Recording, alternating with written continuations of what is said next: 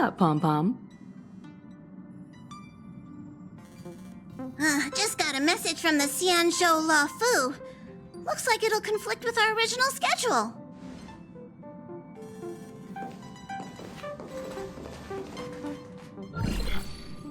It's been a while, my friends on the Astral Express.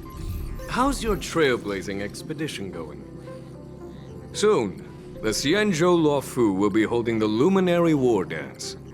Those who have aided the La Fu in overcoming the crisis are cherished allies of the Xianzhou. Thus, on behalf of the Seat of Divine Foresight, I'm extending an invitation to attend the ceremony. Your presence would be greatly appreciated. Well, things are getting lively. We've barely recovered from the family's Charmony Festival, and we're already being invited to another special event.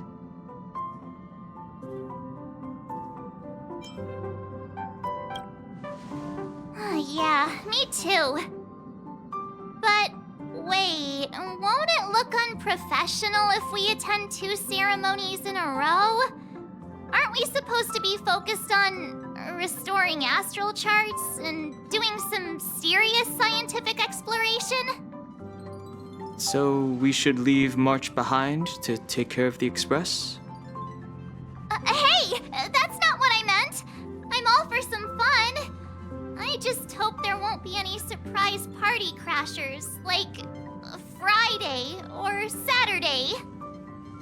The Xianzhou La Fu has recently overcome a crisis. By holding the war dance, they're demonstrating to everyone that they've returned to a state of peace and safety. But that's what everyone said before we went to Penacony. You'll be totally safe under the family's protection. No need to worry. The war dance is not like the Charmony Festival with all its hidden secrets. It's just a festival to honor the Rainbow Arbiter and the Cloud Knights, who fought against the abominations of abundance and protected the Xianzhou ships. Aside from star skiff performances, it's mostly martial contests. Nothing too different from the Taiki and Roboball contest we've seen before. What do you think, Himiko? Since we've accepted Miss Black Swan's proposal, we should probably head to Amphoria's for refueling. There's certainly no rush. This trailblazing expedition is quite unique, and the Express needs to be fully stocked and prepared before moving on to the next stop. With Madame Herta's help, I was planning to deliver some Leviathan fossils from Kalinga Abyss to Ron May, member 81 of the Genius Society. It could earn us some favors before we set off. However, it may take a few weeks. So that means we're not going to the La Fu. Being an adult means maintaining relationships, whether we like it or not, March. Since we've been invited, it's only right for the Astral Express to attend the ceremony. So here's the plan. Pom-Pom will take everyone to the Xianzhou La Fu. Mr. Yang and I will meet up with Ron May and fulfill our promise. Meanwhile, you, March, and Don Hung will represent the Express and attend the war dance. What do you two think?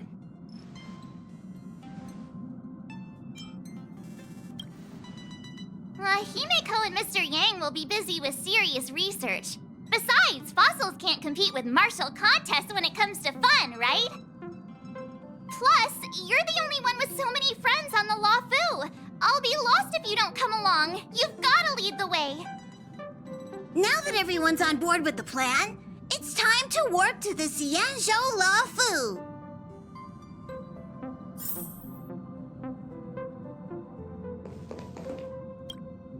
Kalinga Abyss. What does she expect to find there? Current research on the Leviathan merely proves how little we know about such life forms. That's why geniuses are interested in that field. Science is all about uncovering the unknown.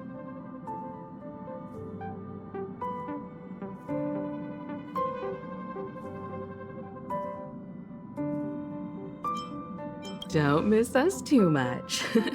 If I stumble upon some cool Leviathan fossils, I'll bring a few back as souvenirs for you.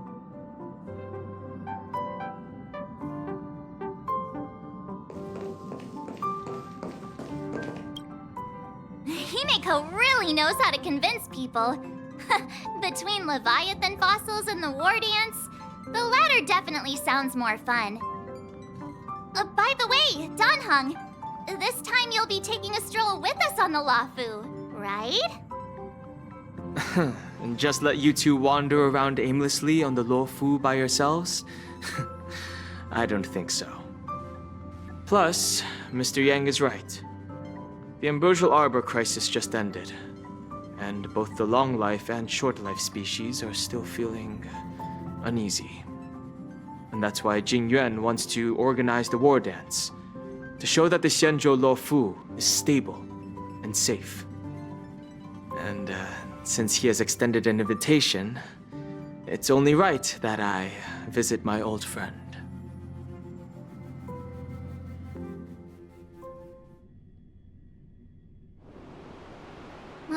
Coming back to this place brings back so many memories, you know?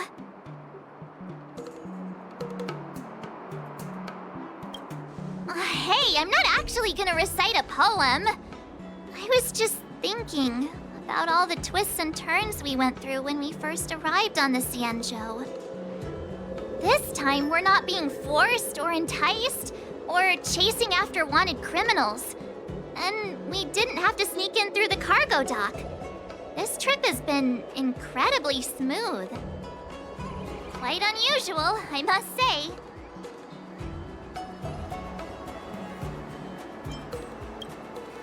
Such is the fate of us nameless, I suppose.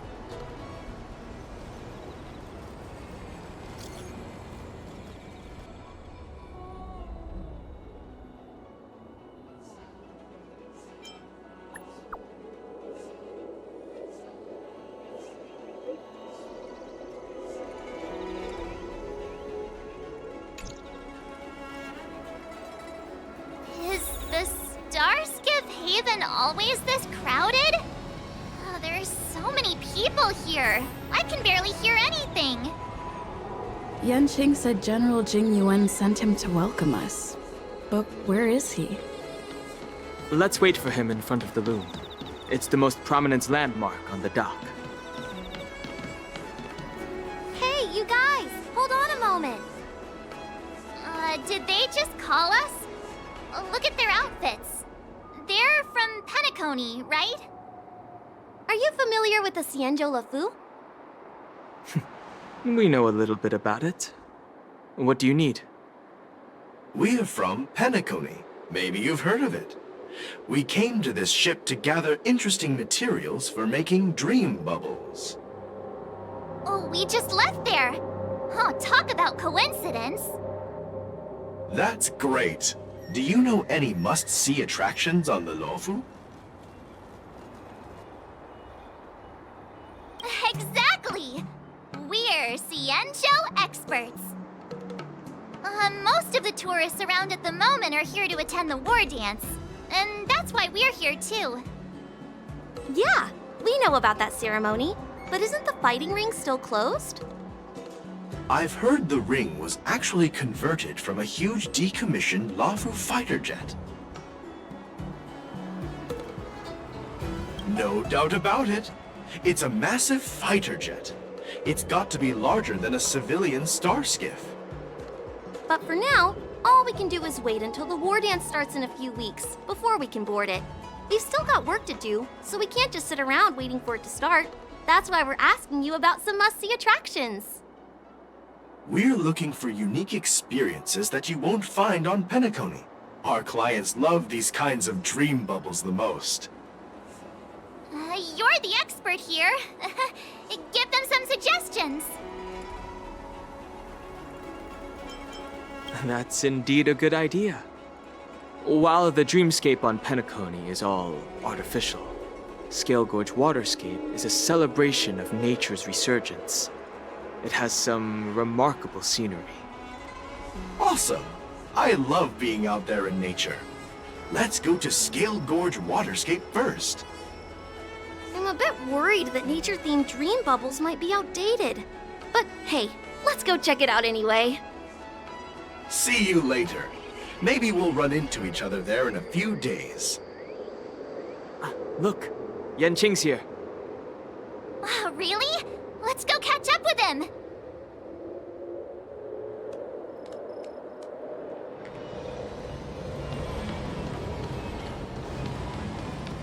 There you are! Everyone, this way! Hey, everyone. It's been a while. It doesn't feel like it's been that long since we last saw you. But, Yanqing, are you? What's up, Miss March? They say kids grow up really fast. Yanqing, are you a little bit taller than before? We've only been away for a few months.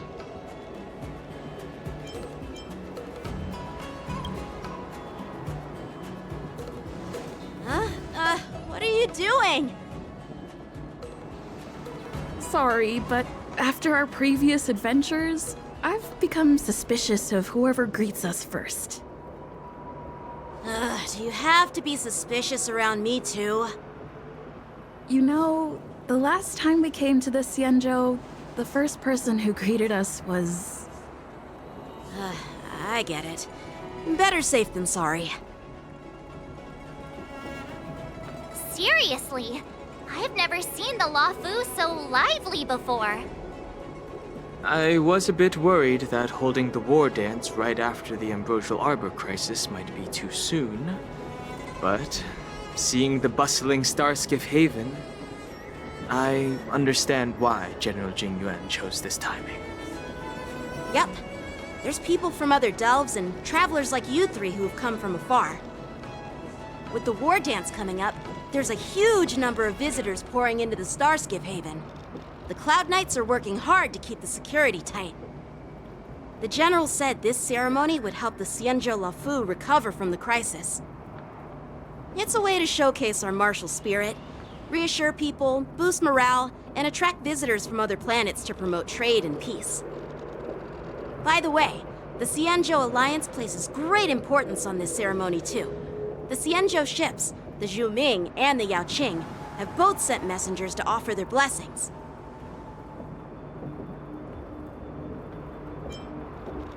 Yeah, the Xianzhou Yaoqing is a major force in hunting down abominations, and is always engaged in conflicts across the cosmos. Although it's a member of the Xianzhou Alliance, I don't know much about it. But Madame Yukong from the Skyfaring Commission mentioned that the Yaoqing always sends back reports of great victories, which is quite impressive. I heard General Fei Xiao of the Yaoqing is a young and dauntless lady. My peers say that she's like a goddess of war, capable of crushing dozens of abominations with a single punch. I wonder if it's true. If only I could witness her prowess with my own eyes. By the way, Yanqing, where are we headed next? I'm sorry for talking your ear off. The General wants to catch up with you at the Palace of Astrum. He's been eager to hear about how the Express has been doing. It's funny how he tries to act all mature, but whenever it comes to something he's interested in, you can really see his childish side.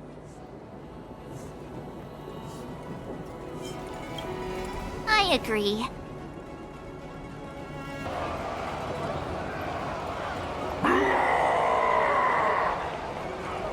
All units, assemble quickly! Get ready to protect the crowd! I just mentioned security, and now all of a sudden something's gone wrong. Excuse me, I need to go check out the situation.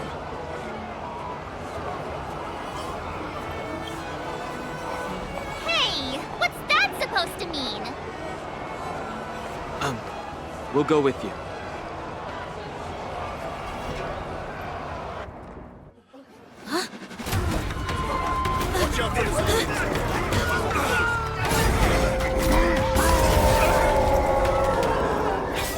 Protect the civilians. I'll deal with him.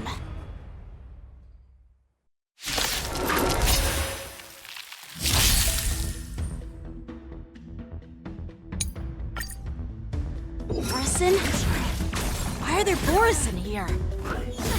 This ends now. Ready for another? Destined for oblivion. It's on me. Bust.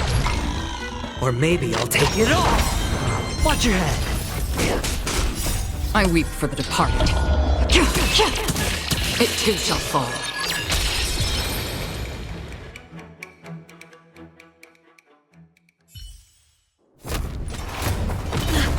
Not good.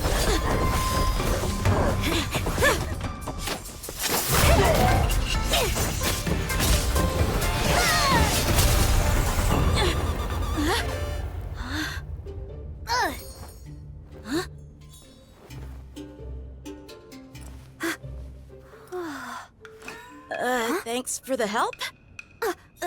Sorry, no time to chat. Could you give me back my...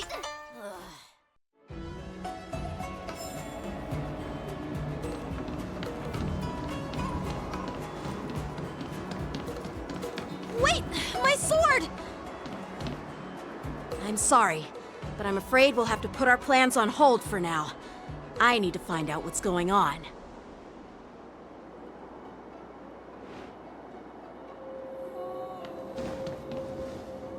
While we appreciate your rescue, my Xianzhou friends, don't you think it's a bit too much to detain us and our cargo? Sorry, but we've been ordered to detain you and your cargo for inspection until we figure out the source of the attack. Once we're done with the formalities, we'll let you and your cargo go. Oh, but this shipment isn't even meant for the Luofu, and it's IPC's patented technology. Who do you think you are to conduct an inspection? According to the protocol, all cargo arriving on the Luofu must go through inspection. Oh, but we didn't officially enter your dock at all. We just sought refuge in your dock because we were attacked by the Borisons. Looks like this argument could go on forever. Let's not get involved in a heated dispute that won't lead to a resolution.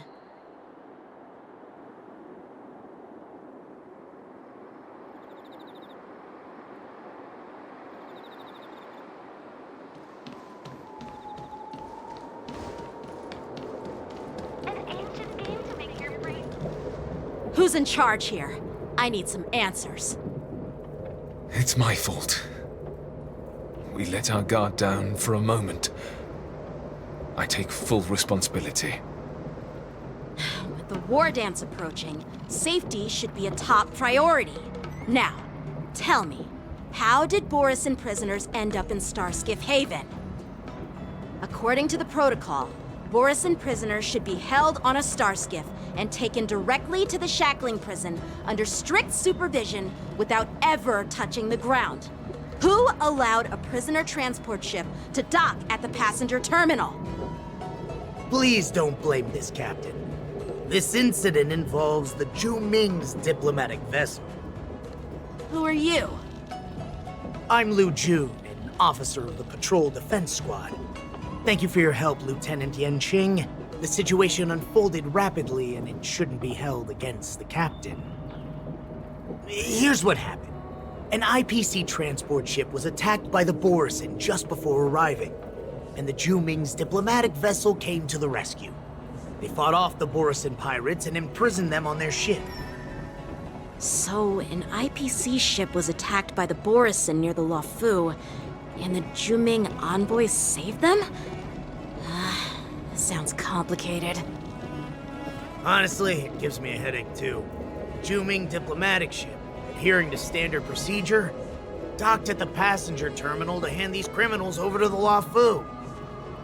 You know, with all the outsiders flooding onto the Luofu, the Starskiff lanes are under immense pressure. The Borisin desperados decided to put up a fight before the prisoner transport Starskiff could get there. And that's what you just witnessed. We'll make sure these prisoners are sent to the shackling prison as soon as possible. I see. It's an unusual situation indeed. I'll report it to the security department of the Realm Keeping Commission and ask for their cooperation in handling the aftermath. Maybe I should gather more details from others so that the Seat of Divine Foresight can have a better understanding of the situation.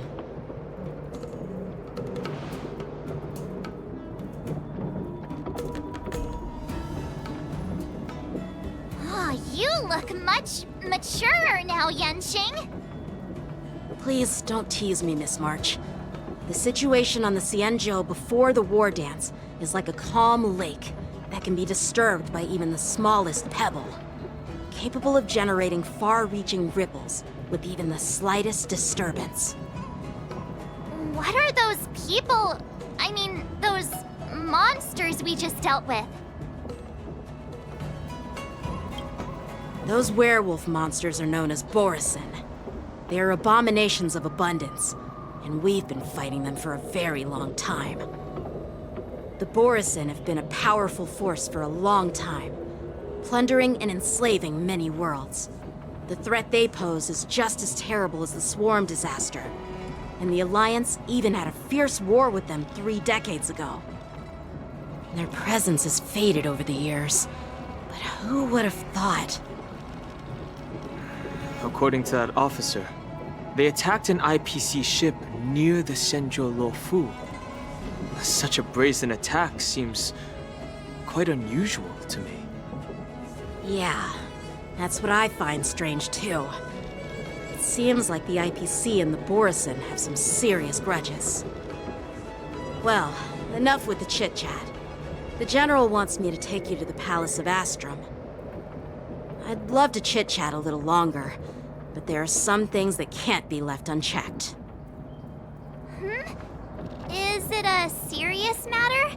Maybe you'll need our help in hunting down the Borisin? Thank you, but it's no big deal. By the way, that young lady who just appeared, she took my sword. I'm thinking of filing a lost property report at the Realm Keeping Commission to see if I can get it back. I doubt she did it on purpose.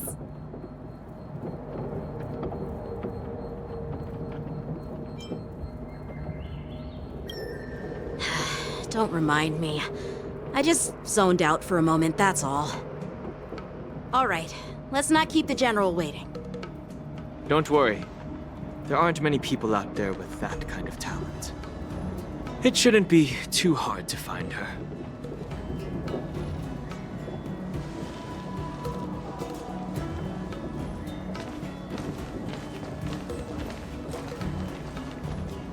There sure are a lot of troublemakers around.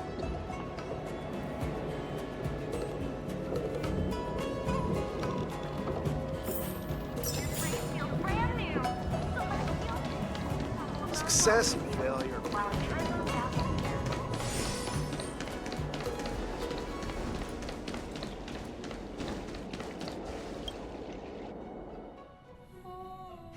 It's been a long journey, Elder Huayan. Thank you for your presence. Don't mention it. Thank you for taking the time to welcome me.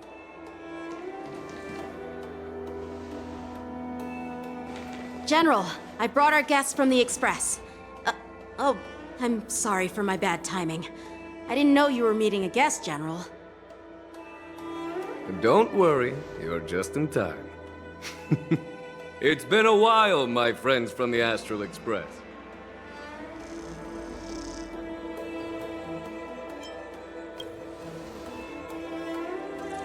Oh. Well, it's an honor to be in your dreams, my friend. Allow me to introduce you to General Huayan. He's the Arbiter General of the Xianzhou Zhuming, known as the Flaming Heart. No need to be so formal. I'm just a tourist here, no different from other tourists who've come to attend the ceremony.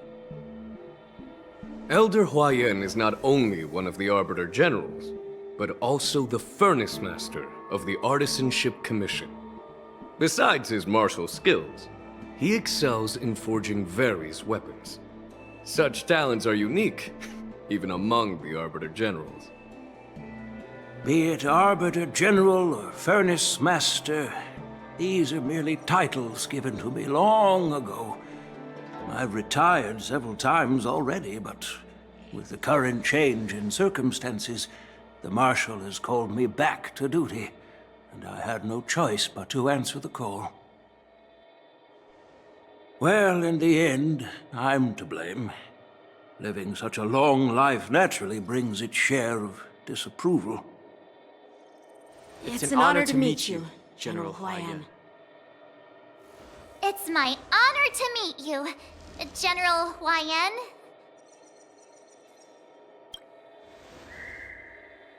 No need to be all formal. Today I'm just a guest on the Lawfu, the same as all of you. So, these three are the ones you mentioned, Jingyuin? The heroes who helped you with the Ambrosial Arbor crisis? Indeed. There's Don Hung, March 7th, and her. Without their help, I'm afraid the Lawfu might not have easily overcome this crisis. So, the Imbibitor Lune's reincarnation has returned to the Lawfu and will attend the war dance. I'd love to have a drink with you should the chance present itself. You're more than welcome, General Huayan. And this young friend is? Yanqing, my apprentice. He remains by my side as my retainer due to his youth, which I hope will season him with experience. He will stand for the Lawfu's Cloud Knights in the upcoming war dance, ready to take on all kinds of challenges. Great, great! It's a real treat to see so many talented young people around here today. Oh, I almost forgot. This is my apprentice, Yun Li.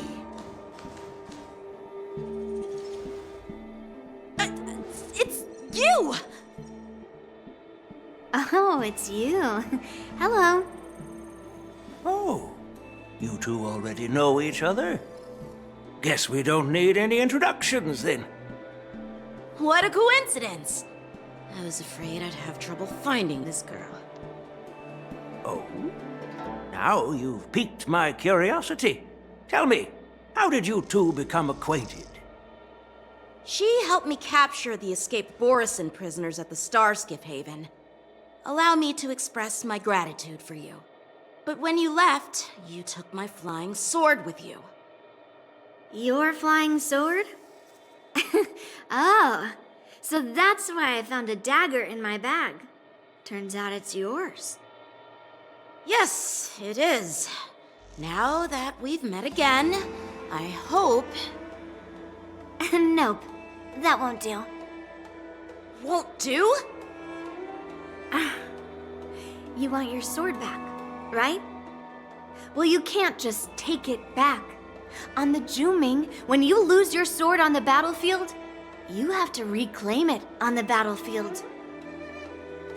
As for this little sword, it was supposed to strike that escaped Borisin prisoner. But unfortunately, its owner's agitated state caused it to fly off like a kite with a broken string, and it missed its target. By the way, if I hadn't caught it and helped it hit its mark, that Borisin prisoner would have gotten away. Hold on a sec, Yun Li.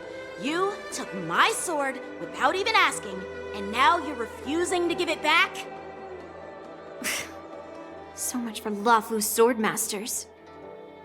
What did you just say?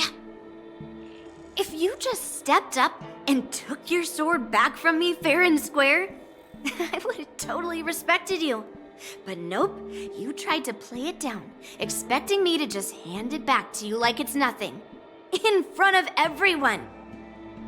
With all due respect, you don't honor your sword, so you don't deserve it. Hasn't anyone told you that taking without asking is stealing? If you want to settle this with swords, fine. Let's have a one-on-one duel right now. Yanqing. Well, that's more like it. Just be careful, because I'm not as easy to handle as the Borisin. You two, be quiet and apologize to Yanqing. Hey!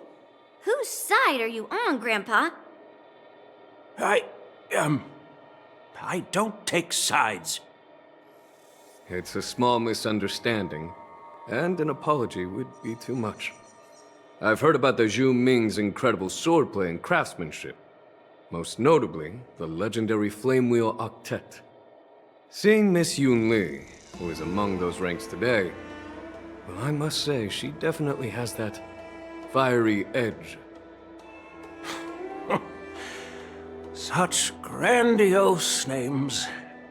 Some folks love to spin these fancy titles, trying to set the Cloud Knights apart. Yoon Lee is still just a young girl, a bit awkward and hot-tempered. So please forgive her if she's being rude. Well, everyone, Elder Huayan and I have some business to discuss. For now, Yang Qing, why don't you entertain our guests and take Miss Yoon Lee to the inn? I'll find another chance to talk with you all. I'd like to express my gratitude to the Astral Express for helping the Law Fu during the crisis. That's so kind of you. I mean, you've already thanked us so many times. Please forgive me for coming at an inconvenient time. You needn't apologize, General Huayan. All right, Yoon Lee. Take this opportunity to clear things up with Yanqing. Yeah. It's better to make friends than enemies. But I won't be heading to the inn just yet. I want to visit Lingsha. She just arrived in the Luofu and could use some help settling in. Yang Qing, once you've helped our guests get settled, go to the Artisanship Commission for me. I've heard about the attack and the detainment of the IPC ship. Qingzu sent word that the IPC members are protesting and wish to have their cargo back. See if you can calm them down. Don't get aggressive. Just make it clear that the Xianzhou Law Fu has no intention of violating their rights. I'm on it.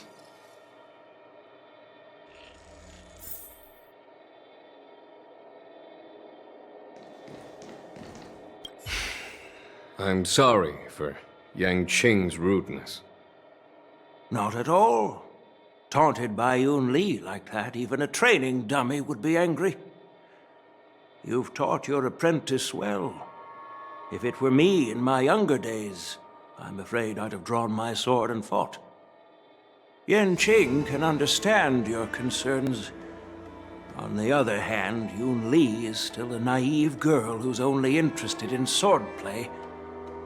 Honestly, I brought her here to participate in the war dance because I want to broaden her horizons.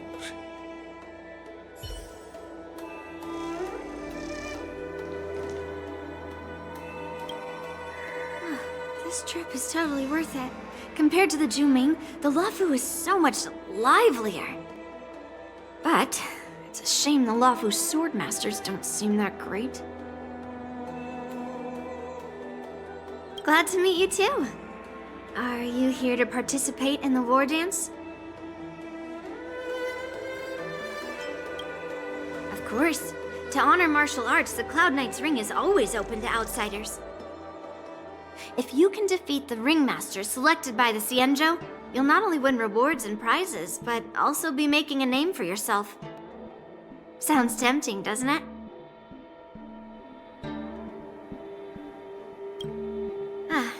That's how outsiders refer to my peers in the Juming Cloud Knights and the Artisanship Commission. We all train under Grandpa's guidance, learning the art of craftsmanship and swordplay. That's how we got that title, I guess. Just don't mention it in front of Grandpa. He always says that empty titles bring pointless challenges and conflicts. We Juming swordmasters pride ourselves on the success of the group over the individual. I have some things to do. Besides, little Yanqing doesn't seem too happy about me tagging along.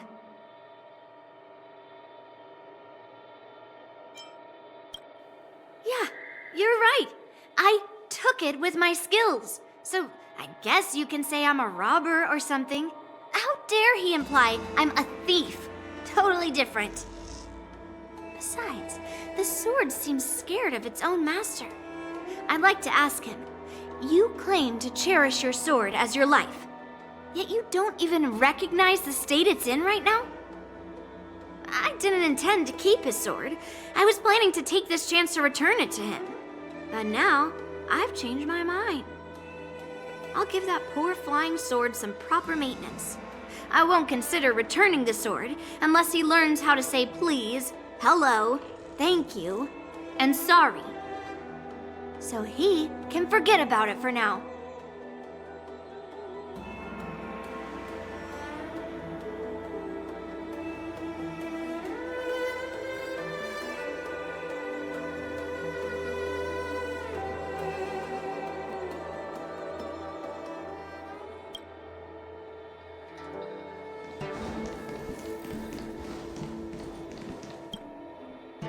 Hey, Donhung. I thought all the Xianzhou generals were like Jing Yuan. But that General Huaiyan, he looks so thin and scraggy, as if even a light breeze would knock him over. Is that old man really an Arbiter General? Well, each Xianzhou ship has its own division and specialty within the Alliance. Not all of the Arbiter Generals are good at leading the charge. You heard what Jing Yuan said, right? General Huaiyan was once the head of all the skilled craftsmen on the Zhuming. Yeah, you've noticed that too? It's really weird. Do the Xianzhou people age? I rarely see any old people on the Xianzhou ship, and when I do, they're usually travelers. But General Huaiyan looks like an ordinary old grandpa. Is he really a Xianzhou general? Good question. He's right there. So why don't you ask him yourself? Nah, I'd like to live a little longer. We should leave. General Jing Yuan asked Yan Qing to entertain us, so obviously, he has important matters to discuss. Let's not waste any time here.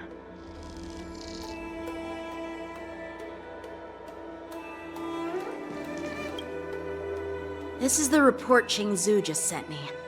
Let me take a look.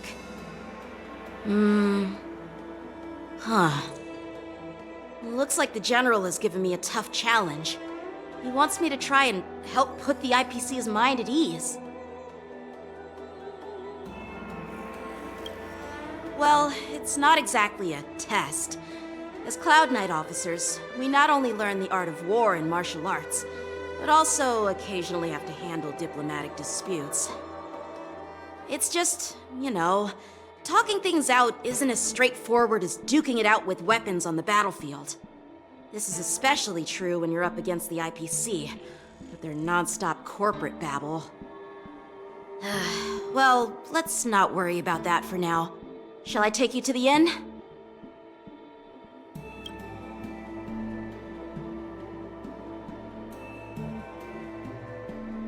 It is the Law Fu's honor to have you in attendance at the war dance. Yet, the fact that a simple martial arts ceremony has attracted esteemed generals from the Zhu Ming and the Yao Qing implies intentions beyond mere spectating. Might there be any specific instructions from the Marshal?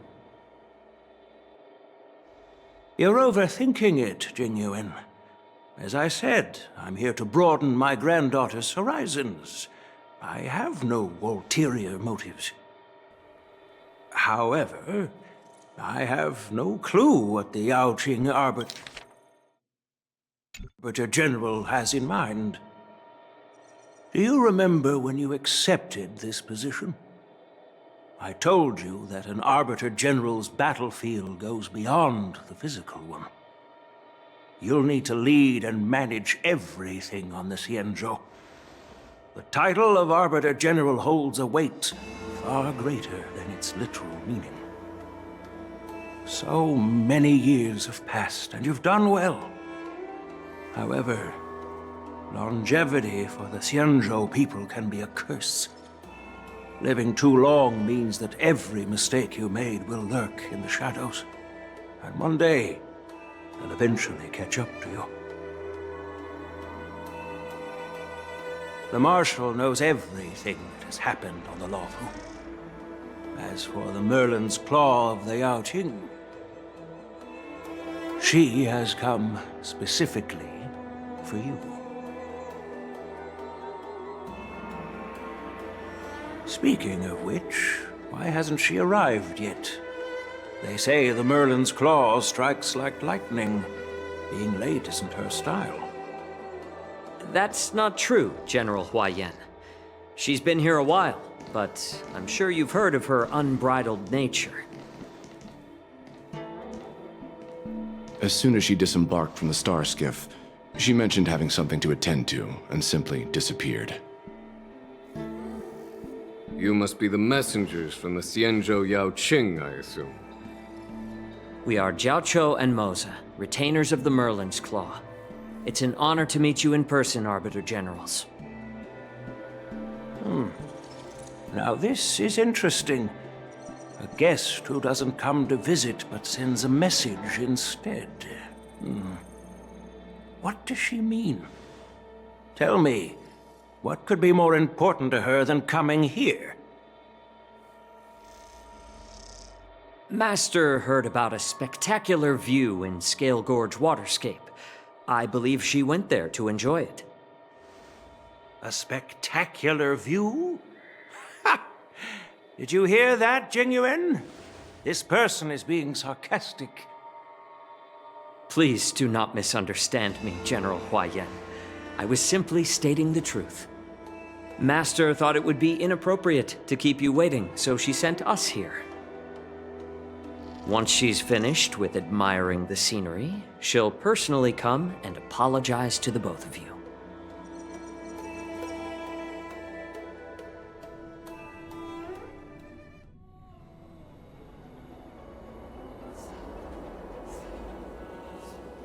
Drat! I forgot to ask Yun Li to return my sword.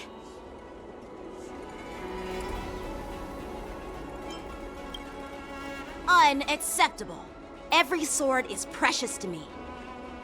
If it weren't for the General's interference, I would have taught that shameless girl a lesson in swordplay. By the way, I don't know if it's just me, but the General seemed a little reserved. Could it be because of Elder Huaiyan's visit? Reserved? Really? Maybe I'm just overthinking things. No, you're not. When I entered the Palace of Astrum, I realized that the messenger from the Xianzhou Zhu Ming was actually the Arbiter General himself. So, the messenger from the Xianzhou Yao Qing must be the Merlin's Claw herself, I presume. That's right. Well, that's what makes this entire thing so unusual. What's so unusual about it? They simply received an invitation from Jingyuan, just like the crew, right? The war dance is just a small festival. And now we have 2 Arbiter Generals from other Xianzhou ships here. I'm afraid they're here for something more. Maybe they've come to hold Jingyuan accountable for the Ambrosial Arbor crisis? Hold him accountable? Come on, didn't the Lawfu fall victim to the disciples of Sanctus Medicus and the Antimatter Legion? Why would they blame the victim? Danshu's rebellion and Ventilia's scheming are merely one side of the story to the other Arbiter Generals of the Alliance. Only a single piece of incontrovertible evidence remains, creating an endless source of potential complications. The Ambrosial Arbor. Yes. It's undeniable that the plague mark, which was subdued by the Xianzhou Luofu, has resurfaced. But was it really a conspiracy instigated by the Antimatter Legion? Or does it indicate a traitorous intent from within the Luofu, implicating Jingyuan himself? Once the spark of suspicion is kindled, it proves hard to extinguish.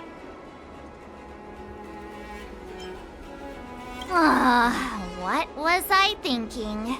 Seriously, here I was looking forward to a carefree and enjoyable trip. But it seems wherever we go, Drama is just around the corner. Aw, I was so excited. I thought those Arbiter Generals were just here to see the ceremony. By the way, I heard that an alchemist from the Juming diplomatic ship has arrived, and rumors say that she's to be the new Cauldron Master of the Alchemy Commission on the Luofu. An alchemist from the Juming serving as the Cauldron Master on the Luofu? While it's not unheard of, the timing itself... Thanks to your words, Mr. Danheng. Now I finally see the underlying tensions. The General is under tremendous pressure right now, but I was completely oblivious to his troubles. How naive of me. Come on, don't think like that. Leave the adult matters to the adults. Even if you wanted to do something for the General, it's not like you can do anything. Did I say something wrong? Again? Miss March is right. I don't have the skills to share the General's burdens at the moment. Still, I'll do my best to follow his instructions. Let's go. Once I've taken you to your accommodations, I need to go to the Artisanship Commission to handle the IPC's protest. He looks like he has a lot on his mind. We can't just let him go alone. Why don't we accompany you to the Artisanship Commission? This is too much trouble. While I appreciate your kindness, dealing with the IPC's workers could be tricky. I'm afraid this will cause trouble for the Express. No worries. We're pretty experienced in dealing with the IPC. You've heard of the 10 Stone Hearts? We've dealt with quite a few of them, right?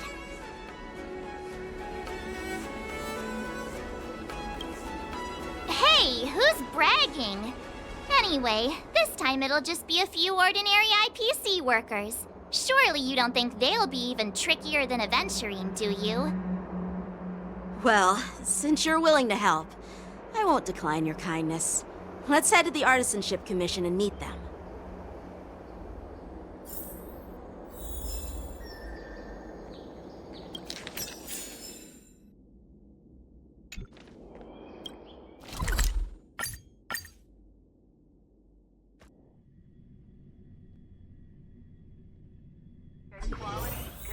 Can I really reason with you, Xianzhou people? I think I get it now. In your words, this is called looting a burning house, right? But I am trying to reason with you here.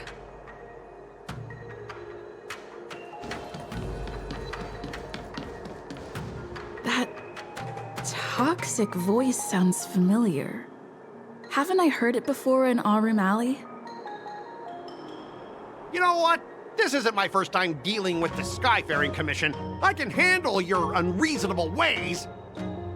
But straight up snatching IPC cargo, isn't that going a bit too far? Just as I've said it many times already. Once we've inspected the cargo and completed the security check, you can be on your way. Is there something wrong with your ears, or is it just your brain? I'm hearing you loud and clear. I'm thinking clear. And my answer is crystal clear. Not a chance. Keep detaining my cargo and I'll file a complaint directly with your general.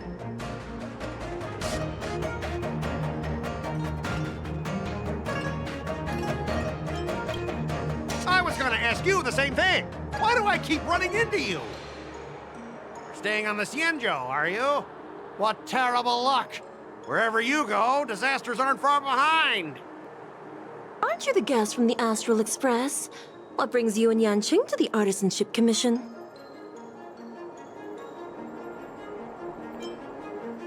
Trouble caused by the IPC? I'd say it's caused by the Skyfaring Commission. Looks like you've met this IPC worker before. I'm not sure if that's a good or a bad thing. I was sent here to deal with the IPC protest, Miss Shikui. What's going on here? As you know, this IPC transport ship was attacked by the Borisin and rescued by the Juming's diplomatic ship. Then the Cloud Knights were instructed to bring it back to the dock for repairs and inspections. And this is Mr. Scott, the person in charge of this transport ship. So, you're Scott. I've heard her mention you. Weren't you kicked off the Lawfu before? Why did you come back? Like I wanted to come back. I thought I'd just dock at the harbor for repairs and leave this forsaken place for good. Little did I know, as soon as the ship entered the harbor, a bunch of Cloud Knights showed up and snatched all our cargo from the hold. What do you mean by snatched? I've told you 1,000,000 times. It's a security check. Then why did you bring the cargo to the Artisanship Commission? You even brought in some shady craftsmen. It's obvious you're trying to steal the IPC's patented technology! Listen here. Firstly, the Skyfaring Commission detected dangerous items that could possibly be weapons in your cargo hold. That's why they called me here, to double-check. Secondly, where the heck did you get the idea that I'm a shady craftsman? Even if there are dangerous items, what do they have to do with you? It's not even being shipped to the Lawfu. We'll just fix the ship and be on our way. We won't unload our cargo here.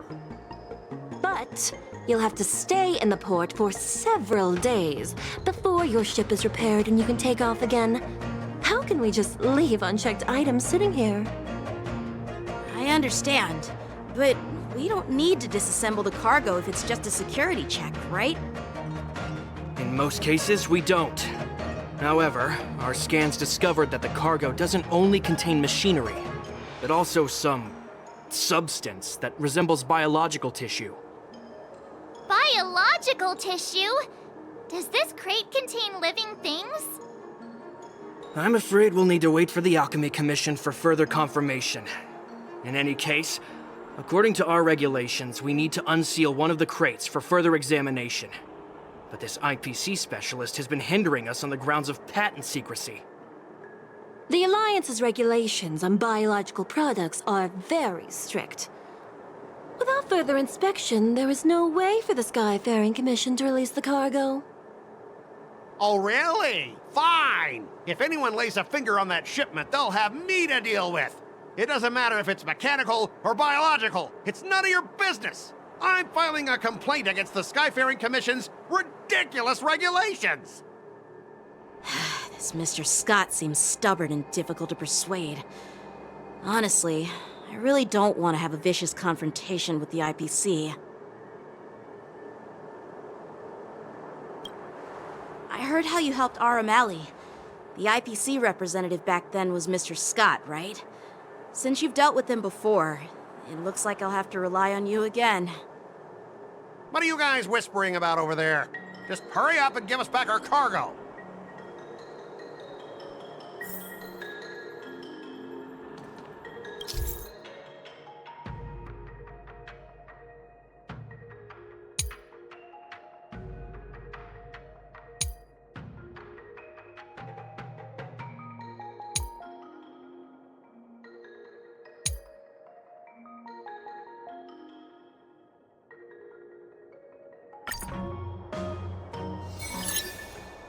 As I recall, this guy won't listen to reason and can only be persuaded with intimidation.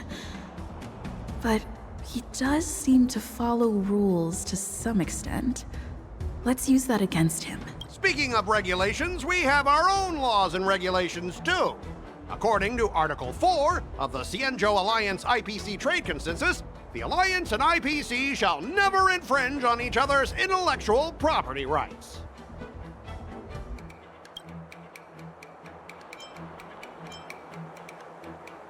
The Alliance can sign a non-disclosure agreement with you. That way, you won't have to worry about any infringements, right? We can sign a mutually acceptable non-disclosure agreement in accordance with the IPC's rules. Well, that makes sense, but how can we trust you to honor the term? Even if we set aside the secrecy of intellectual property, these prototypes built by the Intelligentsia Guild are incredibly valuable, beyond your wildest imagination. If anything goes wrong, you won't be able to pay for it even with your lives.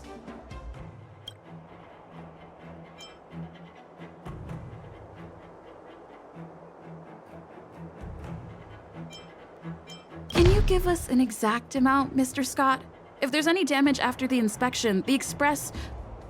the Skyfaring Commission will compensate you.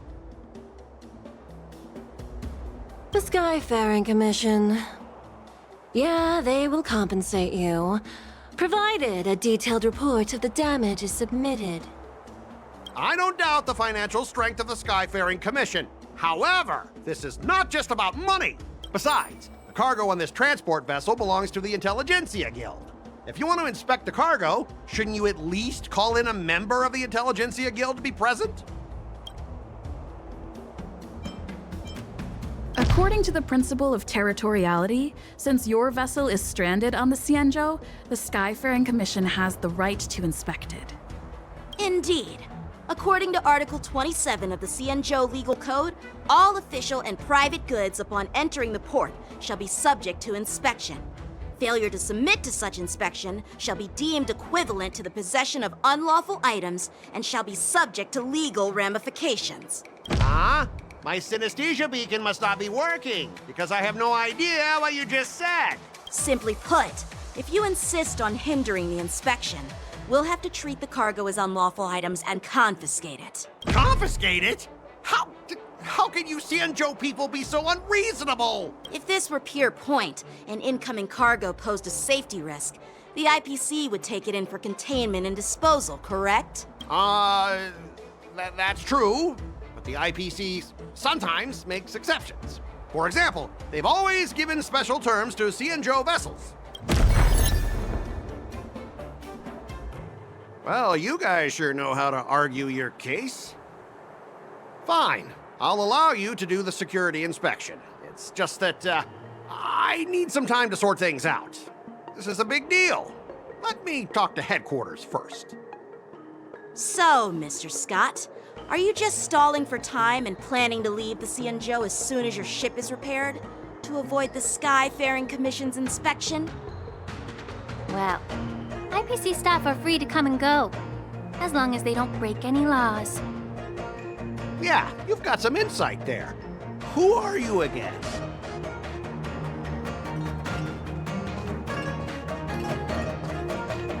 Allow me to introduce myself. I'm Lingsha, Cauldron Master and head of the Alchemy Commission on the Luofu. Could she be? Yeah, she's the new Cauldron Master assigned here from the Xianzhou Zhuming.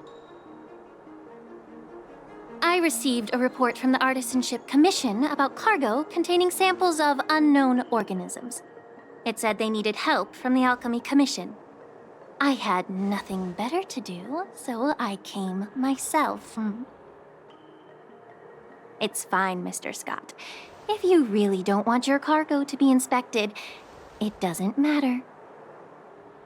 It doesn't matter? How can you say that? Why are you being so nice all of a sudden? Well, since you're not going to check it, I'll take this crate and be on my way. Is that okay with everyone? Yeah, sure. Why should I object? Not only this sample, but all the goods on the transport ship are yours to keep. Like I said, we won't inspect them. Wait a minute!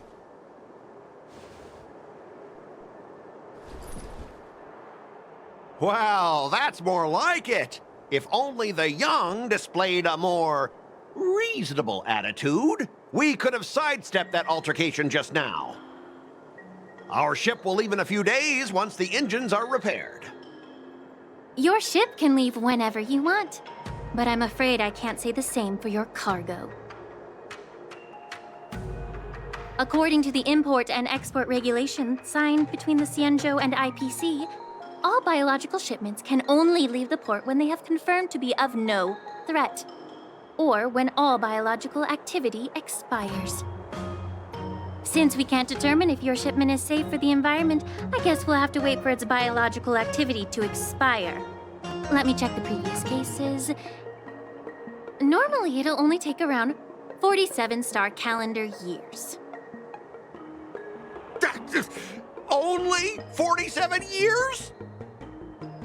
Why so surprised? You're still young and full of energy.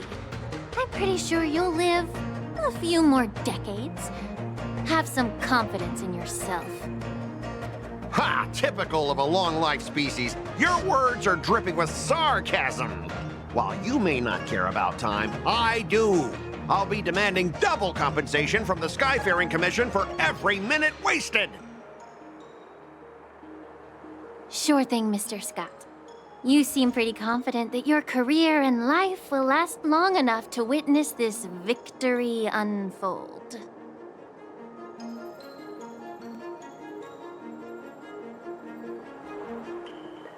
Step aside, guys. Let them do the inspection. But, Mr. Scott... Come on, we're already in enough trouble. Just let them do the security inspection. And if needed, I can always grovel before the Intelligentsia Guild later. I'm just using my head for what it's apparently good for, right?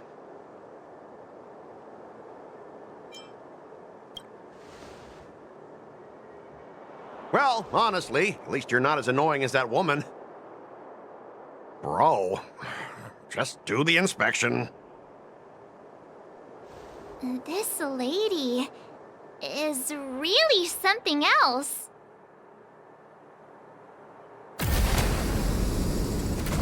Is this the IPC product? Listen up. Any damages caused by inspections will be filed with the IPC.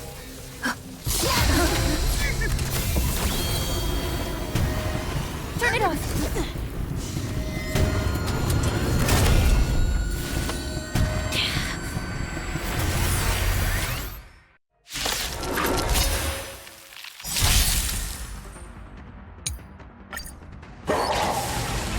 Oh, How unexpected. That was a surprise. Just knowledge, the measure of truth and falsehood. 0 points. On the still waters of oblivion. Fail. Answer me.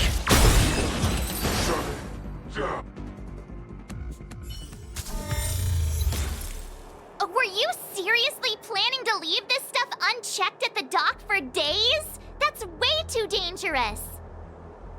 I had no idea about it. You must have accidentally triggered the cargo's defense program. I don't think trying to shift the blame is a wise choice. But seriously, I don't know why that thing suddenly started moving. I swear on the Emperor Lord. Enough. Miss Shikwe, please escort our IPC guests to the Skyfaring Commission.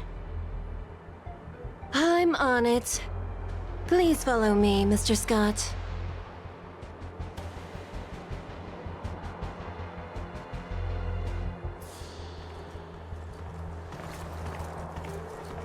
Gentlemen, our preliminary inspection shows that there is indeed hidden biological tissues inside, just like the craftsman feared. I can't even tell if it's ingenium or biological in nature.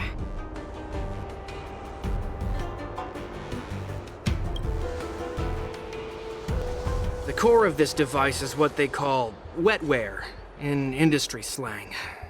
To put it simply, this machine operates with a kind of biological nerve as its control center. I'll take some samples for the alchemist to analyze and figure out where the biological tissue comes from. Why would the Intelligentsia Guild use such unethical technology?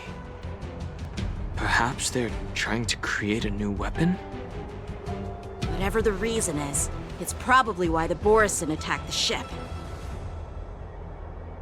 No wonder the IPC were trying to obstruct our inspection.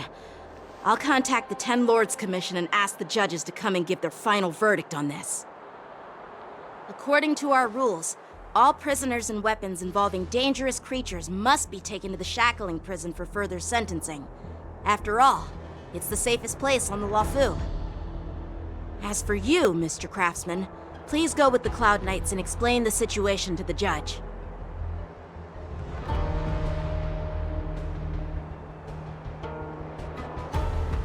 I had a feeling that the IPC members would cause trouble, but I didn't think they'd be this tricky. Thanks for your help, Miss Linksha. I should thank you for saving my life. Your sword skills were impressive. Taking down that big guy. I thought the General's retainers were all burly martial masters. I didn't expect Yanqing to be so... Huh? As for you, you must be the guests from the Astral Express, right? Saving the Luofu from that crisis. It's so impressive. It wasn't a big deal. Really. It's still early, so why don't we get some tea at the Alchemy Commission? We can discuss your suggestions for revitalizing the commission. I'd be happy to accept your invitation. And you three are coming too, right?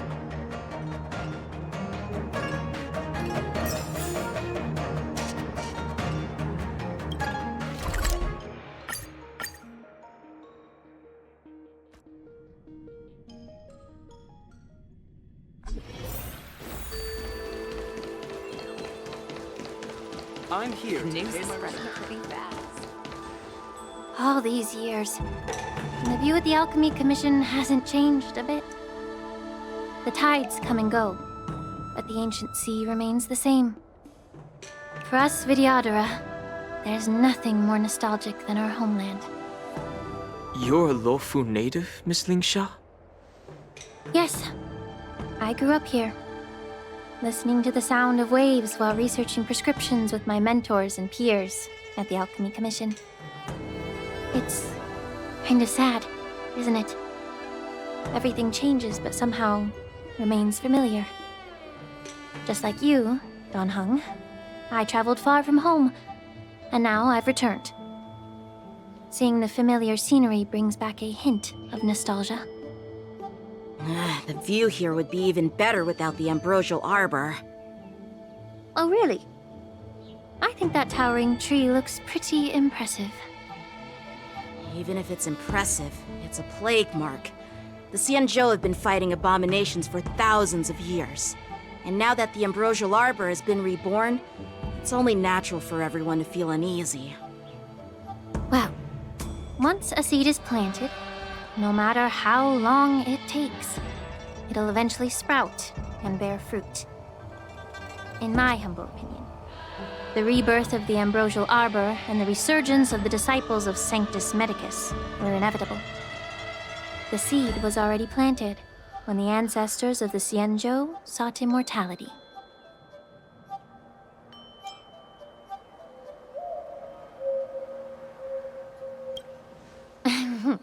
My bad.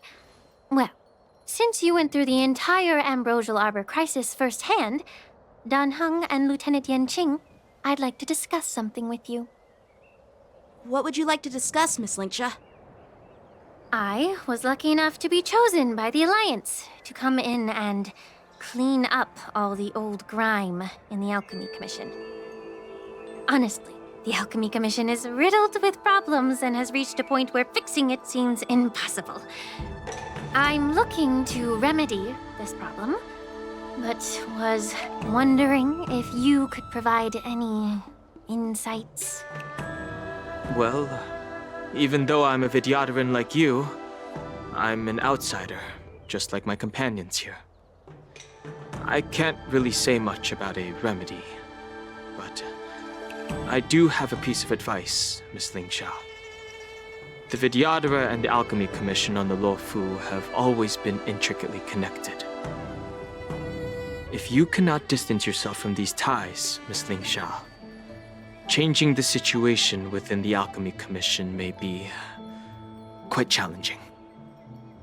I may not know about politics, but I do know that the disciples of Sanctus Medicus have been operating within the Alchemy Commission for years. If you're determined to root them out, maybe you should discuss it with the General. I see. Thank you for your valuable insights. While the Lux Arrow from the Rainbow possesses unparalleled power to sever the ambrosial arbor, it can't sever mortals' desire to prolong their existence. Just like how the Cloud Knights can eliminate the remnants of the disciples of Sanctus Medicus, but are unable to calm the hearts and minds of the people within the Alchemy Commission. Our Xianzhou forebears knew this well, and that's why they entrusted the duty of guarding the roots of the Arbor to the Vidyadhara. However, the Vidyadhara are still only mortal beings. 30 years ago, my mentor served as Alchemy Commission's Cauldron Master.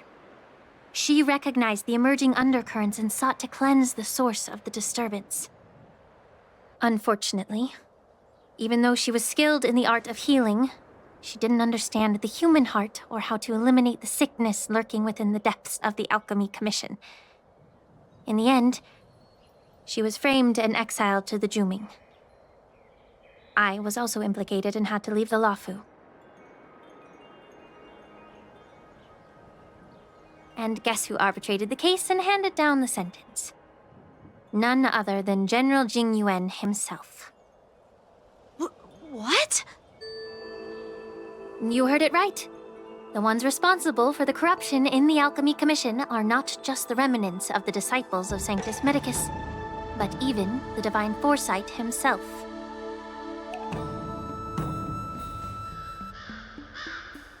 Alas, why is your face turning pale, Yanqing?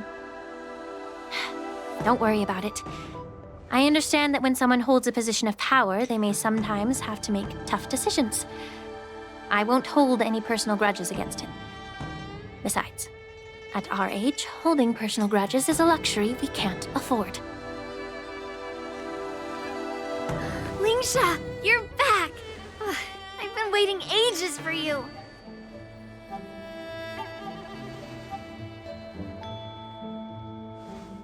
Yunli! Why aren't you with your grandpa? What brings you to the Alchemy Commission? Well, let me take this opportunity to introduce you to Yanqing. What a small world. You stole my sword! Give it back!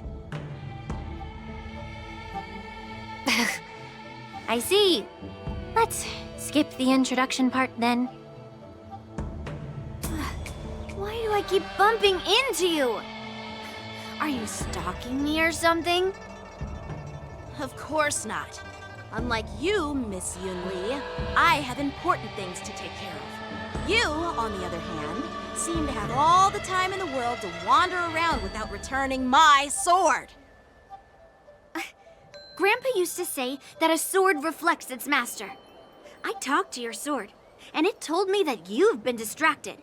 You hesitate when you should strike, and you struggle to stay calm when your sword is unsheathed. Now that I see you again, I realize your sword was right. It wasn't me who took your sword.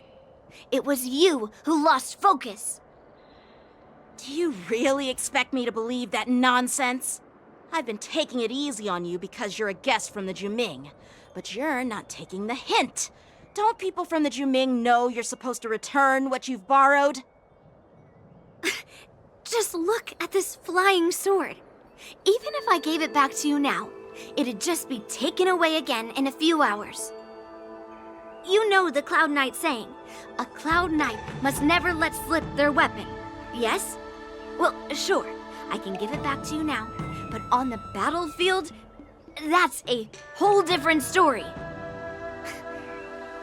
Poor flying sword. Fine! You don't have to give it back, because I'll take it back myself!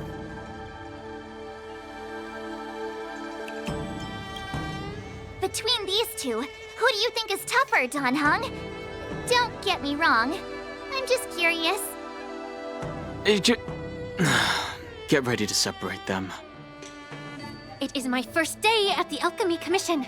A brawl is definitely not how I imagined celebrating it. Well, since you don't approve, I won't draw my sword here.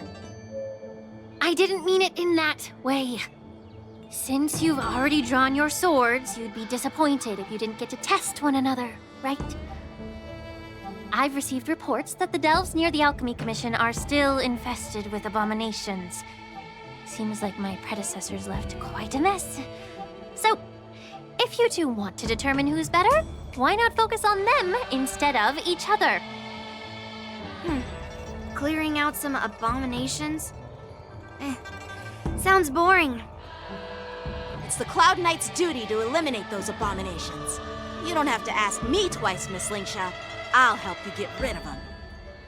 Oh, you think you're the only one who knows how to behave? If Lingsha needs anything, I'll gladly draw my sword and help her out. It's so heartwarming to see both of you being so sweet and caring. So then, shall we get going?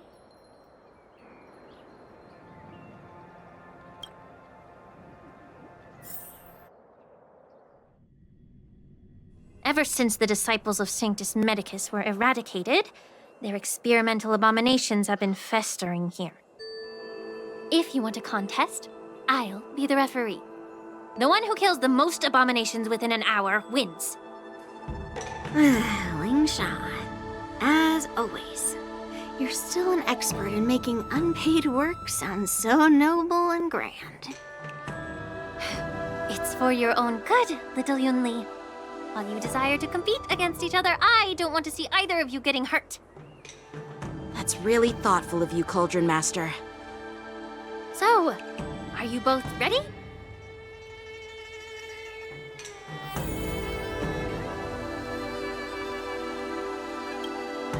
Ugh.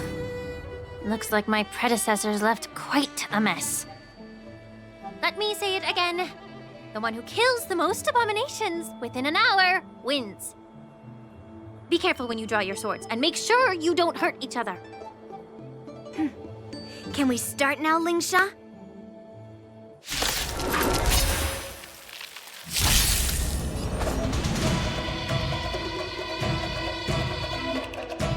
Strike with heart!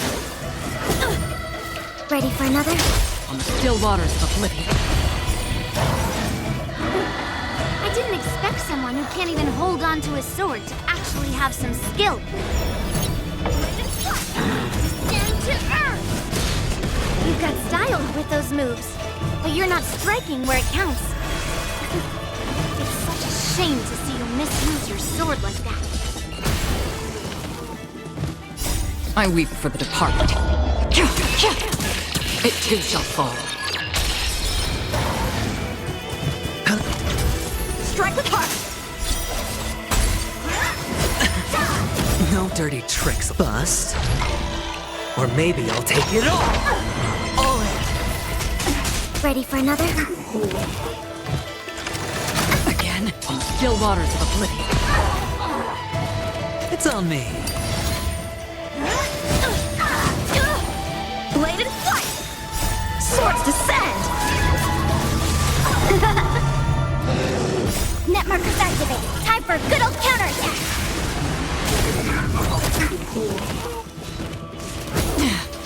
Watch your head. Stand to earth! Destined for oblivion.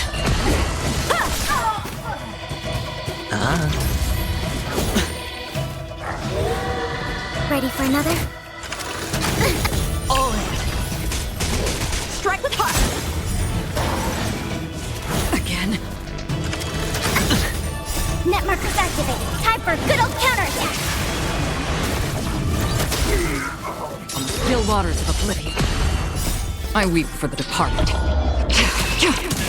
It too shall fall. Spend freely. Bust. Or maybe I'll take it all! Watch your head! Stand to earth! I win, Miss Yunli! You got lucky. Why don't you just give me back my sword, sincerely apologize, and then go cry your eyes out to your grandpa? Consider yourself lucky that I'm not interested in your rusty sword, as I don't have the nasty habit of snatching other people's weapons. All you did was chop down a few monsters. Don't get carried away with yourself. If you think you can just take this sword from my hand, go ahead and try.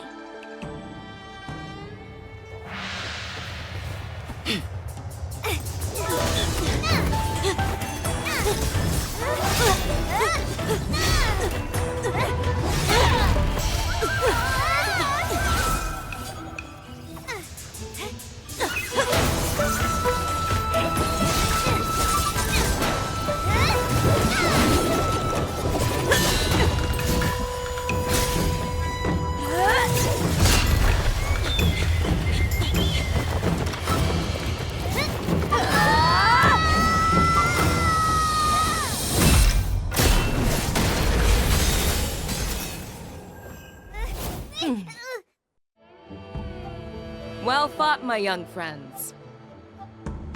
However, both of you have shortcomings. One of you focuses on dodging and weaving, while the other relies on brute strength, trying to take down targets with a single strike. Who are you? Me? I'm just a patient seeking medicine from the Alchemy Commission. A passerby, if you will. I thought I'd see my fill of impressive fights during the war dance. Yet here I am, able to witness a remarkable fight at the Alchemy Commission, of all places. Well, the Lawfu is never short of surprises. However, I have a small suggestion for you. Why don't you settle this dispute fair and square in the war dance's ring? That way, you can resolve your differences with a proper duel and put your grudges behind you. Grudges? No, not at all. Yunli and we were just sparring. Sparring? You summoned your flying swords and she swung her sword with full strength. No grudges between you. I don't believe it. Aha! What brings you here, Lady Fei Xiao? Have you finished your health consultation with the Dragon Lady? Fei Xiao? Grandpa always talks about you. Could it be that you're... The Merlin's Claw of the Xianzhou Yaoqing? Looks like I'm quite famous on the Xianzhou Lawfu, too. Of course. Everyone has heard of the great general. Known to all, and unbeknown to none. Great General? Isn't that title a bit too narcissistic? I don't like it. Ooh, I heard there's a dozing general on the Lawfu, so I came up with a humble nickname for myself. The Lacking General. Lacking in worries, regrets, and rivals. Sounds much better, right? Yeah, that's a befitting title that sounds both humble and impressive. Now that the sparring session is over, Yanqing and Yunli, shouldn't you politely thank General Fei Xiao for her guidance and bury the hatchet? Here's your sword. Keep it safe. Or it might get taken away again. By the way, we haven't settled the score yet. I'll defeat you fair and square next time we fight. This is how she apologizes? Now that I finally got my sword back, I should report to the seat of divine foresight. I'll take my leave, General Fei Xiao.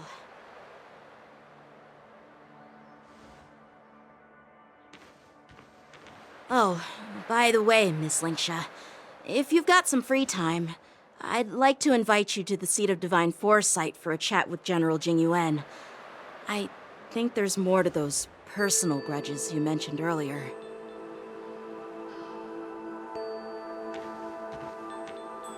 Thanks for stepping in, General Fei Xiao. Otherwise, I'd have had to knock them out with my incense. Not at all. Just doing what you asked. How about we call it even as payment for the healer lady's consultation? Sorry, but even a general needs to pay their bills. We don't do credit here. And let's not forget, you'd have been waiting decades for a chance to see the Dragon Lady if it weren't for me. Well, you can always send the bill to the seat of divine foresight and say it's for mentoring those kids. After all, it was quite the effort splitting them up. I nearly had to get tough. Now, if you'll excuse me, I need to find a spot and get some fresh air.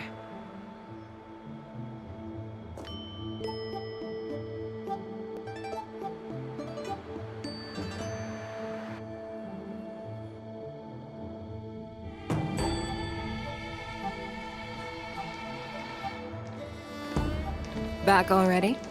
You've met with Jing Yuan and wandered around for a few hours. So, what do you think? It appears that the Divine Foresight is using this war dance as a show of strength to convince everyone that the Luofu is prospering after the Ambrosial Arbor crisis. But...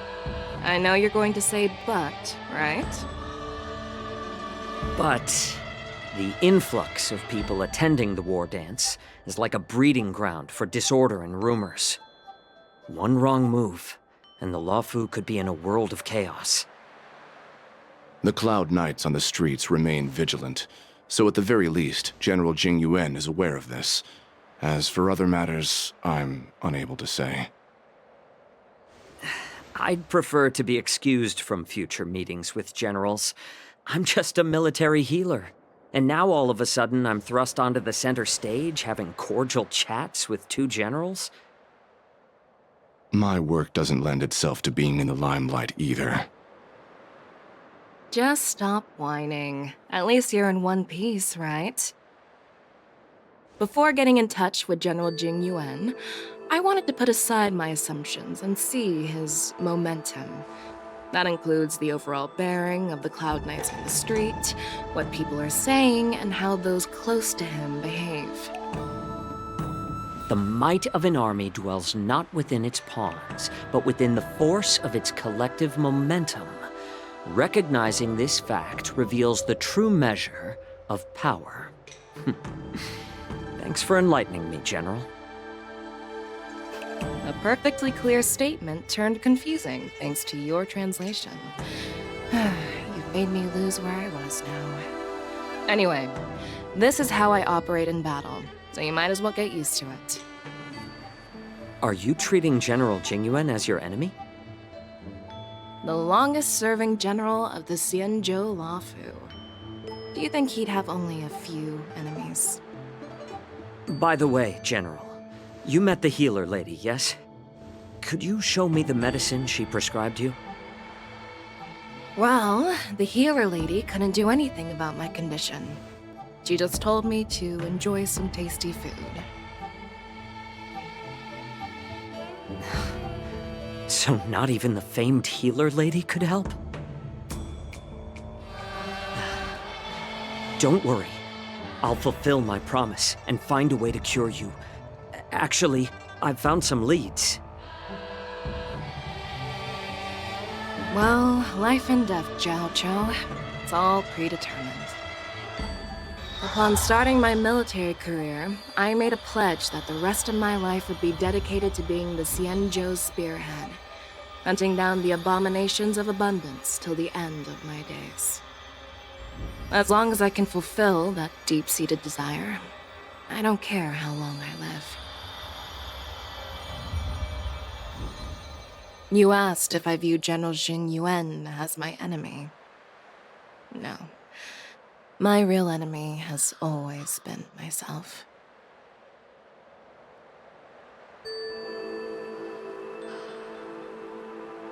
Enjoy some tasty food. So, what's for dinner tonight? Jeez. You really know how to read the room, don't you? You guys figure it out for yourselves. I'm due to catch up with an old war friend I've not seen for quite a long time.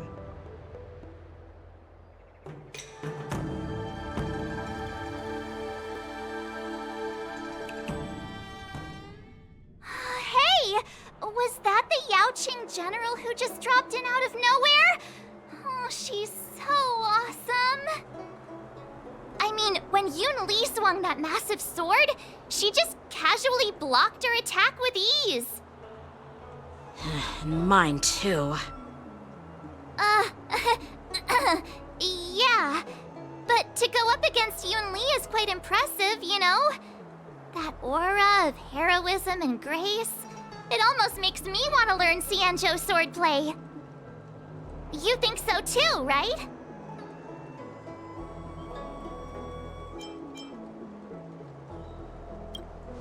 Can't you put a little more enthusiasm into it? Thanks for the kind words, Miss March. The war dance is coming up, and I've been chosen to represent the Cloud Knights in the ceremony. I've had my fair share of defeats lately, and even though I know there are always more skilled sword masters out there, seeing General Fei Xiao's skills today has made me feel a bit uneasy again. Don't underestimate yourself. After all, generals won't fight in the ring during the war dance. Just remember the state of mind you had when you single-handedly took on me and Blade, putting life and death aside. With that mindset, you can prevail against most challengers. I see. Thanks for the advice, Master Danheng. By the way, now that today's events are over, General Jing Yuan wants to invite all of you to the Seat of Divine Foresight. He has something important to discuss. I bet it's about how to deal with the generals from the Yaoqing and the Zhuming. I really don't want to get caught up in grown-up games so soon. I just hope Generals Fei Xiao and Huaiyan can see the truth. We don't need any more chaos on the Luofu before the war dance.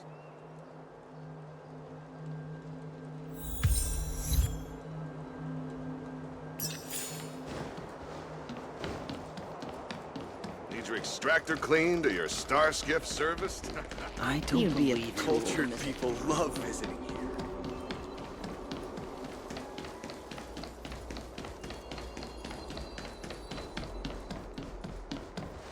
What is your purpose for entering the Seat of Divine Foresight?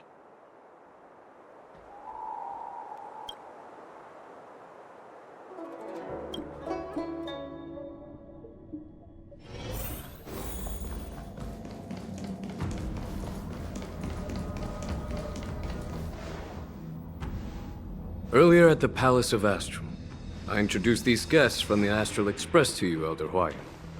But with all the people around, we only exchanged pleasantries. Now, I'd like to officially introduce them to you. These three braved great dangers, accompanying me to perilous places, defeating the chief culprit Vantilia, and uncovering the conspiracies of the disciples of Sanctus Medicus. If you wish to know more, please, feel free to ask us. Well, I skimmed through the reports about the Arbor's rebirth from the Master Diviner Hu Xuan. She's been summoned to the Yu Chui for questioning. There are a lot of doubts within the Alliance about this whole situation. But despite all that, I believe in you. Since you joined the ranks, you have repeatedly achieved remarkable feats. After the High Cloud Quintet each went their separate ways, despite the many criticisms within the Alliance, the Marshal still stood firm against the dissenting voices and entrusted the Luofu to you. Over the years, you've served the Alliance with loyalty and wisdom. You've taken down abominations in Thalassa, rescued the Xianzhou Yu Chui from a siege, and destroyed the demonic planet summoned by the denizens of abundance. I still remember those battles vividly. There are fools who doubt your loyalty. They're happy to see the divine foresight fail because it gives them some kind of sick satisfaction. They haven't achieved anything of their own, so they feed off the failures of others. But I've seen enough failures in my time, and I want to believe that your loyalty has never wavered. So, General Fei Xiao of the Yaoqing is the only one investigating the Ambrosial Arbor crisis on behalf of the Alliance? No. I am too. This old man's words always catch me off guard. The Marshal ordered me to come to the Xianzhou Luofu, but the document only says, attend the war dance and listen to Fei Xiao's questioning.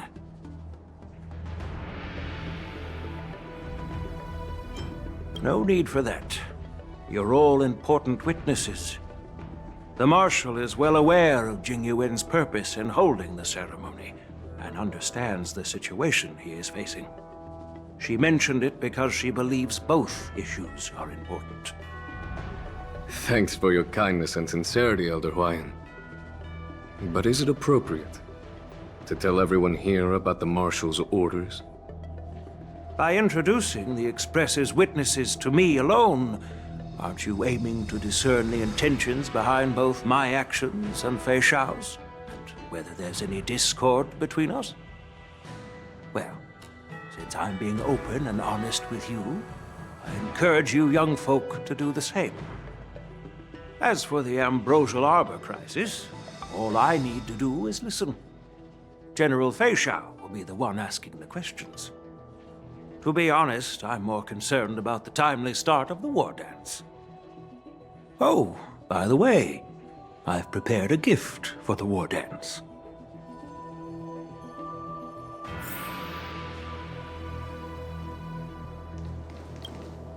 Yes, it's this case right here.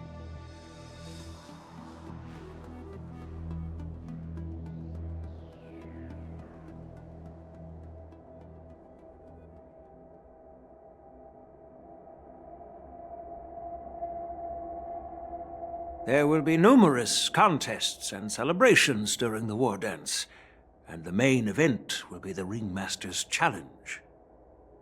The host will dispatch a skilled warrior to take on challengers from all over the cosmos, showcasing the excellent martial arts of the Xianzhou Luofu. When you mentioned that the Astral Express would be attending the ceremony, I thought the High Elder of the Luofu would be the Ringmaster. You humor me, Elder Huayan. The healer lady is just a young lady who knows nothing about martial arts. How can I assign her as the ringmaster? I'm no match to you when it comes to joking. What's this box for? Why don't you open it, General Huayan? This sword case is intended for the War Dance's award. It's empty now.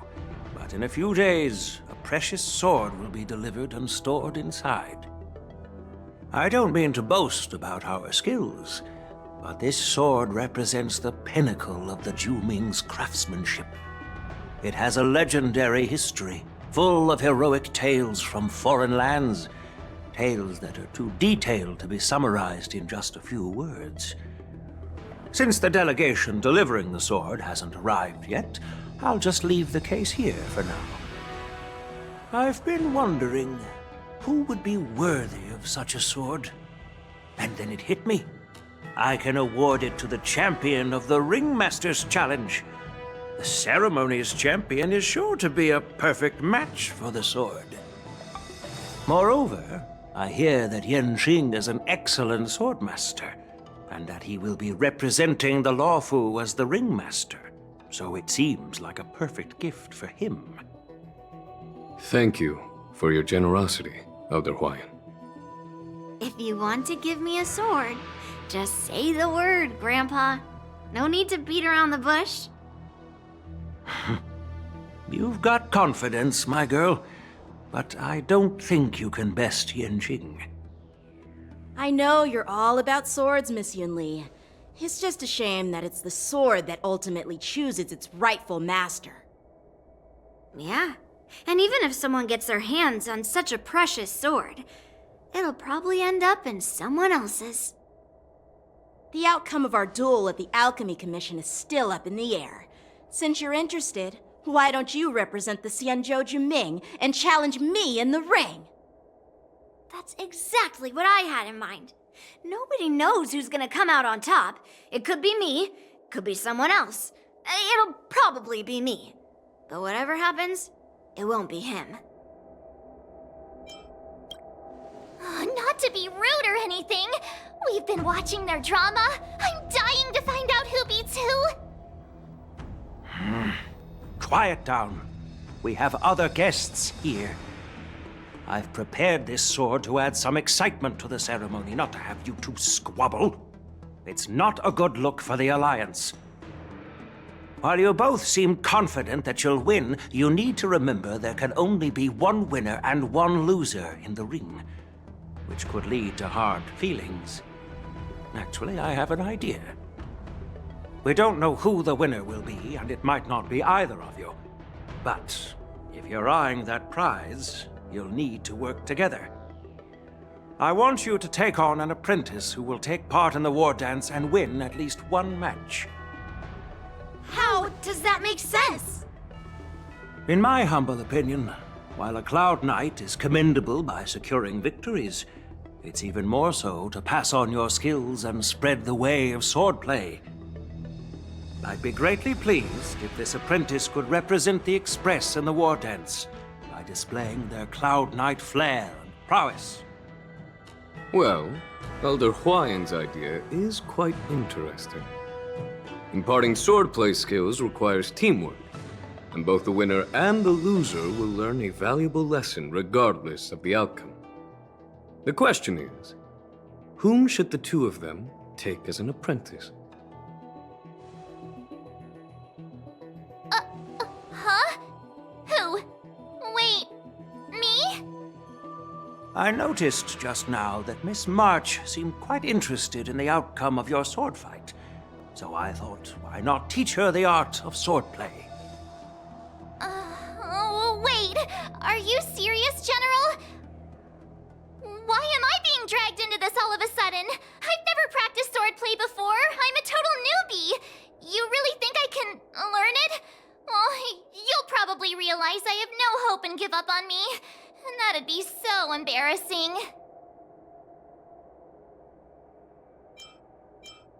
Isn't this a perfect chance for you? I remember you mentioning that you wanted to learn some sword moves. Yeah, I did say that. But this is all happening so quickly, don't you think? Miss March is like a piece of jade in the rough, just waiting to be shaped. The war dance is the perfect opportunity to see what heights she can reach. I appreciate your kind words, General Huayan. But won't teaching me swordplay be a waste of Yanqing and Yunli's time? They should be preparing for the ceremony. Plus, I heard that each swordmaster has their own special moves. What if they let something slip while teaching me? If everyone knows each other's tactics, won't that make it hard to catch people off guard during the war dance? That's considerate of you, March 7th. But don't worry. It'll take you at least a decade of hard training before you can even start learning special moves. No need to freak out. A few Juming swordplay tricks will mean you'll be more than equipped. Really? Looks like March's curiosity has been piqued.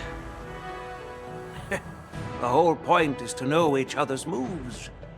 Defeating your opponent in just one move? How boring would that be?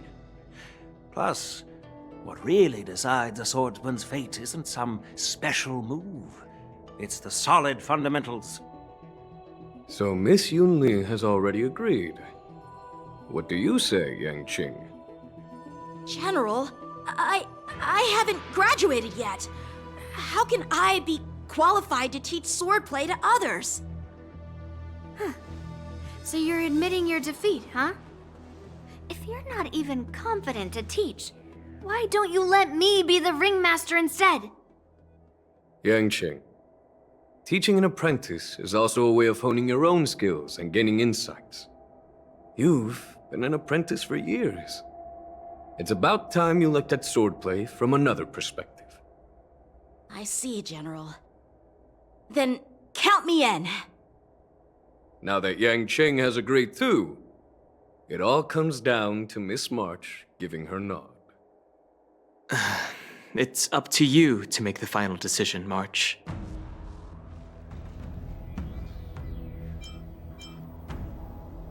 I understand. Then I'm on board. Thank you for your kindness, General Huayan. Great!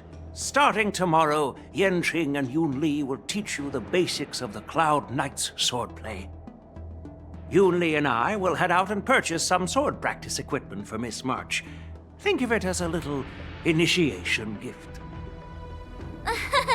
You're too kind. Wait, you're giving me a gift? Shouldn't it be the other way around?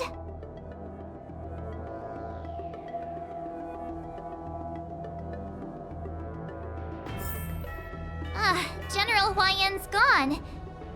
Wait, why does something feel off about what we talked about? I think we strayed off topic. How did things even get to this point? Yeah, I brought you here because the General said he had some important matters to discuss. But how in the world did Yoon Lee and I suddenly become Miss March's swordplay mentors? Because General Huaiyan wants us to stick around on the Luofu for some time. But from his point of view, we're no different from all the other tourists who may leave at any time. Since the crew's actions were mentioned in the Luofu's operations log were given to the Alliance, he probably wants to see firsthand if we're as capable as the report claims, or if we're just some made-up excuse to save face. And he wants to see it for himself during the war dance, which is why he even dragged Yun Li into this. What began as a simple contest between two sword masters has now evolved into you two collaborating to mentor March. Elder Huaiyan is still that tricky general who likes to give everyone a headache. My apologies. Truth be told, I invited all of you to the ceremony because I wished for you to act as my witnesses. I apologize for not disclosing this information earlier. In the coming weeks, I'll also invite all of you to a meeting with General Fei Xiao, where you may need to answer her questions and clear up any doubts she might have. So please, be prepared for the meeting.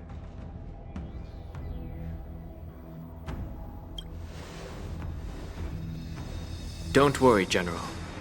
No matter what happens, I'm prepared to stay here as the Express's witness and answer any questions. Thank you, everyone. General, I know there isn't much I can do to share your burden, but... As the Luofu Ringmaster, I won't let anyone defeat me in the war dance. I know.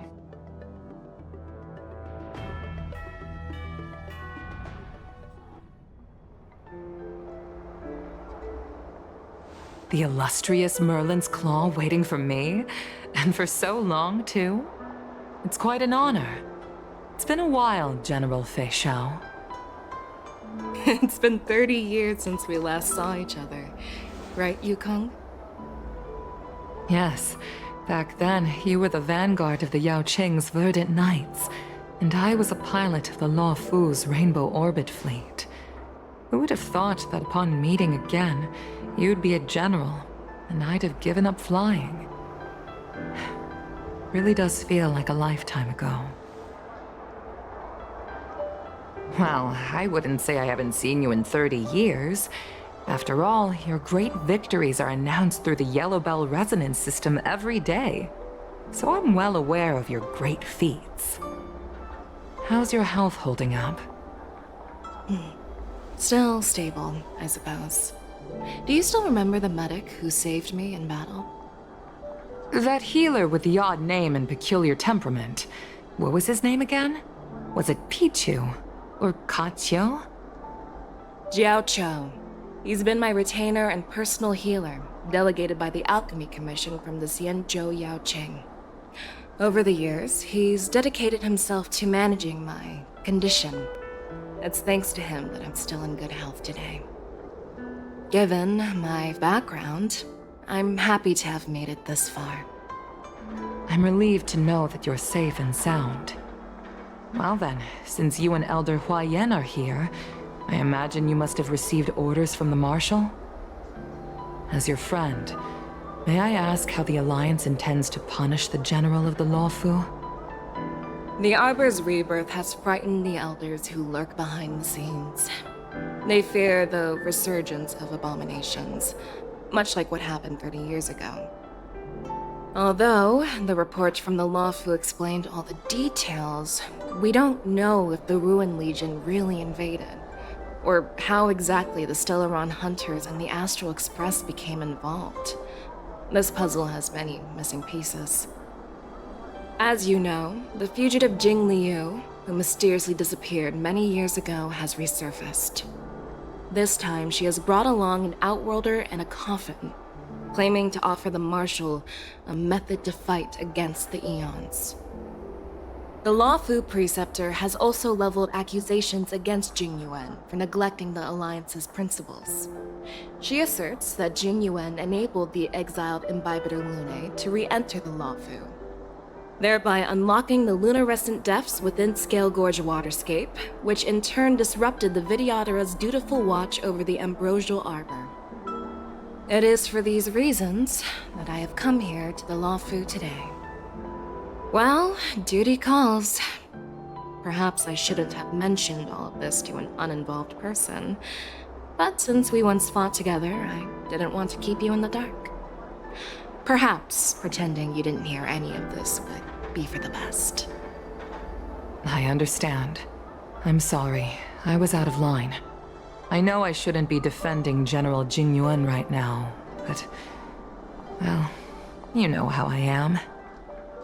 The Lawfu has enjoyed centuries of stability since the end of the sedition of Imbibitor Lunae, much of which can be attributed to General Jing Yuan's masterful strategizing.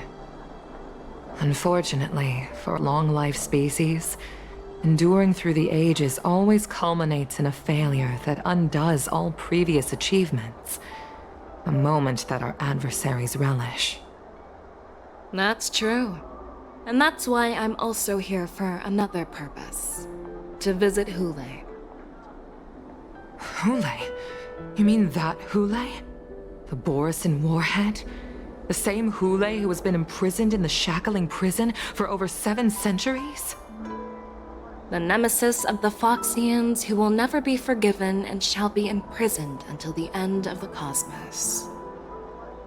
I can't quite remember the exact wording, but yes, the very same Hule. Usually, only emissaries from the Xianzhou Yaoqing Skyfaring Commission visit him once every century. Why do you have to visit him now, of all times? The Foxians and the Alliance made a pact to combat the abominations, aiming to achieve justice and free their kin. That werewolf monster is to be forever imprisoned in the dark recesses of the Shackling prison, facing unending retribution. Given the situation on the Lawfu, those on the Yaoqing are concerned about Hule's imprisonment. I'm afraid that the routine visit every century is no longer sufficient to ease their concerns. That's why I was sent here, to reassure them. It's all bad news. Well, not everything. There might be a silver lining. Oh, by the way, I found some clues about the thing you asked for. Tell me more. The Verdant Knights followed the route you mentioned and discovered the wreckage of the Whistling Flame ship. Unfortunately, there were no survivors and no cargo. However, someone had already been on the scene before we arrived. Our people? Or someone from the IPC? No, neither. Yukong, have you heard of a person named Ron May?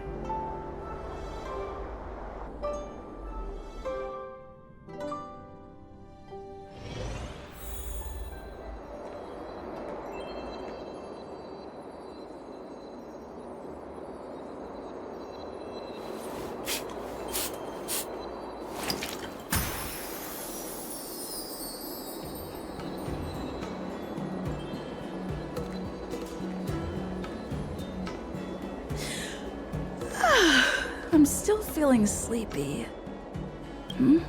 Did I oversleep? Where did March and Don Hung go?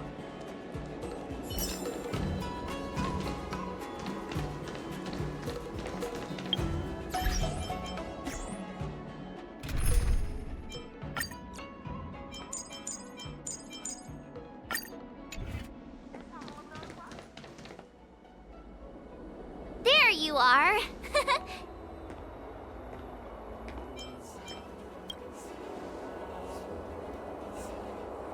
It's an honor to learn from you, Master Yanqing. In all those immersions and novels I watched, when apprentices want to pay their respects to their masters, they usually bring fancy gifts, kneel, and bow. I'm really sorry, but I haven't prepared anything yet. Hey, why are you blushing, Master Yanqing? This is, the first time someone has called me master. I need to, get used to it.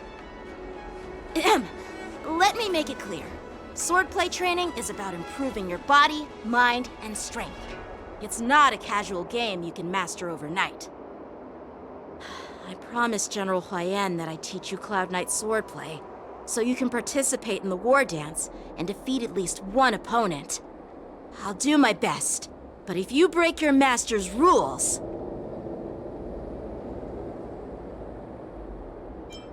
Fine. A promise is a promise. Since I promised to study hard, I'll do my best starting today. Great! That's the spirit. March is in your hands now, Yanqing.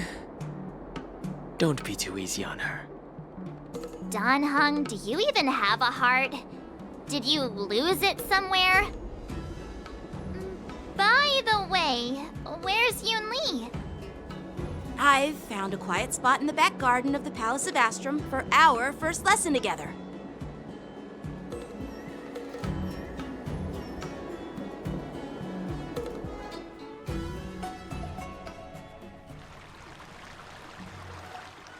Seriously? It's the first day, and you two are already late? Why is everyone on the Luofu so laid back? So disappointing. Master Yunli, you're already here. Sorry for keeping you waiting. Oh, wait! Were you trying to teach her in secret? That's sneaky! I'm just showing you what Luofu etiquette is all about. She might be my apprentice, but it's customary for the master to personally escort their apprentice to the place of learning. As the host, I'll be teaching Miss March the essence of Luofu swordplay, after which she'll emerge victorious in the war dance ring. You won't be complaining about Luofu swordplay then. Stand aside, rookie. Let me show you how we Zhu-Ming swordmasters treat their apprentices. Quickly, over here, Miss March. This is a reverse mentorship gift from me to you. I hope you put it to good use. What's this? Xianzhou clothing? It's so beautiful! Sword practice requires precise movements. This outfit is tailored to fit perfectly and allows for smooth movements. I even added some small accessories. I put a lot of thought into it. You're awesome, Master Yunli! See? See? How can you compete with me? I'll teach March 7th the essence of Zhu-Ming swordplay so she can win the contest with my sword skills. Actually, I've prepared something too. Huh? You have a gift for me too, Master Yanqing? Since you want to learn swordplay, Miss March, you'll need suitable weapons. So, I went out of my way to prepare a pair of swords overnight. Unfortunately, I didn't have time to ask the craftsman to customize the swords for you, but I did my best to choose ones that look nice and are suitable for a beginner. I hope you like them, Miss March. Thank you, Master Yanqing! Bet you didn't see that one coming, did you, Yunli? The real competition is just getting started. I'm so lucky to have two great masters. But why does it feel like things are getting a bit weird?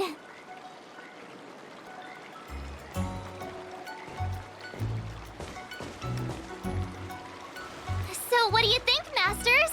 Does this outfit suit me? Perfect. I chose it carefully.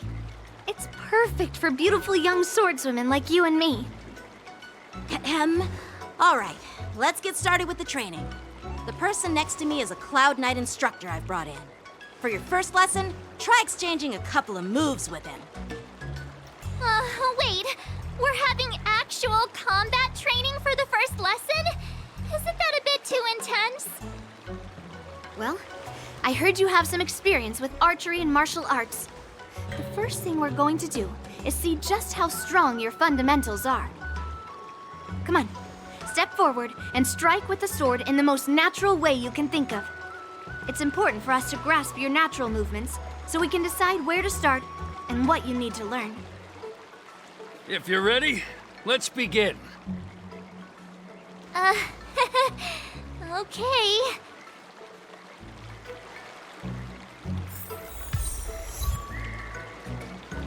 Well, I heard you have some experience with archery and martial arts.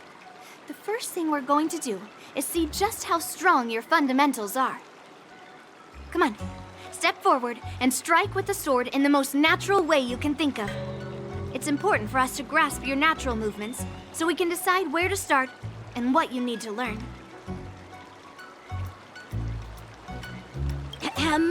All right, let's get started with the training. The person next to me is a Cloud Knight instructor I've brought in. For your first lesson, try exchanging a couple of moves with him. Are you ready? Yeah, I'm ready. But please go easy on me. Then I apologize in advance, Miss March.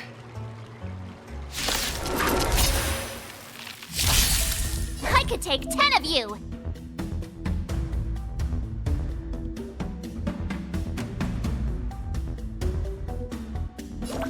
Please have some tea. Pay close attention, Miss March. Lawfu swordplay is all about being swift and agile in your movements. Right on time. Yes, you! Ignore him. Strength is everything.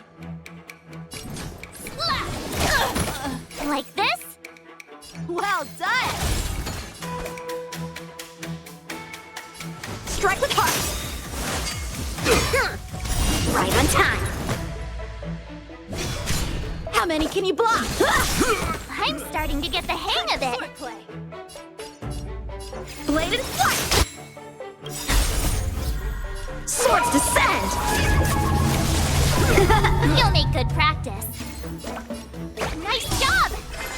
Within the self, not the sword.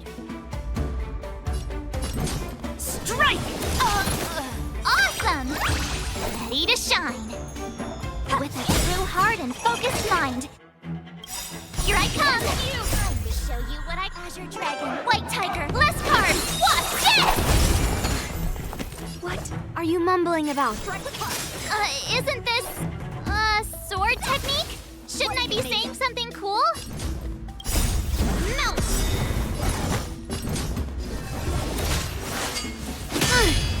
Leap through clouds!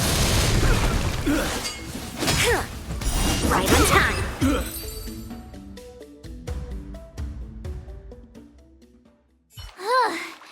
I didn't expect the first lesson to be so intense. Miss March has quick hands and a flexible body. She's a perfect fit for practicing Lawfu swordplay. However, she lacks strength, and her strikes were a bit unfocused. But don't worry, that's totally normal for beginners. Once she starts practicing Juming swordplay, she'll make heaps of progress. Given the situation, I believe Miss March should start by working on... her strength.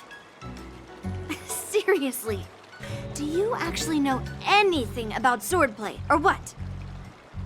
I could ask you the same thing! Dual swords require agility, so what's more important than footwork? Instead of focusing on her strengths, we should address her weaknesses. The drawback of wielding two swords is not generating enough force. What good is being quick on your feet if you don't have strength? It's not like we're dancing here.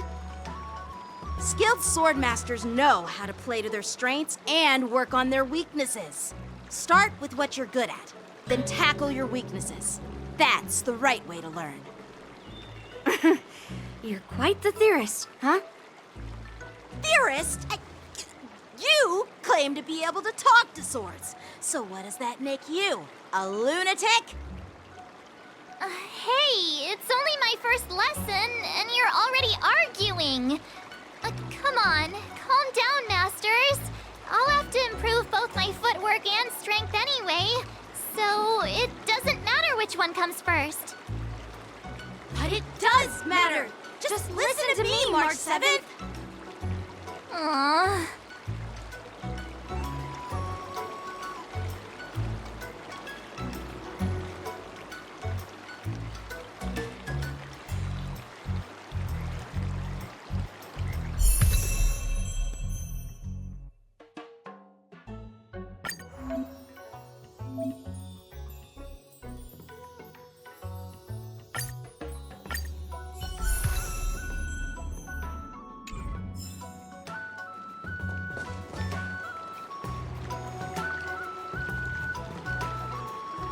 Dear Himeko, Mr. Yang, and Pom Pom, we're all good here on the Xianzhou Luofu, so no need to worry. By the way, how's your trip going? As for me, I've somehow become the apprentice to 2 Cloud Knight sword masters, and I've been honing my sword skills with their guidance. One of them is Yanqing, the boy we've all met before. The other is Yun Li, the granddaughter of General Hua Yan from the Xianzhou Juming. Both masters are super strict, giving me a real taste of how hard sword training can be. I tried to drag her into this, but she refused. Then I tried to rope Dan Heng in, but Master Yanqing wouldn't have it. Still, I didn't let the difficulty get to me. In just a few weeks, my sword skills have improved a lot. Both my masters think I have unique talents in swordplay, and are literally fighting each other to teach me their skills. Thanks to their guidance, I've actually made some progress. When I get back to the Express, I'll definitely show off my skills and impress you all. Looking forward to your reply. Yours, March 7th.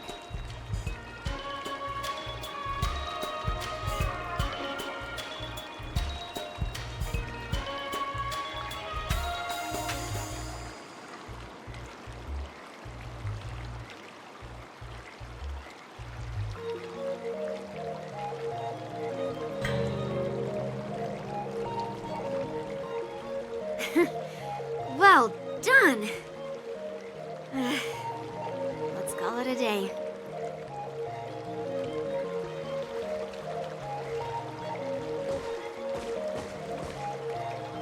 Miss March's sword skills are really coming along.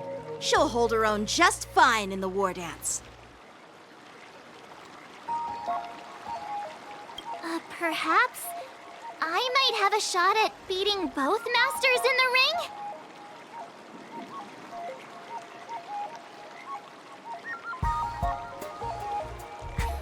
Get real. You've only been practicing for a short while. How could that possibly happen?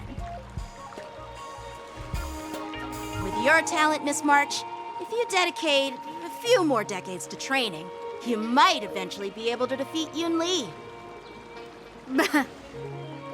Decades? But I'll be an old lady by then. No. Can you believe it? March 7th has actually become a pretty decent swordmaster in such a short time. Now I understand why Grandpa always had a grin on his face while training me. Are you sure he wasn't laughing at you? Oh, shut up! It's all thanks to your amazing guidance, Masters. Miss March, you're really getting the hang of wielding dual swords. If you're keen on advancing, trying out different Xianzhou blades could improve your touch. Oh, let me see. Which sword is the most powerful? Single sword? Great sword? Or maybe a flying sword? There's no such thing as the most powerful sword. It's all about the skill of the sword master. Yanqing wields several flying swords, while I only wield one. But remember how I kicked his butt at the Alchemy Commission? First, you didn't kick my butt. Second, you'll never kick my butt. Third, how about we settle this right now and see who kicks whose butt? Yeah, I'm up for that. And if I kick your butt, you'll drop out of the war dance. Deal? Why are you two arguing again? I thought things had been improving between you lately. There was talk that the leading disciples of the Luofu and Zhuming generals were supposed to face off in the war dance, but for some reason, they suddenly teamed up to train an apprentice of their own. Turns out, the rumors are true.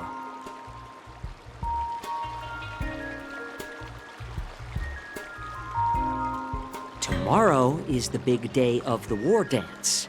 Shouldn't you two be focusing on honing your skills instead of teaching swordplay here? You're... Oh, that's right. You're the pink-haired box from the Yaoqing.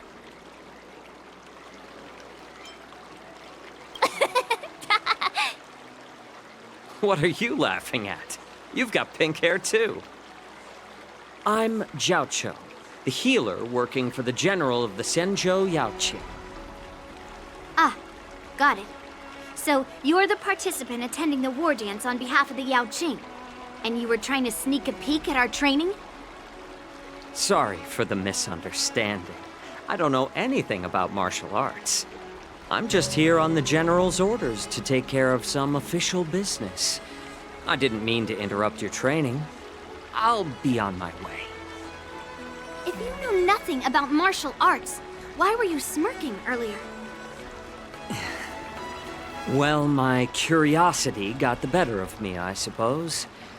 When I heard Miss March's pondering about what to learn, I couldn't help but wander over. From my professional experience, cleavers, slicers, chopping knives, and carving knives are all just tools. Kind of like frying, sautéing, boiling, and deep frying in cooking. They're just ways for people to show off their skills. How you use them really depends on the ingredients you're working with. It's like your sword teaching methods. If you align your ingredient, in other words, your apprentice's natural tendencies, with the right cooking method, by which I mean the teaching method that best suits her, she'll make double the progress in half the time. For example, golden eggplant tastes best when fried, cloud peppers when stir-fried, and yellow boulder beef when simmered. It's all about discovering the nature of the ingredients. Apprentice.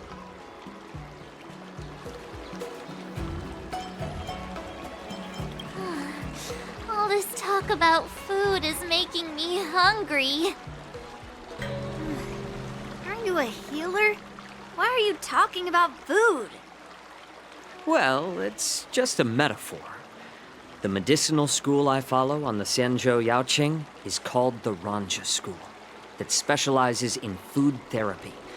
So it's only natural that I know a thing or two about cooking. So, you're the general's cook? I'm a healer. But anyway, a cook who isn't interested in health doesn't make for a good advisor. Fine. Call me a cook if you want. Seeing the way you're looking at me, it's obvious you think I'm just some feeble academic who likes to blabber on about martial arts. But, in reality, I know a thing or two about killing. After all, the art of healing inherently encompasses both life and death. Why is this guy suddenly getting all serious with kids? Do you recognize this bottle of medicine in my hand? No. This is called tumble dust. An extract from an exotic flower named Yabra. Ugh, is it poison? Well, it depends on how it's used. With just one drop, it's able to numb a patient's body during surgery, making them painless throughout the entire process. However, increase the dose or the potency, and it'll slow the metabolism, making the blood thin and resulting in the loss of all senses. Even long-life species cannot escape its effects. This thing can save lives or take them.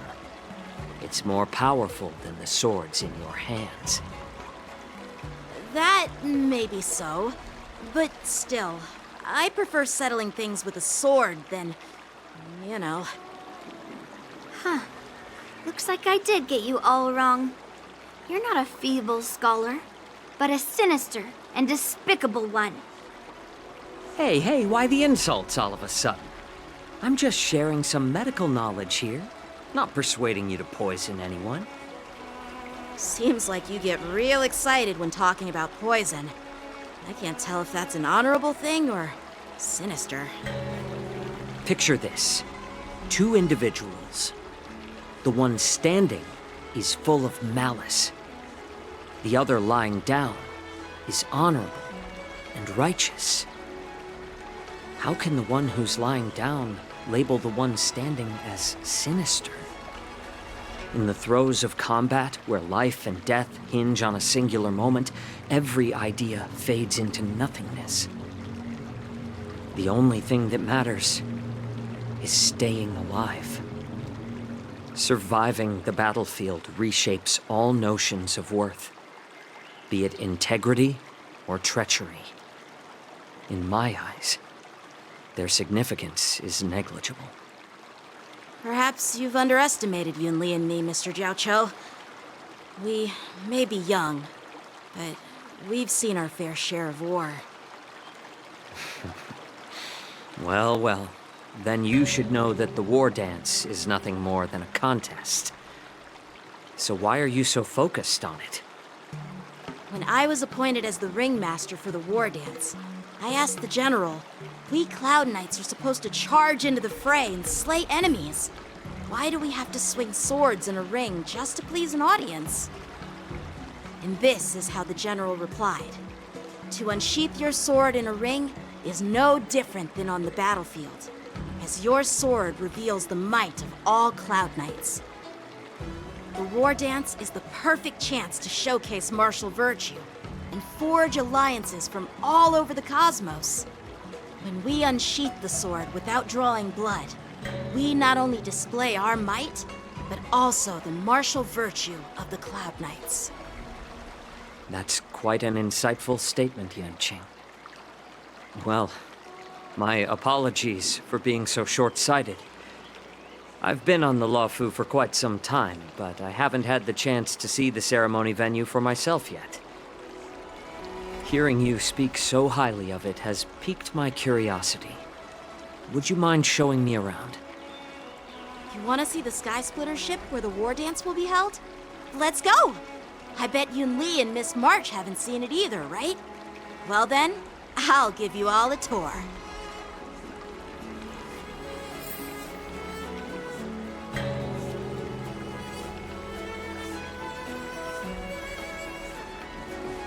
Surviving the battlefield reshapes all notions of worth, be it integrity or treachery. In my eyes, their significance is negligible. Can you believe it? March 7th has actually become a pretty decent swordmaster in such a short time. Now I understand why Grandpa always had a grin on his face while training me. Let's go. I'll give you a tour of the Sky Splitter.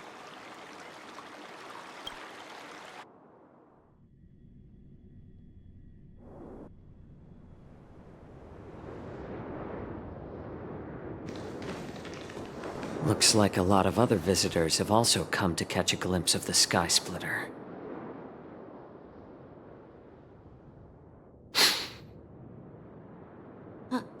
What's up, Mr. Jiaoqiu? No, it's nothing.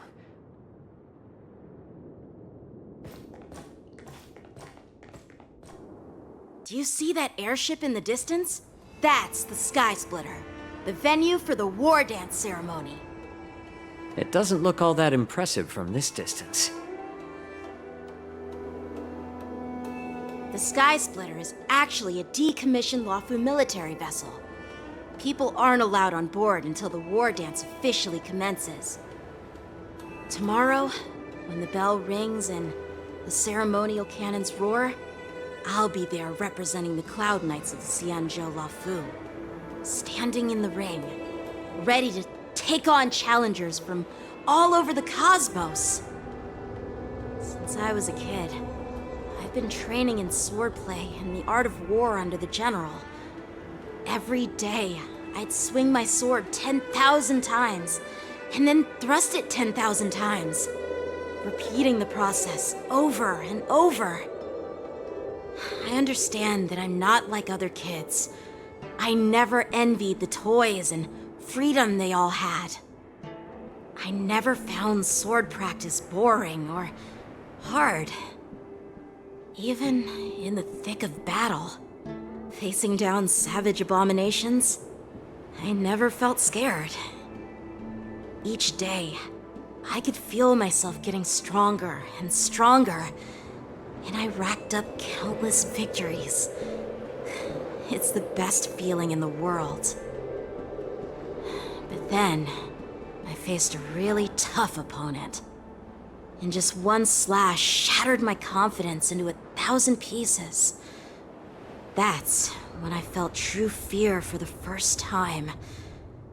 Maybe that's what Mr. Jiaoqiu meant by life and death hinge on a singular moment. Every idea fades into nothingness. After that, I had to pick up the pieces and try to put myself back together. But no matter how hard I tried, I couldn't seem to find my old happy self again. I often ask myself, why do I wield my sword? If defeat is inevitable, why do I continue to fight? Is it to reclaim the joy of victory? To meet the general's expectations? Or to secure my honor among the Cloud Knights? While the general could teach me the art of swordplay, he couldn't teach me why I should keep on going. He said the reason must come from within myself. I've been struggling to find that reason. But after talking with you, Mr. Jiaoqiu, I think I already have that reason in mind. As a member of the Cloud Knights and the General's apprentice, I've had a weight on my shoulders. And I know there's still more to shoulder. But when I wield my sword, it feels like I'm letting go of everything. I love the feeling of giving it my all, facing any obstacle in front of me, pressing forward. That's why I wield my sword. Oh, Yanqing. So young, yet so grown up. By the way, how old are you exactly? Age doesn't really matter. All sword masters will understand how I feel. I get it. Looks like all the kids on the Luofu live tough lives. So, how about you, Miss Yunli? It's not polite to ask a girl her age, no matter which Xianzhou ship you're on. I'm not asking your age. I'm asking if you have a dream like Yanqing has. You don't talk like a cook. You sound more like a TV host or something. Need I repeat myself again? I'm a healer. Well, I don't have a dream like Yanqing does. The only reason I'm participating in the Ringmaster's Challenge is because I made a promise to my grandfather that I'd win the precious sword he's contributed to the war dance. Sounds like that mind of yours is just filled with swords. I bet you've got nothing better on your mind. My father was a craftsman on the Xianzhou Juming. Because of his foolishness, many innocent people fell victim to the cursed swords he forged. Since I was a kid, it's been clear to me that not everyone deserves to have a weapon in their hands. Giving them a sword is no different than being cruel to the innocent. So, whenever I come across someone unworthy of a sword, I can't help but want to take it away from them. Given that Yanqing is the war dance ringmaster, I'm stepping up to challenge him. To ensure the precious sword doesn't fall into the hands of an unworthy master. Hey, what do you mean by an unworthy master? I see. It's not easy for kids on the Juming either. Well, it's better to have a reason for wielding a sword than to be lost and confused.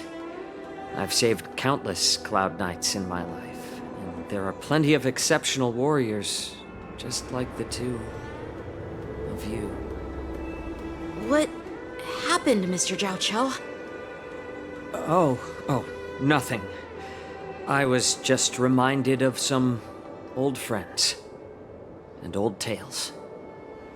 Judging from my professional perspective as a healer, both of you possess remarkable vitality. Your energies flow like raging fires and mighty gales.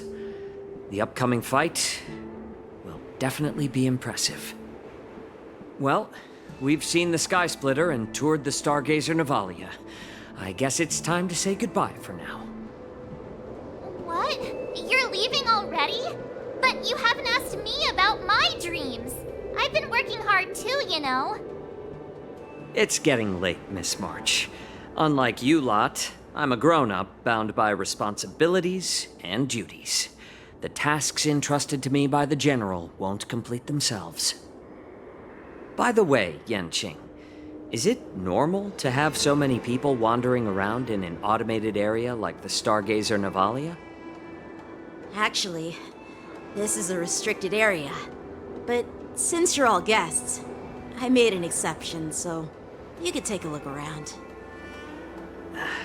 I understand. Well, I'll take my leave. I wish you both the best of luck in the ring tomorrow.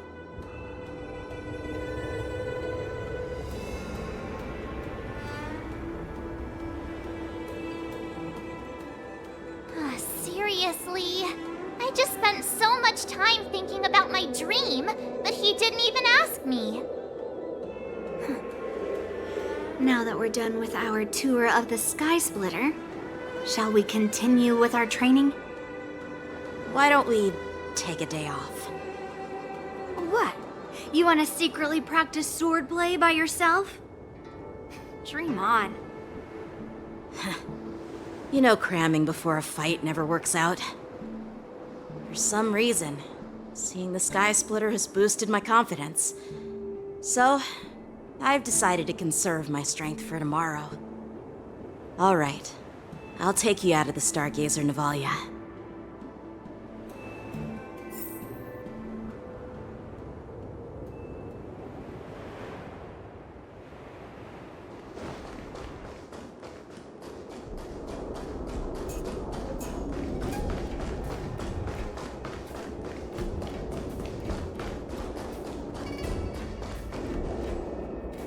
Just shut up, Red Fang! This is not a beast ship. I need some time to take care of things. You willingly donned the skin of a lowly beast to join this mission, dedicating yourself to our glorious cause. And now you're telling me you can't handle it? Do you realize how many ships we need? I'm doing my best, all right? It takes time to figure all this out. When the guns go off tomorrow, all eyes will be on it. That'll be our only chance. How's that? Who's there?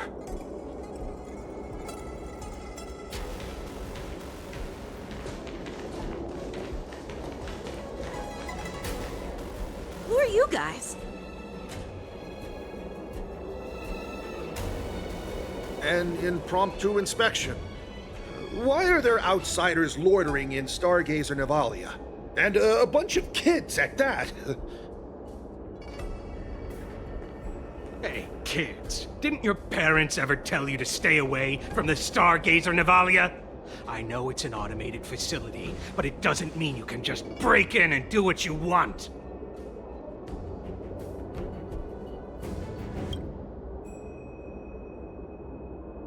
Sorry. I'll take the little ones away right now. Big sis, let's go.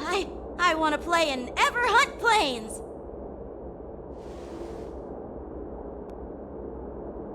Huh? Everhunt Plains? Yeah, sure. Big sis will take you there.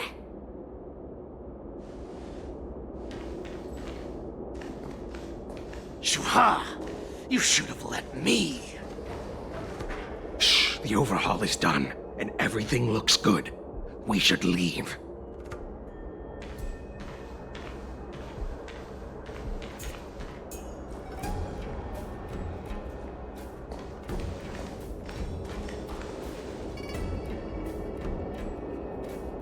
Could you repeat what you just said, Yenqing? What did I say? Big sis, let's go. I want to play in Everhunt Plains. Come on. Can't you read the room? Something is definitely off about the 3 people we just met. Yeah, anyone could see that. I just wanted to hear you say it again. That pink-haired fox tried to say something. I'm pretty sure he sensed something fishy. Since he's not familiar with this place, he just dropped us a hint. But you didn't seem to be paying attention at all. I knew that from the beginning. They said they were doing an overhaul, but it looked like they had no idea how to operate the Starskiff production line, right? And it's suspicious how they suddenly finished their overhaul and walked away as soon as they laid eyes on us. A Cloud Knight, a member from the Skyfaring Commission, and a craftsman. They're from various departments, and the reason for the overhaul seems legit. But one of them blurted out some weird language just now. Did you hear that? I have a feeling that if we secretly tail them, we'll definitely catch these guys in the act. Follow my lead, and be careful not to blow our cover.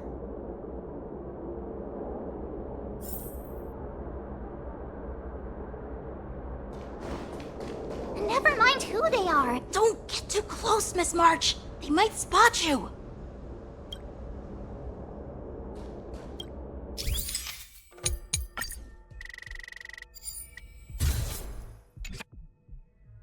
We should have just killed those lowly beasts.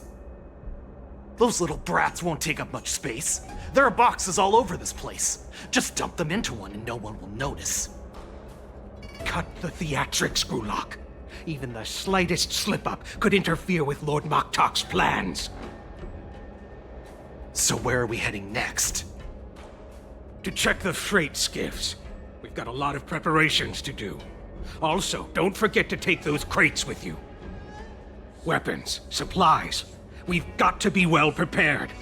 Otherwise, we're screwed. So, are they smugglers? What exactly are they up to? I have no clue, but they seem to be moving those crates. I've got an idea. We can hide inside the crates and follow them.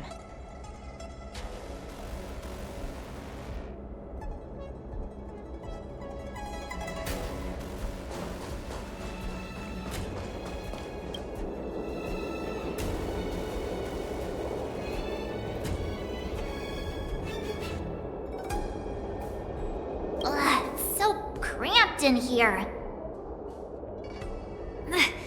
I can hardly breathe. Just hang in there.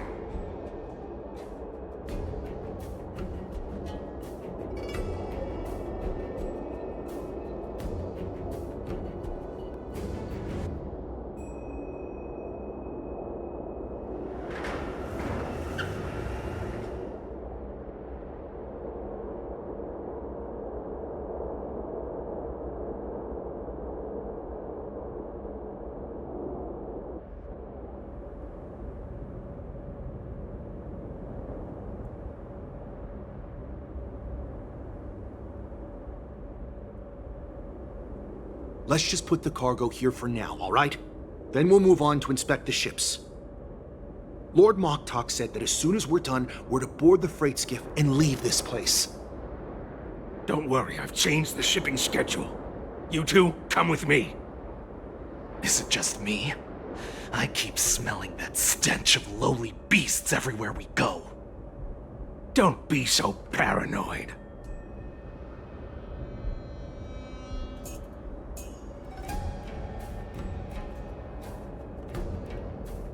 Looks like they're planning to escape on the skiffs in Stargazer Navalia. They keep talking about their plans, but where do they come from? And what do they want to do on the Xianzhou? They're definitely up to something bad. Wait, they disappeared! Let's catch up to them!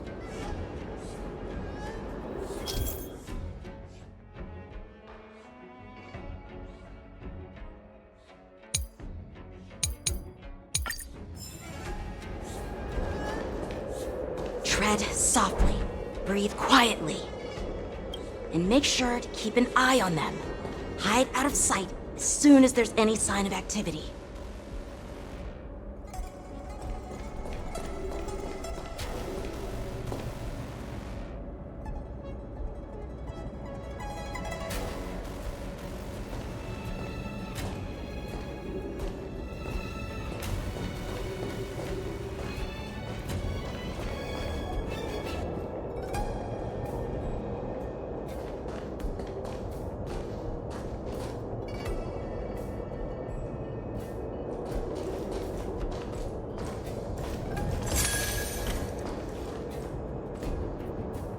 Don't be so paranoid.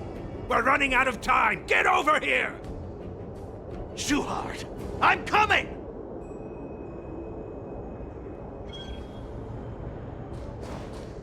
They're leaving. We should catch up to them. Quickly!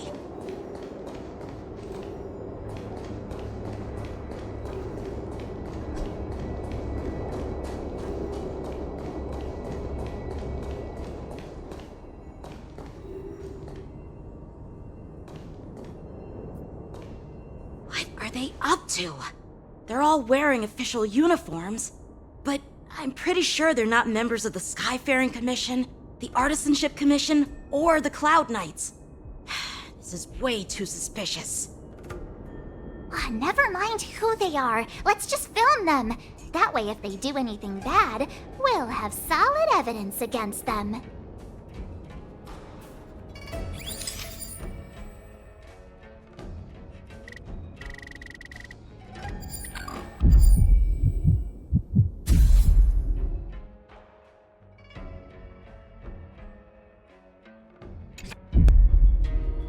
Look at this. A freight star skiff with enough room to fit at least 20 of my men. I'll let the others know and have them prepare more star skiffs. Once we're past the checkpoint, there will be beast ships waiting for us. Lord Moktok is ready. The revival of our ancient bloodline all hinges on this operation. What did he just say? Beast ships?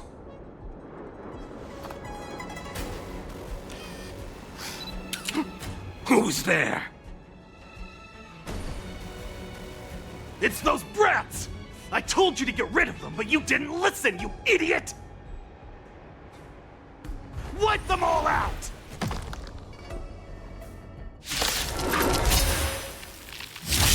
Borison? Adusa! Die, you lowly beasts! Here you go, Master! Just...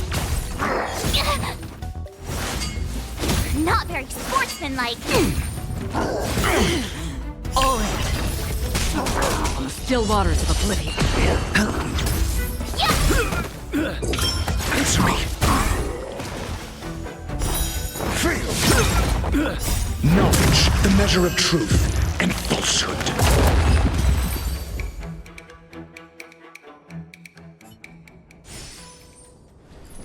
How is this possible? How did these Foxians change their appearances like that? They're not Foxians at all. They revealed their true form. They're Borison, just like the bandits I defeated on the IPC ship. Wait, that means...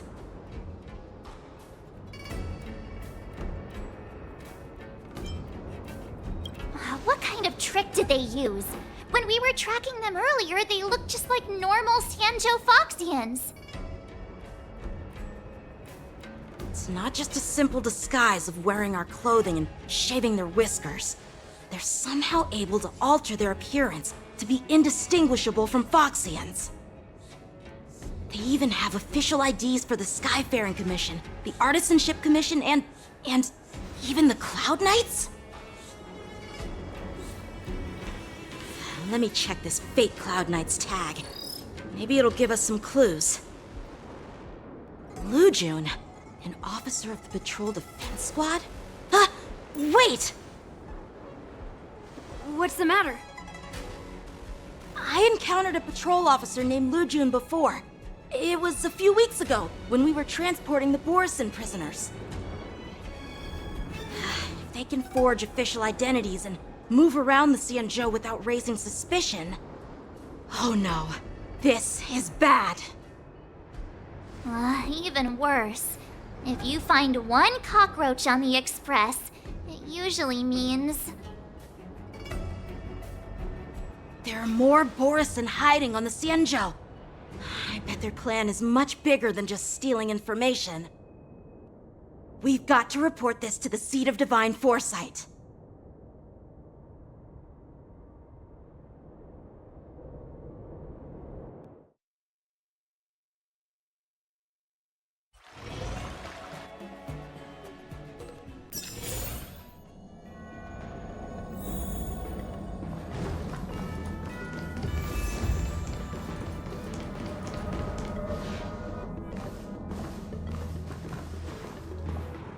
I am glad to finally meet you in person, guests from the Astral Express.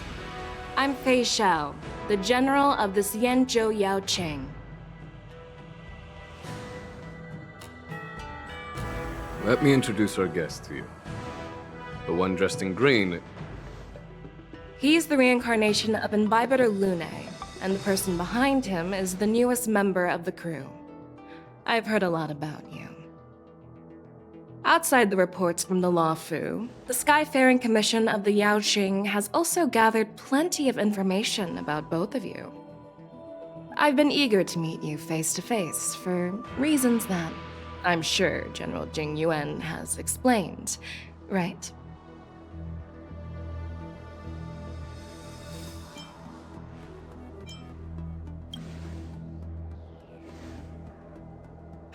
Straight to the point. I like it.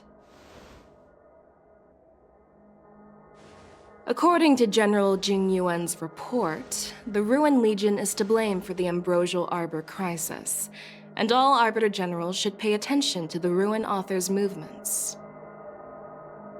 Over the years, the Destruction's minions have wreaked havoc on countless worlds, and the Alliance has been keeping an eye on them, but no one expected them to join hands with the remnants of the Abundance. The damage caused by the Ambrosial Arbor crisis was far less severe than expected, which is good news for us. However, it was quite different from the Ruin Legion's usual style of destroying life wherever they go. While I trust the bravery of the Divine Foresight and the Nameless, I'm curious about some details missing from the report. I'd like to take this chance to have an exchange with both of you.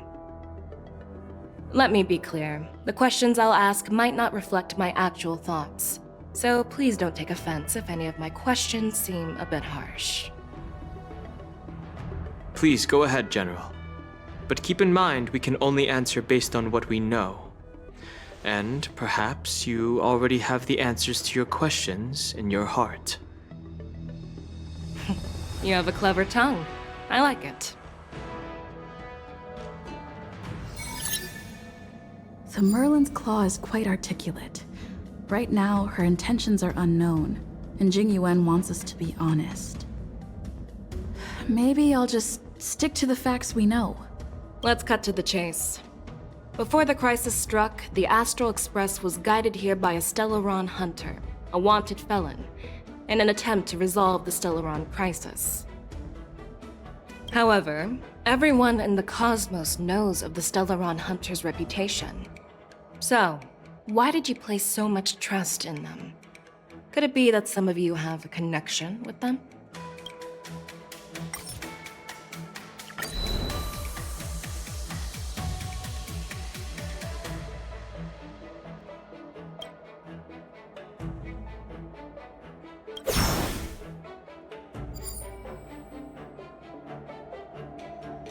Apart from the Law Fu, there are many other worlds suffering from Stellaron corrosion. For example, Burilo 6, the world that the Express stopped at before reaching the Law Fu, was one of them. To the Express, Stellarons act as roadblocks on the Silver Rail and pose risks to the warping process. And that's why dealing with Stellaron issues is part of the duty of the Nameless. Ah, I've heard about those problems caused by Stellarons. The Express connects various worlds, so it makes sense for you to take care of this. The cosmos is a mess, and the Trailblazers are just doing their best to fix it. I understand. Let's move on to the next question. The reports suggest that Don Shu, the master of the Disciples of Sanctus Medicus, colluded with the Lord Ravager and used the power of the Stellaron to resurrect the Ambrosial Arbor. But here's the thing. Don Shu was just a chief alchemist. Even if she colluded with our enemies and summoned the Stellaron, how did she manage to bypass the Videodora guards around the Ambrosial Arbor?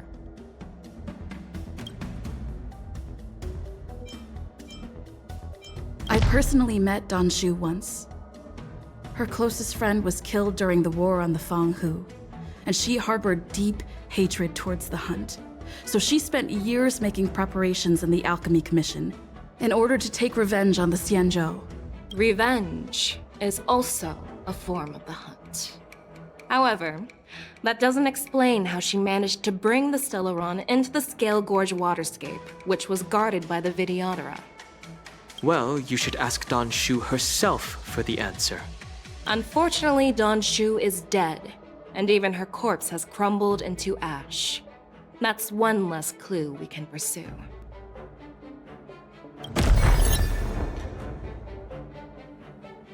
Oh, it seems that your answers have addressed all my questions. Generals, I am finished with my questioning. So, what do you think, General Fei Shao? Have the doubts in the report been cleared up? The two Nameless have been honest in their answers. Even though there are some tricky details, my intuition tells me there is nothing wrong. However, the 3 questions I posed earlier were not just for the Nameless, but for you too, General Jing Yuan.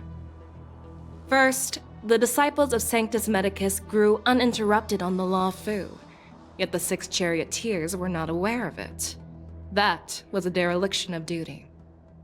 Second, you believed in the Stellaron Hunter's prophecy and entrusted outsiders to solve the crisis, even granting them access to the Plague Mark. That was a dereliction of responsibility. Third, you insist on holding the war dance right after the Ambrosial Arbor crisis, putting the Law Fu back in the spotlight. That is a dereliction of wisdom. Merlin's Claw. Is this your line of thinking? Or the 10 Lords? From the moment I walked in, I made it clear that the questions I'd ask might not reflect my actual thoughts.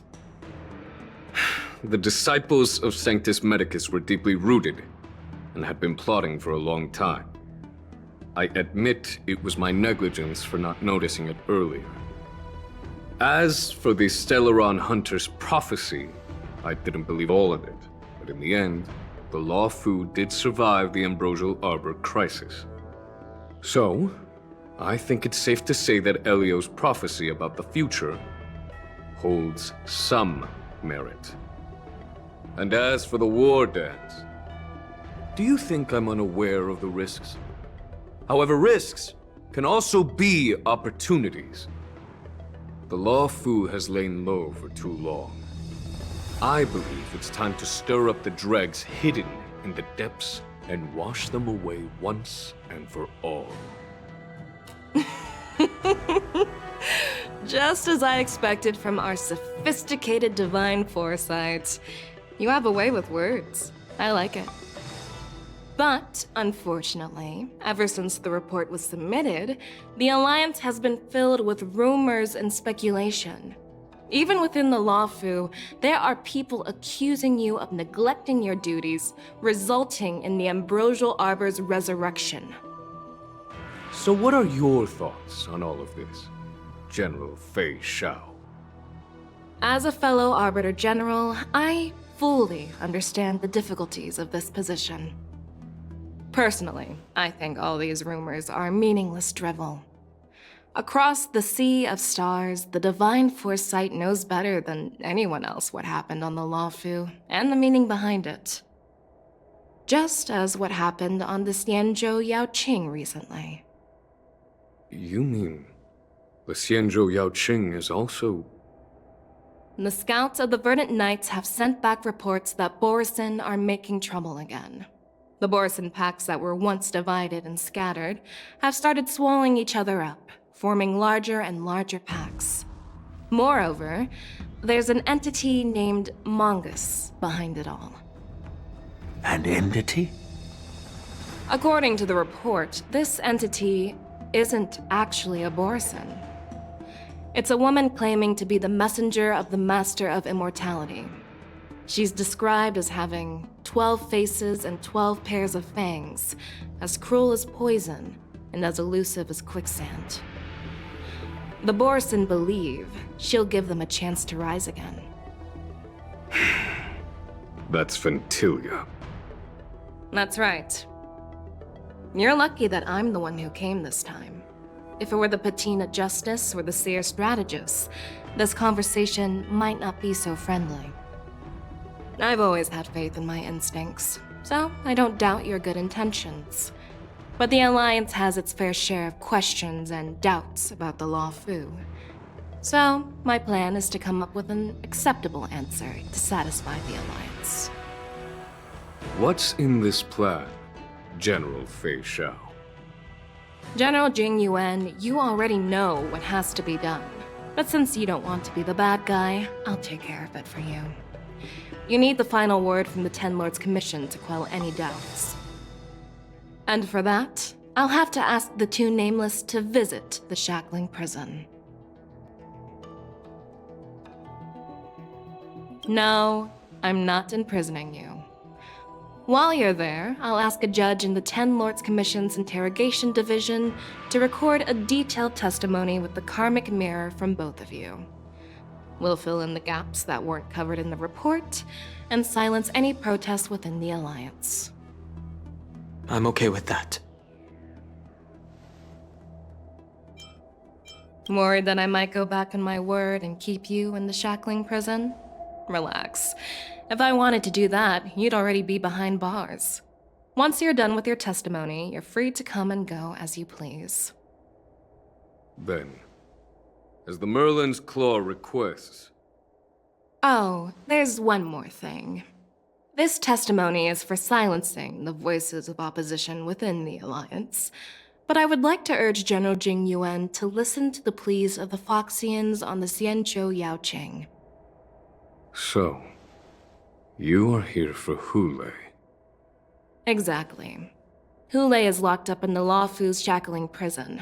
Since he is the Broodlord of the Borisin, I want to transfer him onto the Xianzhou Yaoqing and imprison him there. The recent movements of the Borisin suggest they're planning something big, so we must act preemptively. It makes sense to have the Foxians keep an eye on their arch-nemesis. Since you trust my judgment, I'll repay that trust. What do you think about all this, General Huayan? I was worried this would turn into a heated argument, but it seems like both of you are on the same page, solving each other's problems. I couldn't have asked for a better outcome. And as for Hule, I'll send my Lieutenant Zhao Chou and Moza to check on his condition in prison and ready him for transport. If there are no more questions, Shall we get this started?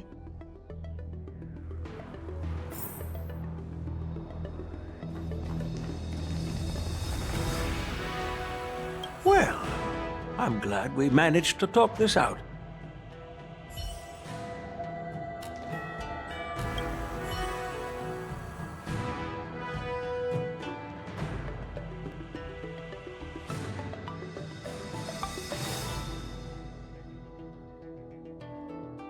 Do you actually believe in the Stellaron Hunter's prophecy? Yes, I do. That's why I'm here. I understand. While words can be deceiving, your gaze, your breathing, and your scent, they reveal more than your words do. I trust my intuition more than any words.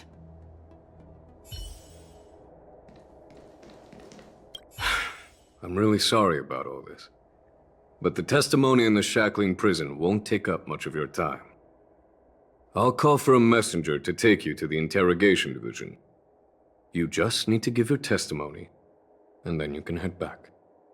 So no need to worry. As you wish, General.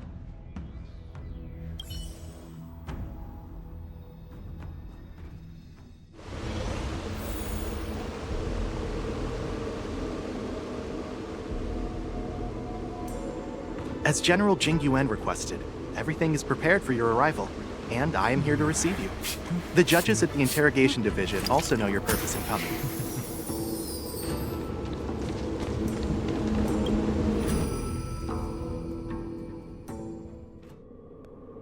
The shackling prison. I didn't expect to be back here after all these years. Dan Heng. Don't worry about me. If you're ready, I'll open the gate for you.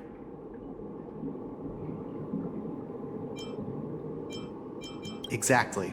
Please come on in, dear guests.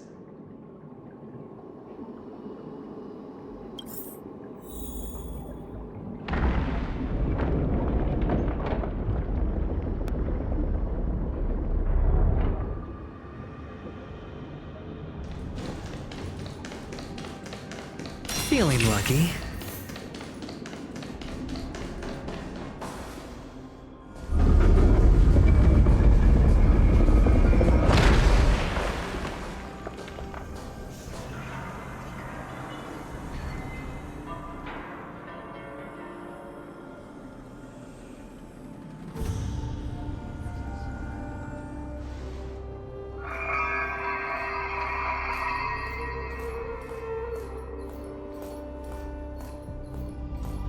What are you looking at? The shackling prison on the Luofu is completely different from the one on the Yaoqing. It's completely underwater. Whether it's in the clouds or underwater, breaking free would still be a piece of cake for me. Still thinking about your old jailbreak tricks, huh? Forget it. You're free now. Just don't do anything stupid, or the judges will throw you back in there and lock you up for a few hundred years. You'll see me again in just a few days. Taking Hule back to the Yaoqing means a lot to the Foxians on the ship, and to the General herself. So stay alert.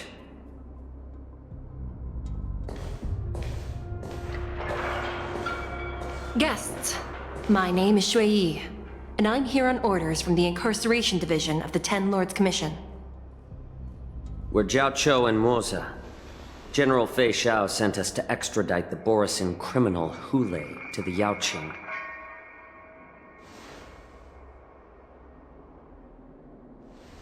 We're here to inspect the conditions of his imprisonment and make preparations for the handover and transportation. I assume you've been briefed, Your Honor. Your visit request has been approved. I'll be your guide for this trip. Prisoner Hule, the warhead and brood lord of the Borisin Abominations of Abundance and the arch-nemesis of the Foxians, is responsible for 2,123 wars of aggression and countless associated crimes. Due to his heinous acts, he has been imprisoned in the depths of the shackling prison and subjected to the punishment of the Forest of Swords until the end of time. He shall never be pardoned. No need to repeat his crimes and sentence, Your Honor. He is the greatest enemy of us Foxians. The stories of his atrocities are used to terrify our children. I'm well aware of every crime he's committed. Let's move on to the next step. When it comes to visiting criminals, there are rules in place to ensure your safety. I know you've heard legends about Hule since you were children, but your knowledge about him is likely very limited. Only the judges of the Ten Lords Commission truly know what kind of abomination is locked up at the bottom of the shackling prison. It has been centuries since Jing Liu, the former sword champion of the Luofu, captured Hule. And during all those years, we never provided him with any food. Yet he somehow managed to stay alive.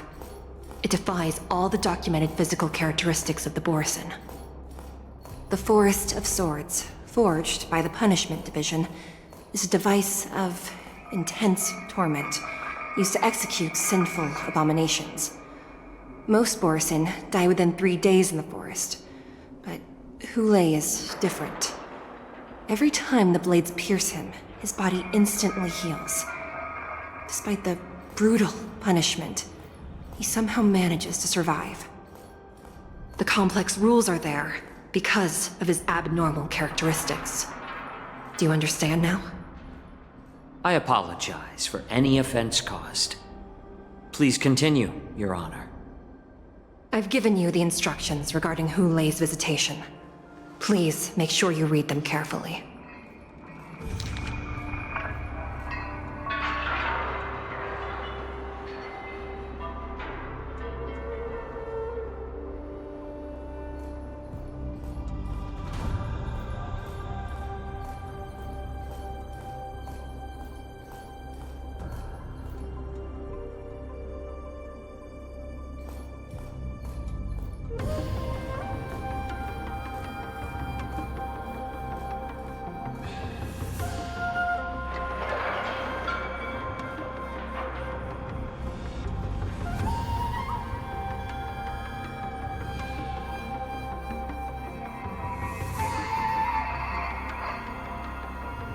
And please, take this pellet before proceeding.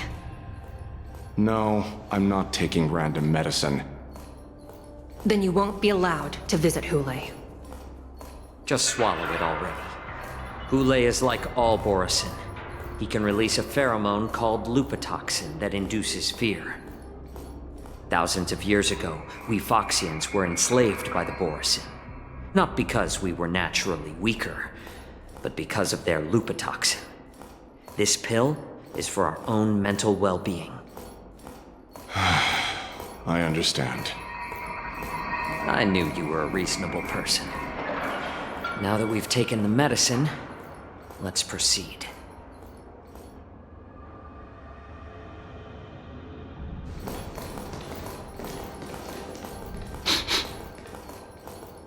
Your Honor. What is it?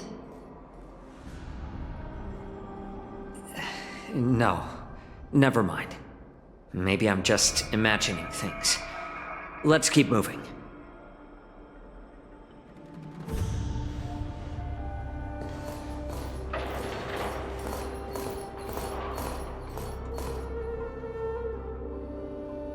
Here we are. Her Honor hasn't arrived yet. Please wait a moment.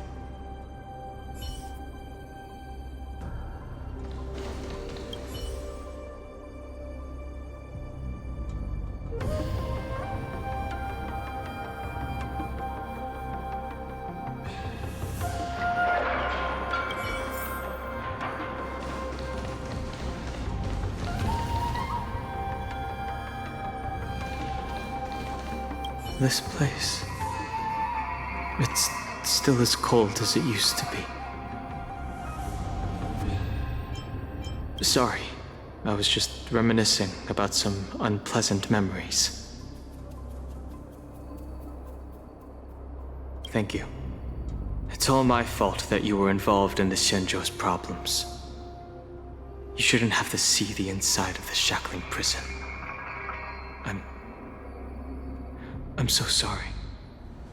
I wish I could show you the real sights of the Luofu.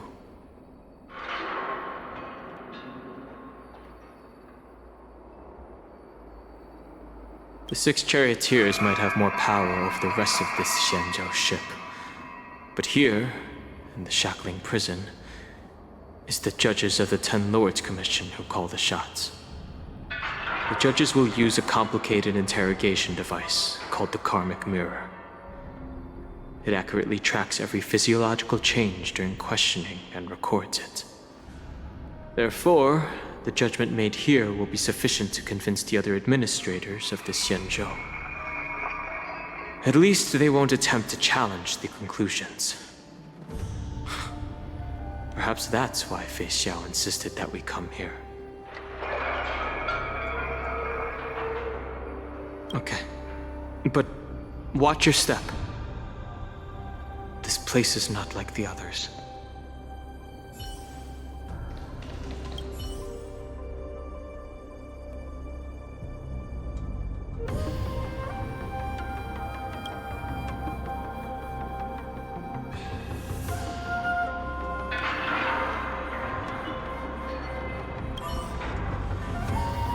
Welcome, dear guests from the Express.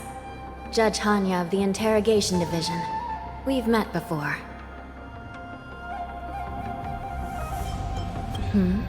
You don't want to see me?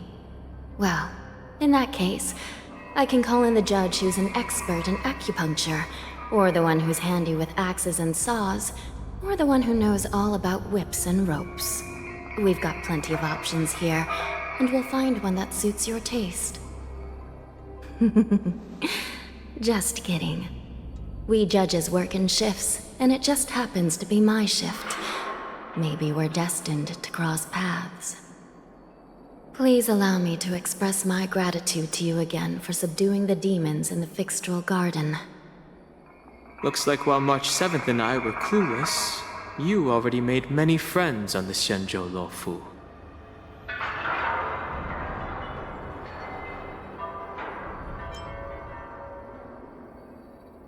Even though you and I have met before, we can't show any favoritism under the 10 Lords. So, please do as I command as we head to Scrivener Hall and beyond. Don't do anything without my permission. This is not a place for ordinary mortals. You and Mr. Danheng, please come with me. Please lead the way, Your Honor. Please let me activate the mechanism before we all move forward. And please, watch your steps.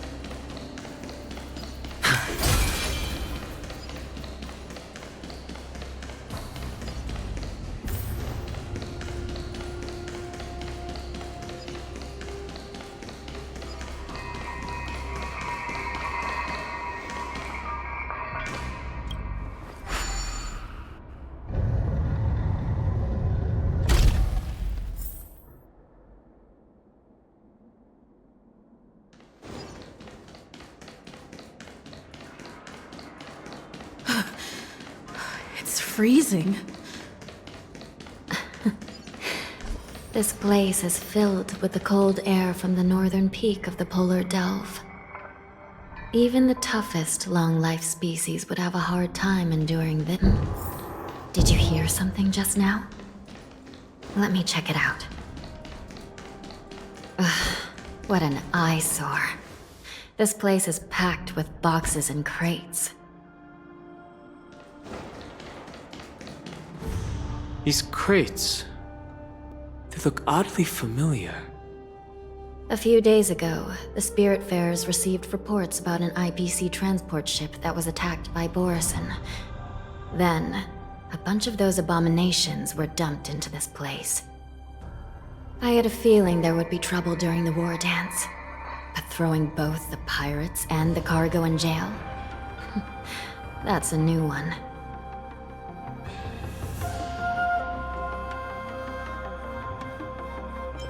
I heard the Intelligentsia Guild crafted something dangerous. We have many records in the Hall of Karma about these wise ones. They love to tinker with forbidden technologies, always trying to push the limits of Ingenia. I caught a glimpse of the mechs in those crates, and they bear a striking resemblance to Borison. I wonder what they're planning this time. Well, business first. Let's keep moving.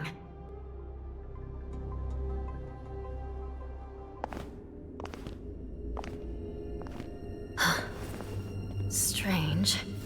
I don't remember checking the containment facilities a second time.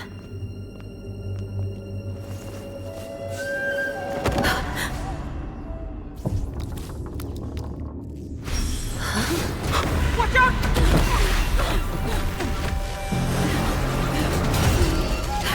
Emergency! All wardens prepare for action! Emergency! All wardens prepare for action!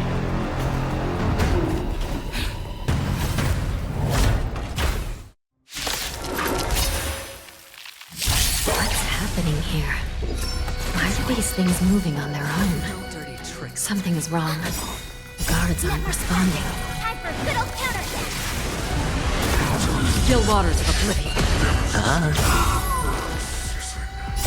I weep for the departed. It too shall fall. Watch your head. Bust. Or maybe I'll take it all. All in. This thing is going wild, just like a Borison. Looks like we're on our own for this one. Destined for oblivion. But how is this even possible? The Spiritfarers follow the protocols, cutting off power to the mechs and sealing the crates. How could these mechs still start moving? It's just like what happened in the Artisanship Commission before. These goods went haywire and attacked everyone in sight.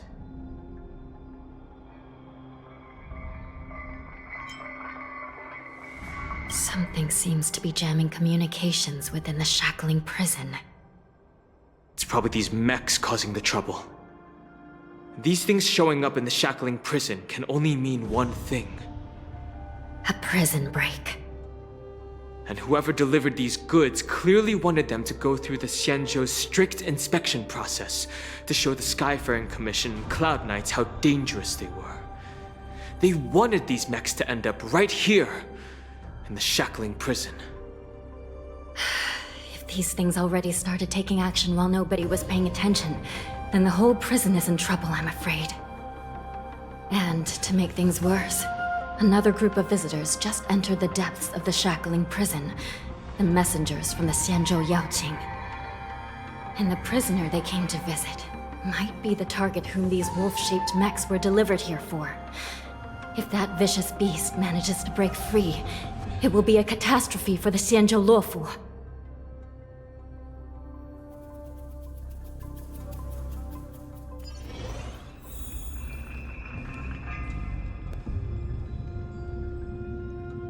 Here we are.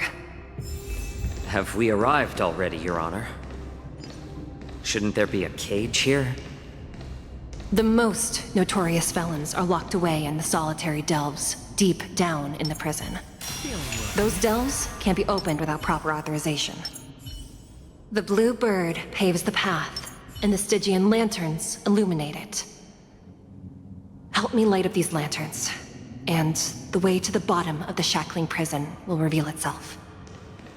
I've given you the diagrams for lighting the lanterns. Please take a look.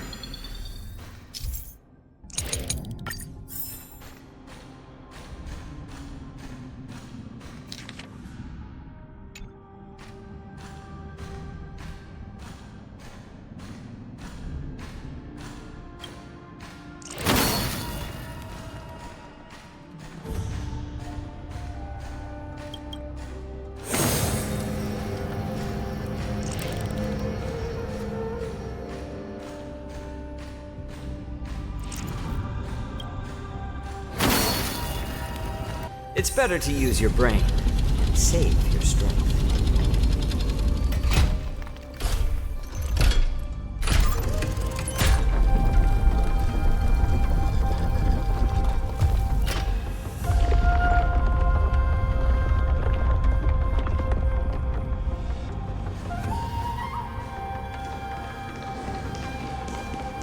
The path is open. Once we descend to the bottom of the prison, please do not do anything reckless.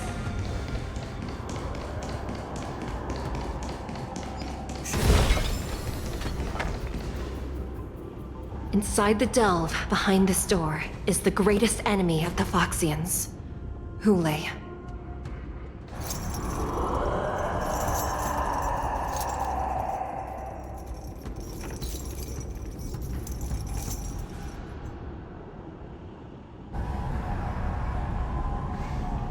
According to custom, envoys from the Yao Qing visit the Xianzhou Luofu once every century to check on this abomination's imprisonment and condition.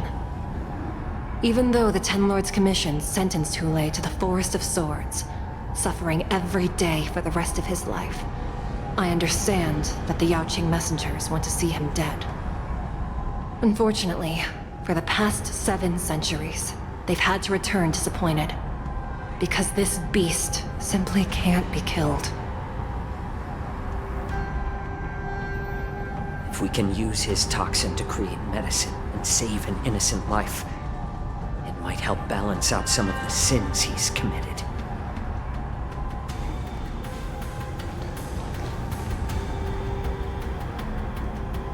Could you be the key to a cure for the General, Hulei?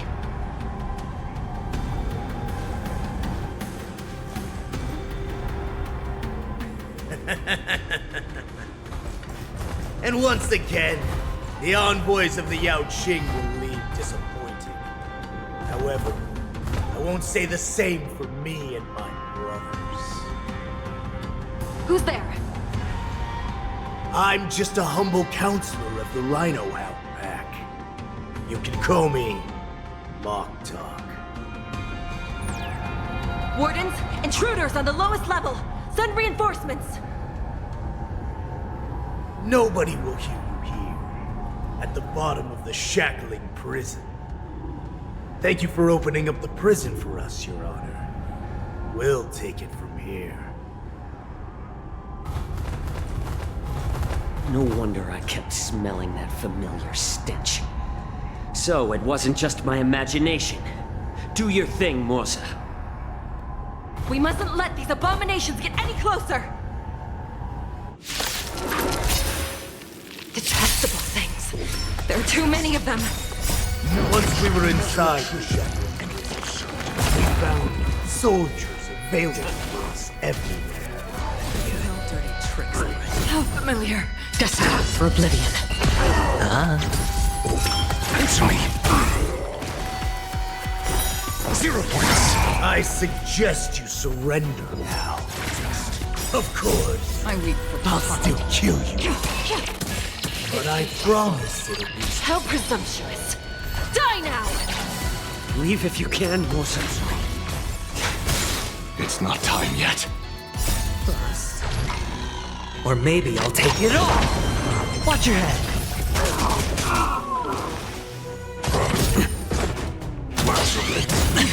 On the still waters of oblivion. Test.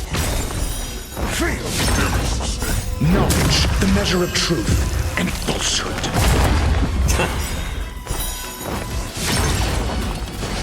Since you're already here, why not have a meal before you leave?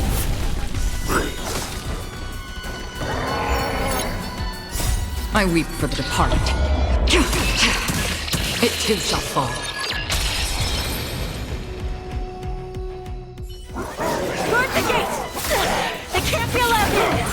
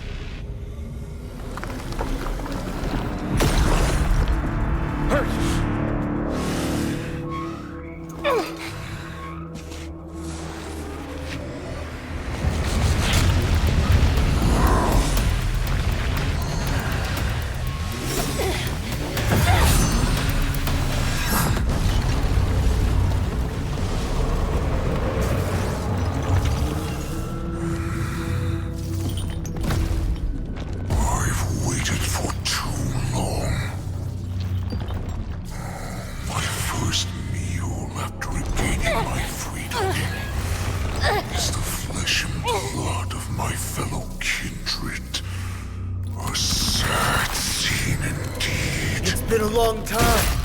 Boy, welcome back.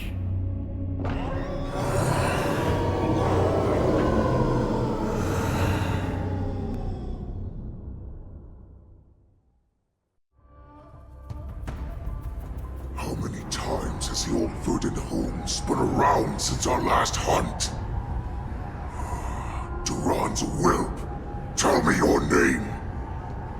Oh, great Hule, nemesis of the Foxians, and the hunter of all beings.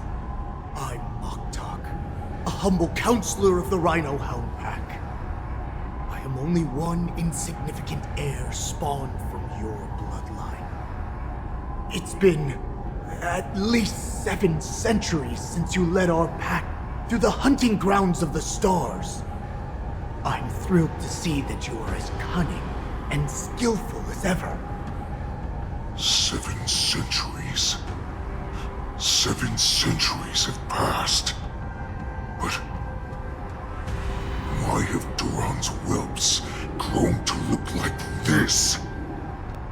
Tell me, Moktok, why have you grown to resemble our most despicable slaves and enemies, the Foxians? I've been commanded to release you from this cursed prison. It is Senjaya's will. That's why I had to take a magic pill, don the skin of a lowly beast, and play along with their hypocrisy. Since you have an escape plan, tell me, what's our next move to get off of this ridiculously large ship? My brothers and I will lock down this prison, trapping the prison guards inside. This will buy us some time. The rest of my crew, who are undercover like me, will secure the vessels for our escape. According to the plan, we only have a tight 2-hour window to get out of here. Originally, I intended to carry out the plan tomorrow, but they're planning to transfer you to the Xianzhou Yaoqing now. So I seized this opportunity to set you free. What a reckless plan, you idiot! Even if we manage to get the ships, our chances of escaping are slimmer than the Foxians slipping through my claws! But we have no other choice. The angel serving under the Master of Immortality sent me with a message. Only your return will end the prolonged divisions among the Borisin. Every one of my crew is ready to lay down their lives if it means setting you free.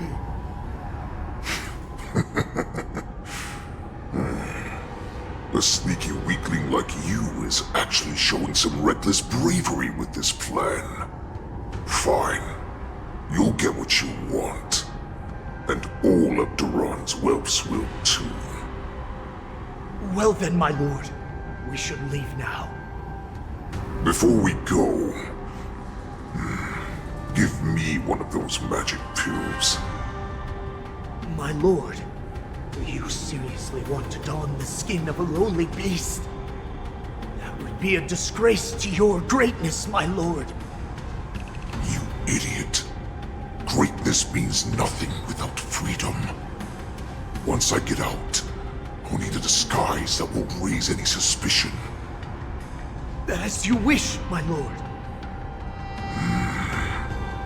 Is that Foxian slave my meal?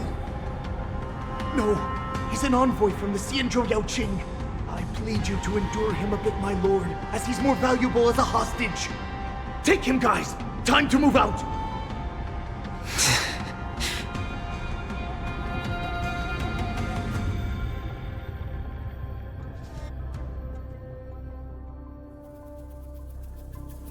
Madam Hanya, the wardens in all areas are regrouping.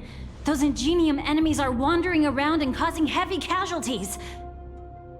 And to make things worse, those iron wolves broke open the cages and let the criminals out! We've called for backup, but it seems like all communication is jammed. Let's preserve our strength and first take down the isolated prisoners. By decree of the 10 Lords, all prison breakers and intruders shall be apprehended, dead or alive. Just a short time ago, the nether key mechanism was activated. It was probably Madame Shui and the Yaoqing messengers, heading to the bottom of the prison. Given the situation, I'm afraid that area is exactly where our enemies are targeting. We mustn't let that vile beast escape from its cage. We've gathered all the prison guards who can still fight, and we'll split up and secure each floor. Go! Those intruders are quite bold. They must have been planning this for quite a while. Indeed, but Borisin tend to favor direct and aggressive approaches. Crafting careful and precise plans like this is simply not their style. Let's focus on the current situation right now. Please help me.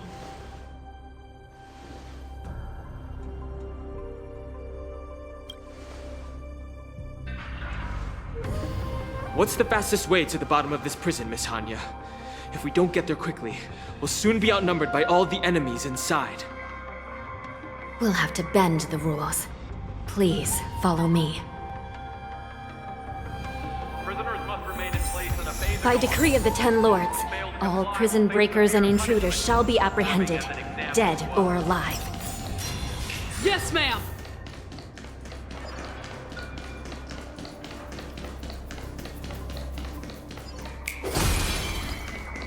Hold your position here. Yes, ma'am. We need a few tools if we want to reach the bottom quickly. Follow me to the next floor. The path is cut off. Someone must have altered the mechanism. No matter. It'll just require a bit more work to get through.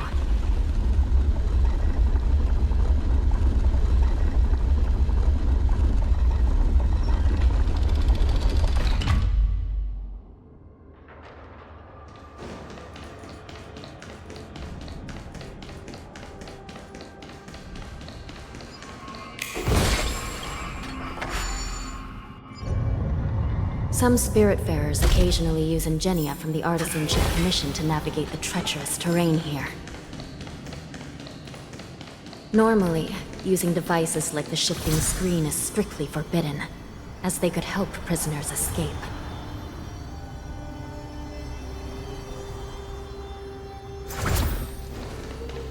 But, given the urgency of the situation, the Nether Key has been activated. I hope we're not too late. Hang in there, sister.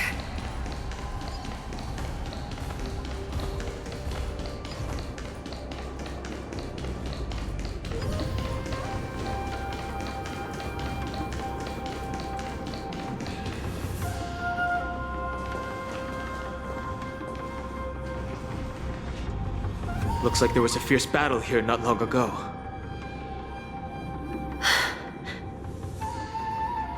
The gate to the prison delve is wide open. Hulei has managed to break free. Where are the Yaoqing messengers? And where's my sister? Are they still alive? Let's look around. Maybe we'll find some clues.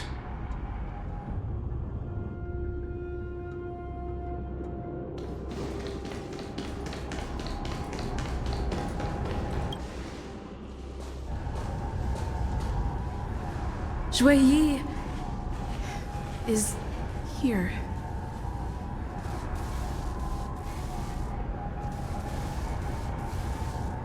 Miss Shui Yi bravely sacrificed herself. My condolences, Miss Hanya. Condolences. Well, that's unnecessary. You misunderstand. Thanks to the Ten Lords' blessing, my sister turned into an Ingenium centuries ago. Dying and returning as just a soul to the Hall of Karma's document office has become a routine for her. While I'm not keen on seeing her throw away her body like it's some replaceable part, but...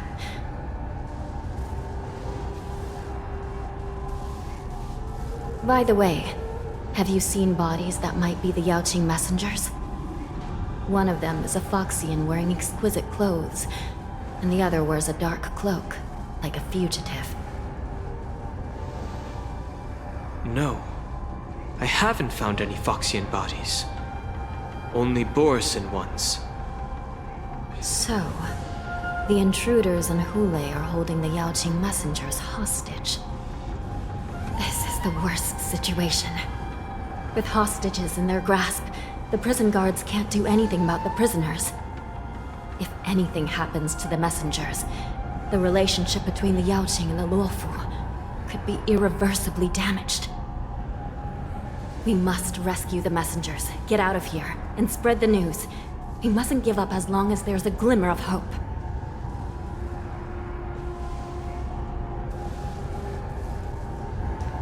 What have you found, Miss Hanya?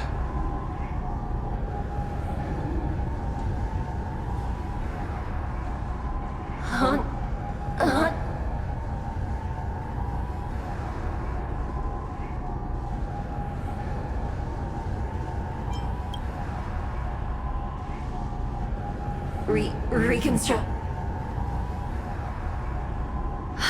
It's my sister. Looks like her soul hasn't returned to the Hall of Karma yet. At such a critical moment, her death can give us information that we can turn into an advantage.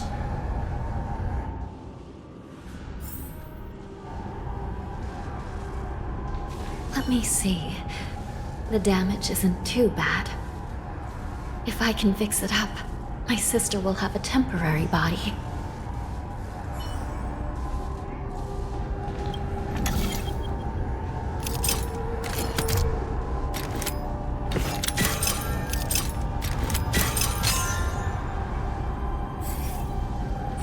Hanya, I'm back. Welcome back, sister. I don't know what kind of expression I should have at a time like this. Happy? Tears of joy? Forget it. I'm used to you coming back in all sorts of forms. Now is not the time for jokes. This side crane can't hold all of me. Sister, what did you see when you were killed? One of the Yaoqing messengers escaped, and the other one was taken hostage and brought upwards? Besides the Borison, there were other intruders. Invisible. Invisible intruders? What does that even mean? How many conspiracies are tangled up in this mess? Do me a favor, sister. The intruders have cut off all communication between inside and outside the prison.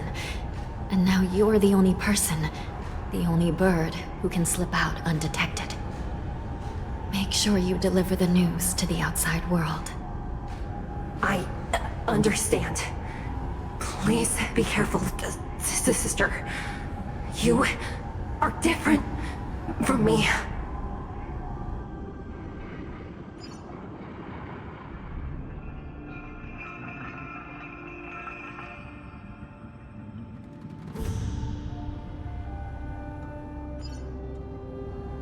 Time is running out, Miss Hanya.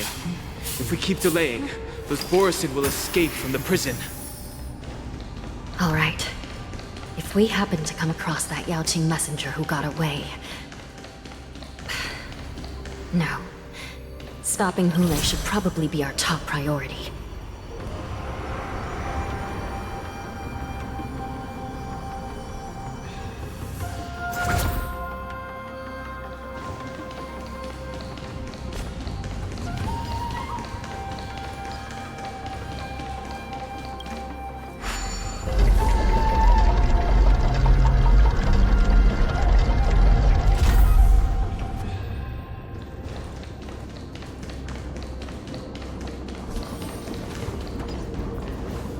Wait! Something feels off. Something's approaching us. The invisible intruders? Watch your back! These abominations aren't prisoners in this prison. Test. Fail. Ready for another? On the still waters of oblivion.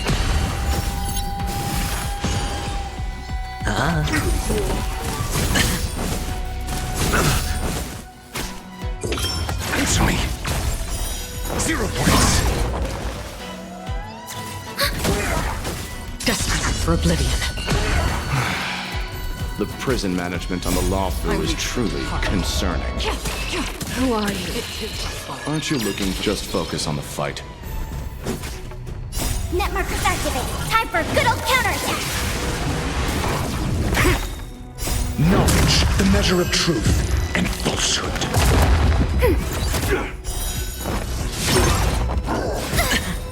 All in. 0 points. Bust. Or maybe I'll take it all. Not good. Still waters of oblivion. It's on me. No dirty tricks. Ready for another? You're familiar. Watch your head. Destined for oblivion.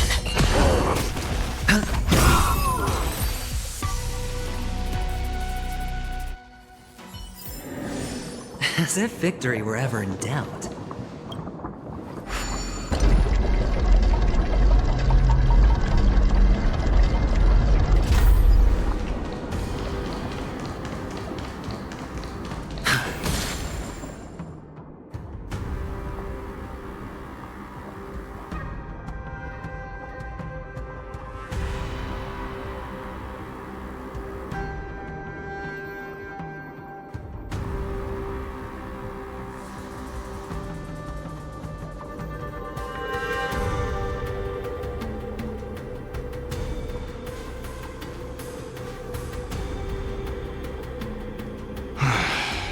The prison management on the Lawfu is truly concerning. So what if I repeat it? It's the truth after all. The prison management on the Lawfu is truly concerning. At least 2 different groups of intruders infiltrated here. The Wolf Cubs and these Mara-struck soldiers. Their hiding technique, it's pretty similar to the Wind Mantle technique used by the Vidyadhara serving Kailorum Venti on the Yaoqing. What do you think? Well, never mind if you don't have any clues. Now is not the time to exchange assassination techniques. I'm Waza. My friend fell into the clutches of that wolf. I was planning to escape and report back as quickly as possible, but now it seems... The prison on the Lawfu is a real maze, I must admit.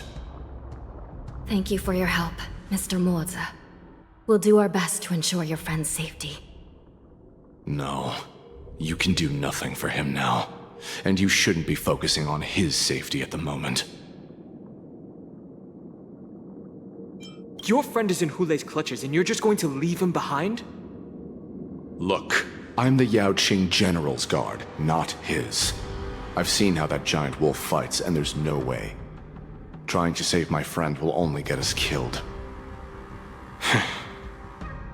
I don't know how you think, but I won't throw my life away for a lost cause.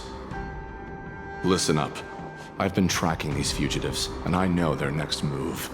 They're planning to seal off the entire prison to keep the outside world in the dark. The worst-case scenario, we are all killed by that giant wolf, and the shackling prison is sealed off. No one will know about us or about their escape until it's too late. And the best-case scenario...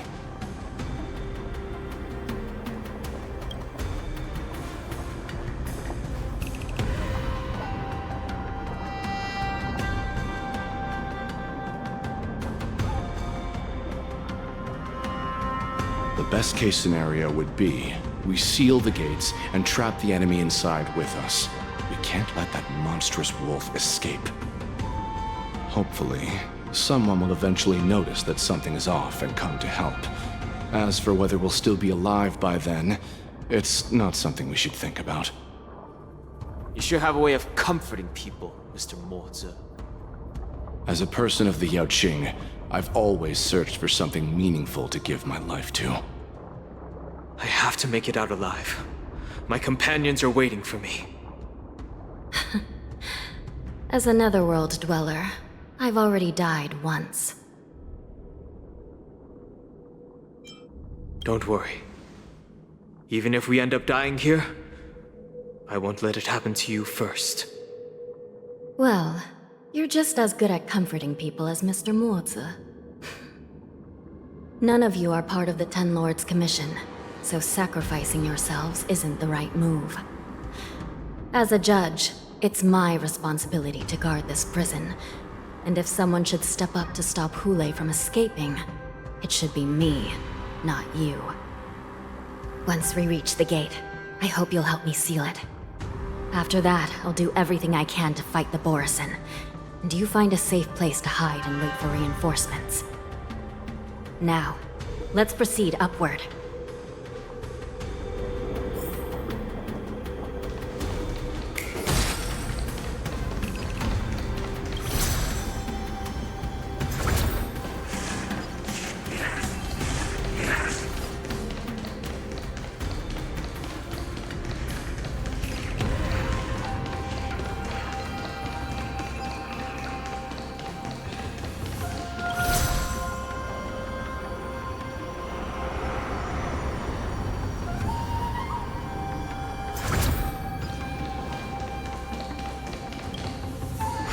We must seal the entrance before the Borisin fugitives get out.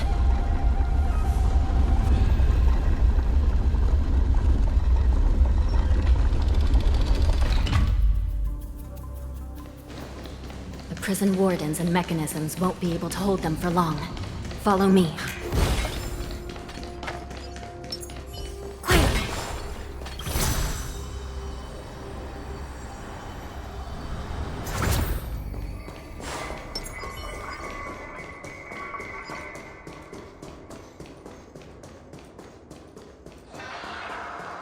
We're almost there.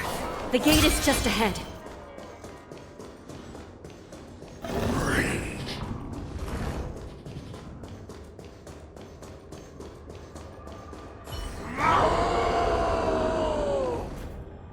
I will hold them back.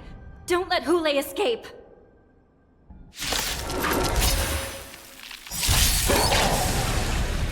Net markers activate. Time for a good old counterattack.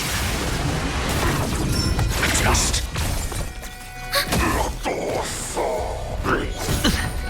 On the still waters of oblivion. Bust. Or maybe I'll take it all. I weep for the departed. It too shall fall. No dirty tricks. Watch your head.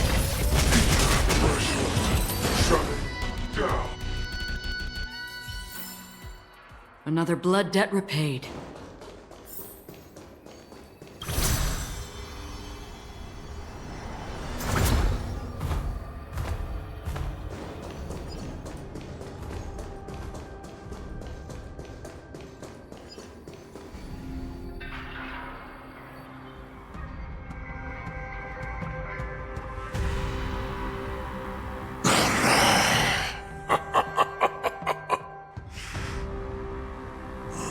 This brings back such familiar memories.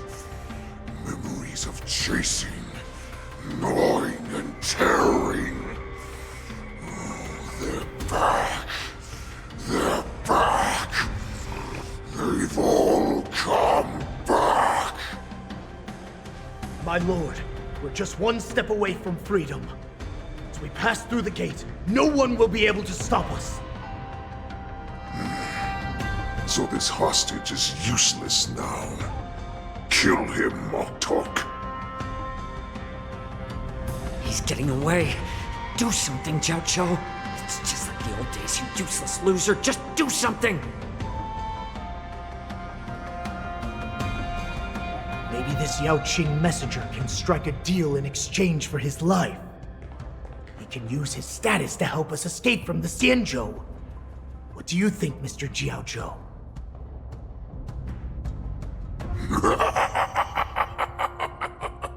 Oh, just look at you. Fallen so low during my absence. You're even negotiating with livestock. As far as I recall, no one from the Yao Qing would ever consider a deal with Duran's offspring. I've got to make this beast stay here, whether it's for the sake of Fei Xiao or the Yao Qing. Deal. I certainly have more value alive. My identity, my knowledge of the Xianzhou, and my understanding of many things that your minions have no knowledge of. They'll all be valuable. Lowly beast. Muster up that pitiful tongue of yours and plead for what remains of your life. Speak up. I'm afraid you're unaware. The woman who defeated you, Jing Liu, she has recently returned to the Luofu. Your opportunity for revenge is right in front of you. My lord, this slave is talking nonsense. I've never heard anything about this. May I just kill him now? Silence, Mokchok. And you, slave. From now on, you'll stay by my side. You'll only speak and move when I allow you to. Otherwise, I'll dismember you from head to tail, inch by inch. Got it? But my lord... We must stay here for some time, Mokchok. Fear not. Because once I step out of the prison, it's the people of the Xianzhou who should tremble in fear. I'll show them what true calamity means. Now, Duran's whelps, follow me!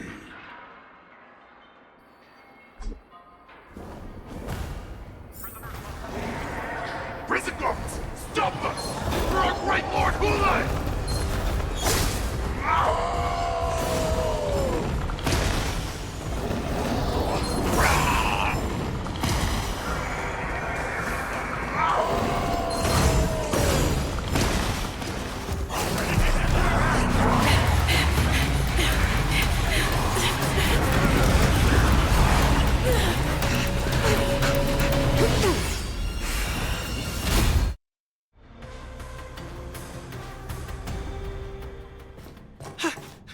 Report! After we lost contact with the shackling prison, we received a message from a Psycrane. The prisoners have revolted, and the criminal Hulei is nowhere to be found! What about the Yaoqing messengers and the Nameless? No news at the moment. We're trying to restore contact with the shackling prison as soon as possible. I see. You're dismissed.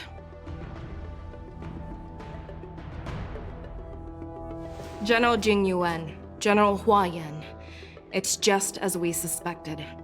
The rise of the Ambrosial Arbor was not the end of things, but the beginning. The hand of the Ruined Legion has already sown the seeds of destruction. From this moment on, the Xianzhou Alliance will face an even greater challenge, from both the abominations of abundance and the destruction itself. If this is what they want, I'm always up for a challenge.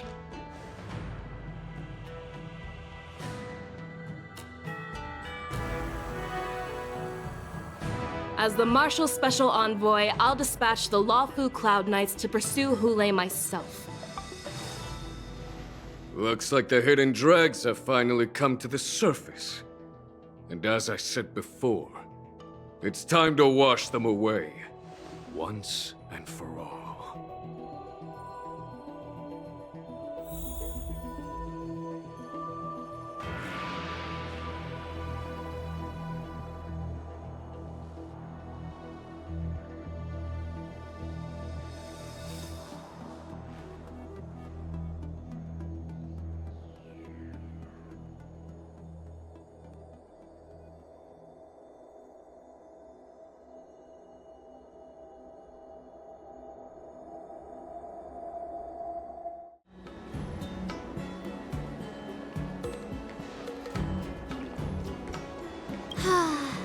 Seriously? When is this war dance going to start? The Sky Splitter has been hovering there for ages. When can we board and see what's inside? Is this how long life species live? Everything proceeds so slowly. The effectiveness of anticipation in my emotional center is at an all-time high. Oh, I need to drink some coolant. Relax. The Realm Keeping Commission will send boarding notices to all ticket holders. The Gazette said the Sky Splitter will fire a salute before the ceremony starts. I saw the schedule for the first day of the tournament. Can you believe the Ringmaster accepted 4 challenges? And he's just a kid. So, who are you betting on, Bardo? I'm betting on neither. I lost all my credits betting on Roboball games in Taikian. This time, I've decided not to rely on probability games to accomplish my target of getting rich. War dance.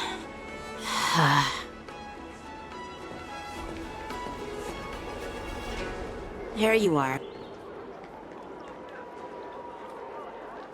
I heard you and Mr. Dan Heng went to meet the judges, and then a riot broke out in the shackling prison. I was so worried about you. Thank goodness you both made it out safe.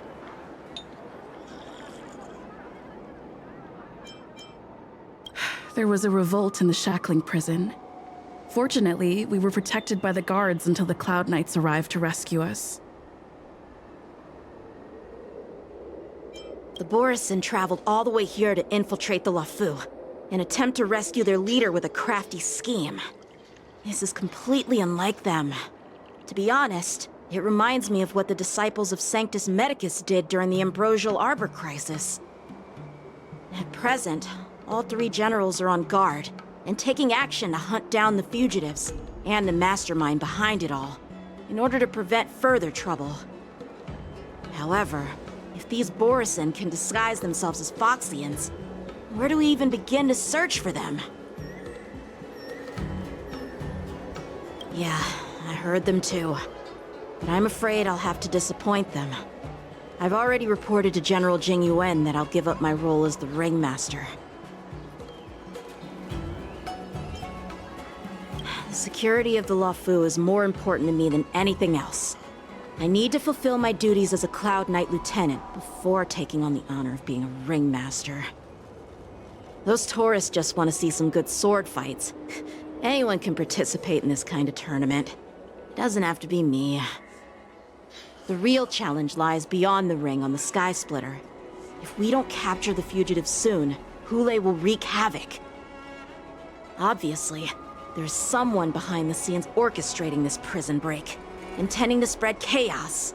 If we fail to thwart their evil plan, what honor will be left for us to uphold? Well said. You may be tiny in stature, but your ambition matches that of the Yao Qing's warriors. Hey, this has nothing to do with my height.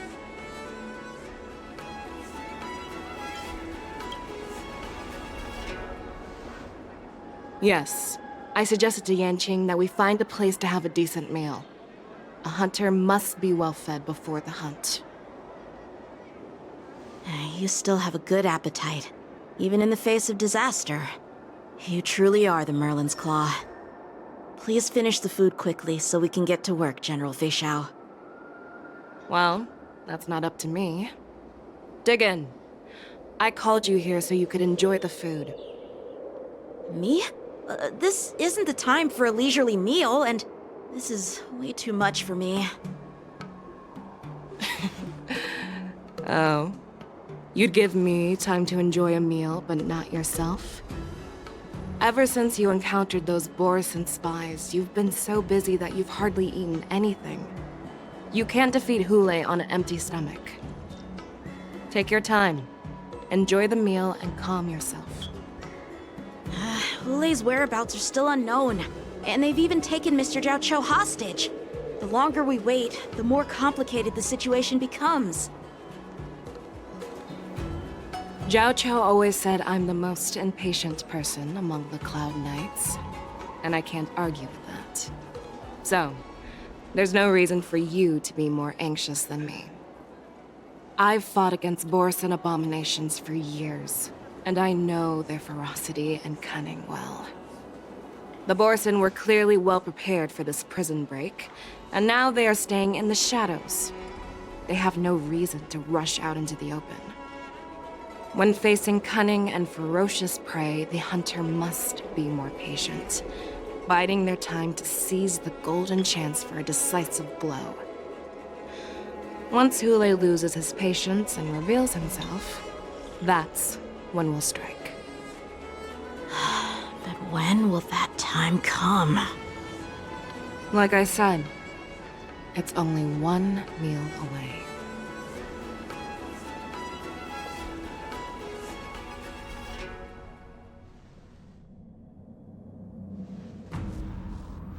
General Hua Yan, the Skyfaring Commission has finished its preparations.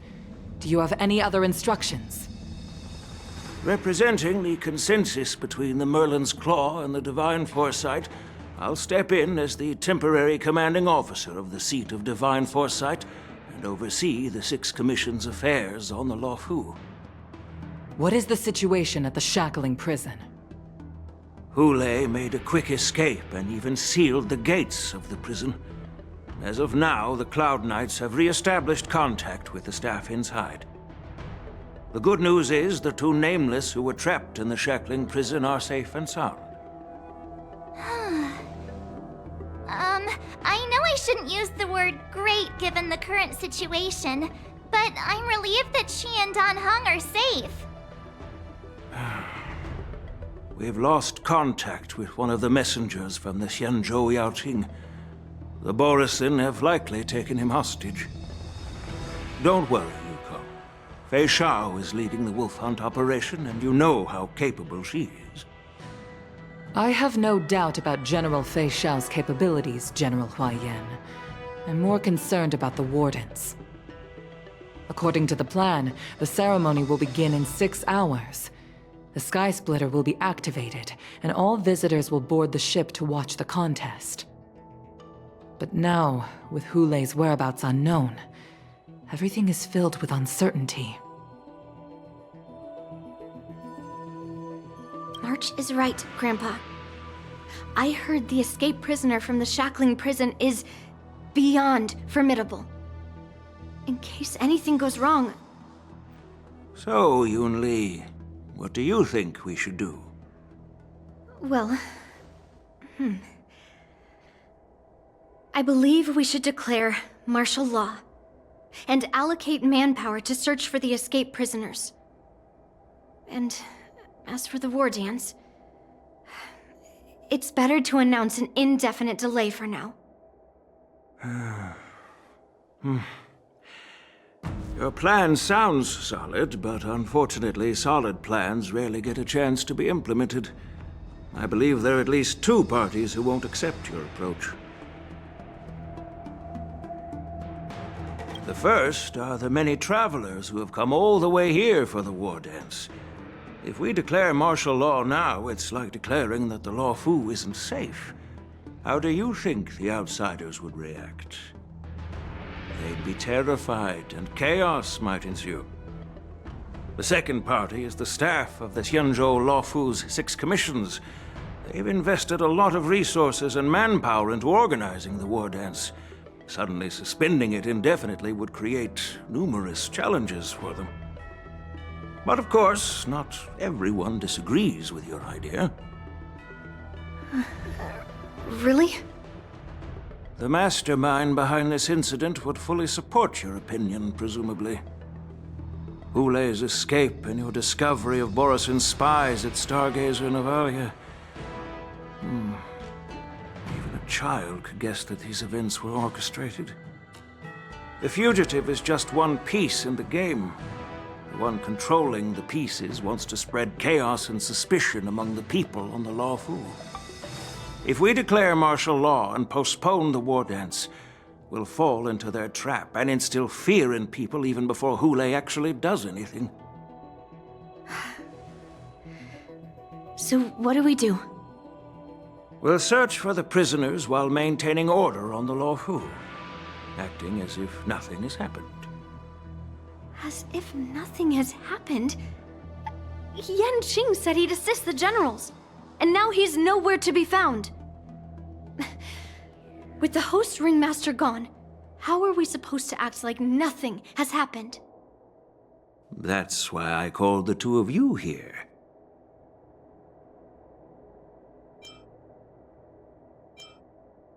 Of course, I'll do my part, but not on the Sky Splitter. General Huayan, are you asking me to take Yanqing's place as the Ringmaster? You caught on quickly, Miss March. That's exactly what I mean. But Miss March is a guest invited by General Jing Yuan, Grandpa. How can an outsider represent the Lawfu in the ring? It will make the Xianzhou Lawfu a laughingstock. Dear child, the nameless of the Astral Express are renowned throughout the cosmos. It's an honor to have them participate in the ceremony. Plus, Miss March is a disciple of the little Cloud Knight Lieutenant. How can she be regarded as an outsider?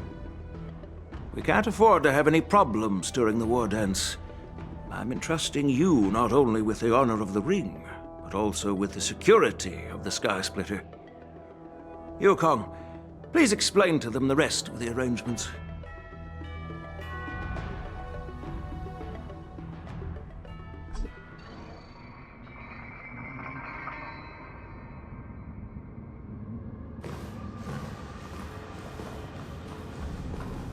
I am sorry for our improper management, and I truly appreciate your assistance, General. There is no need to apologize. We Cloud Knights fight on the battlefield while you judges punish the criminals. We are two sides of the same Xianzhou Luofu, and it is my honor to serve the Ten Lords' commission. I've grasped the situation of the prison break. Now tell me more about the current state of the Shackling prison. Borison infiltrated the prison in disguise and released the prisoners, spreading chaos. Among the judges on duty in the 4 divisions, Judge Shui from the Detention Division was killed and is temporarily unavailable. So, I'm taking over her duties and commanding Arumaton spectral envoys and spiritfarers to quickly restore order in the affected areas. I, and the two behind me, will go deeper into the prison to investigate. But, General, the situation inside is still chaotic and perilous. Your presence would be... It's common for Cloud Knight generals to face danger directly. Hulei has escaped, and the Yaoqing envoy is being held hostage by the Borison. His fate is unknown. This is a grave matter. Not only did the Merlin's Claw offer no reproach, she decided to go after Hulei herself to prevent further calamity. I believe the Luofu owes her something in return for her fervent determination. How did the infiltrators learn about the location where Hulei was held? And how did they time their plan just before the Yaoqing messengers were ready to escort him? Finding the answer to these questions shouldn't be too difficult. What truly matters is if we can gather the clues that lead us to the mastermind behind all of this. I understand, but I'm afraid it won't be an easy task. For a long time, this hidden force has been pursuing their own goals and undermining the security of the Luofu. Backing down now will only encourage them to further endanger the peace here. The Ten Lords Commission will support your decision with everything we have, General. Dan Heng and Ling Sha, I'll need both of you to accompany me on this challenging journey. Well, it's part of my responsibilities as the Cauldron Master. So, where would you like to start, General? Let's start with those Borison disguised as Foxians. My people have already prepared the evidence.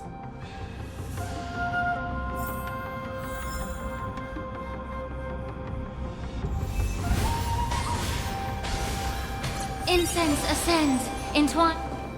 According to Lieutenant Yanqing's report, he stumbled upon a few suspicious Foxians at Stargazer Navalia. After following them, he discovered that they were actually Borison in disguise. This is one of the bodies.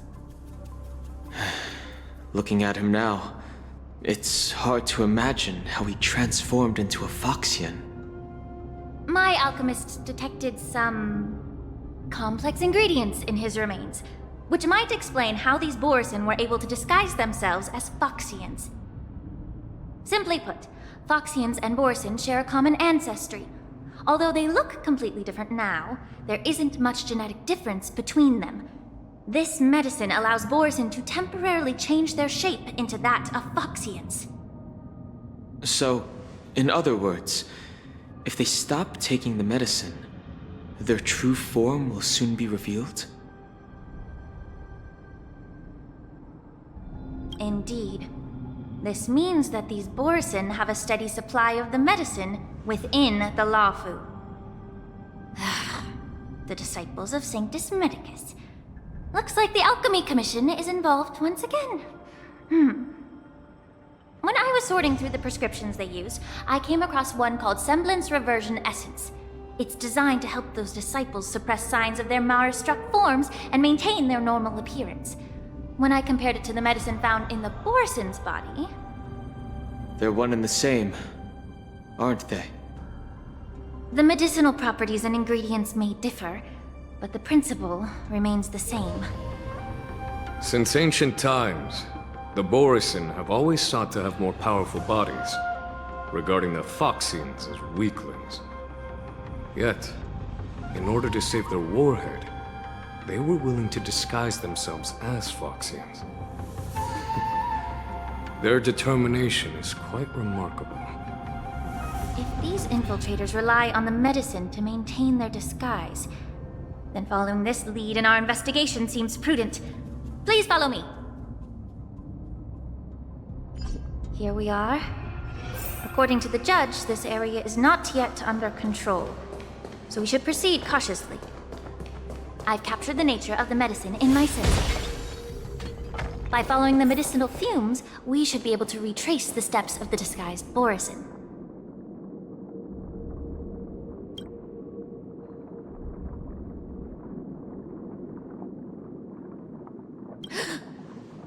Incredible strength. The attacker shattered this warden's bones with a single blow. Such brute strength is not something an ordinary Borisin possesses. This is likely the work of Hulai.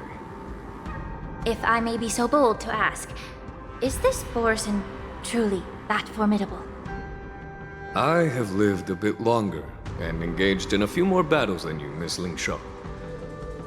To the Alliance, Borisin have always been the most formidable adversaries. And Hulai is a monster feared even among his own kind. With his strength, Hulai united numerous Borisin packs, forming a grand army of abominations of abundance. They constantly push the Alliance's armies into perilous positions. Over 7 centuries ago, I followed my mentor on a campaign against the abominations. And I personally witnessed the devastation on the battlefield after Hulai appeared. Even with medicinal pellets that suppress the fear caused by his lupitoxin, countless Cloud Knights succumbed to panic in the face of his murderous aura. They couldn't even raise a hand in resistance. If the former Sword Champion hadn't immobilized Hulai with her Frostblade, the outcome of that fateful battle could have been very different. By the end of the battle, only a few of us remained. The Crimson Moon cast the sheen of blood on all. Everything I saw was painted dark red. If that's the case, why wasn't the beast executed instead of being imprisoned? On the Xianzhou Juming, the judges cast those unforgivable and nearly immortal abominations of abundance into the eternal flames of the stars, reducing them to ashes. Their so-called immortality is just a facade. I mean, nothing can truly defy death, can it? I just don't understand why the Lawfu kept this tumor for so long, leading to the terrible situation we're facing now. But I guess I understand. The people of the Lawfu are known for their kindness. Even when faced with the malignant tumor within the Alchemy Commission, they couldn't bring themselves to cut it out.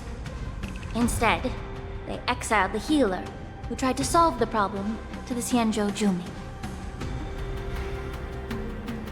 I understand if you hold grudges against me, Miss Linshaw. I take the blame for the resurgence of the disciples of Sanctus Medicus. As for why Hule was only in prison, I can shed some light on that too.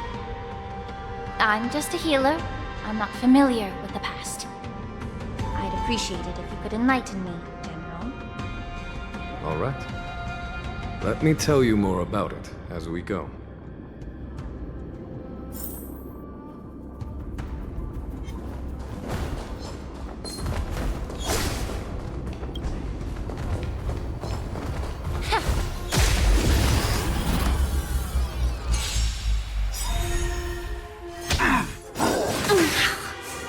Time to say bye. Boom. Beneath the waters lies an endless abyss!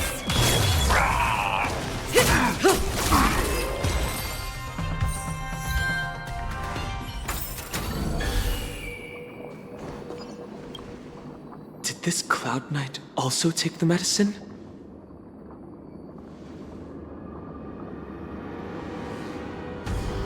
No. This is a Borisin in disguise. A guard killed him before he could return to his original form. All these Borisin are dressed in official attire. Besides the Cloud Knight, there were also 2 Borisin disguised as members of the Skyfaring Commission and the Artisanship Commission. Whoever is providing them with official identities must hold the position of power. Let's search elsewhere.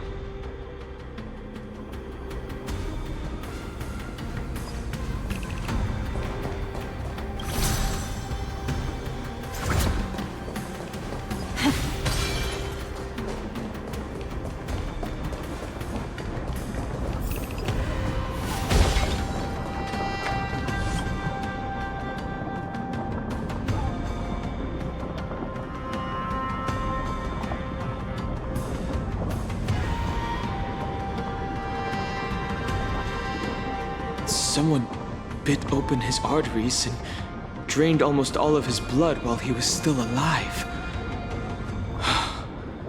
Such a cruel and ruthless act. Despite being a long-lived species, Borisin are actually more like predatory beasts that must feed on raw blood and flesh. I've heard that Hule was deprived of food and water in the shackling prison. It's hard to imagine how he managed to suppress his hunger for over 7 centuries. Will the hostage from the Yaoqing be able to avoid being his meal? Such is the terrible nature of the abominations of abundance. We subjected him to the Forest of Swords to drain his life force. But in the end, his punishment turned into a test of our patience. Just like you said, Miss Linshaw. Casting a creature that can't be killed into a star would be a way to permanently get rid of it. But unfortunately... The Foxians didn't agree to that. Exactly. The atrocities committed by Hule went beyond mere massacres. Throughout numerous wars, we made every effort to eradicate the Borisin. But Hule, with his mysterious sorcery, turned countless Foxians into his pawns. And so the Borisin kept returning. The Foxians curse his name day and night, and they even use it to scare children into staying quiet. How could they grant a swift death to such a great sinner? I wonder if you know why Hule wasn't taken into custody by the Foxian majority Xianzhou Yaoqing, but instead imprisoned in the Xianzhou Luofu, Miss Linshaw.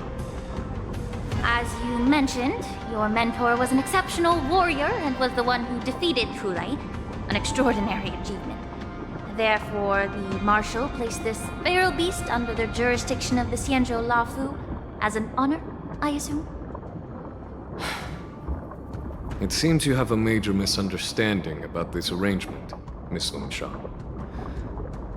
Allow me to explain it to you.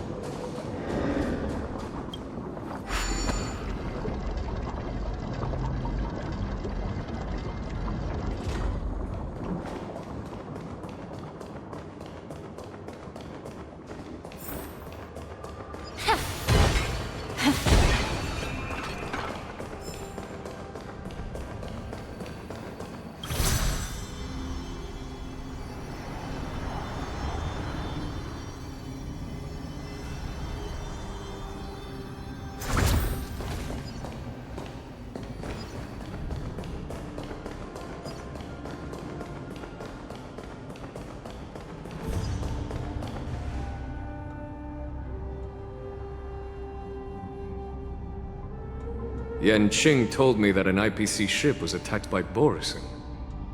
Is this what they were transporting on the ship? Yes. The Artisanship Commission and Alchemy Commission conducted a joint examination and found that parts of this machine are made from specially refined Borisin biotissue. I heard the Intelligentsia Guild has been researching the biological properties of long-life species, hoping to make medical or combat-related discoveries.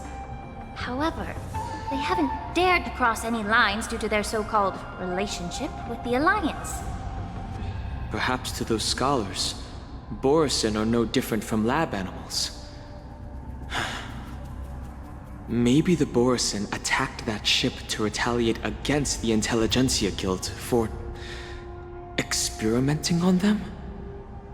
No.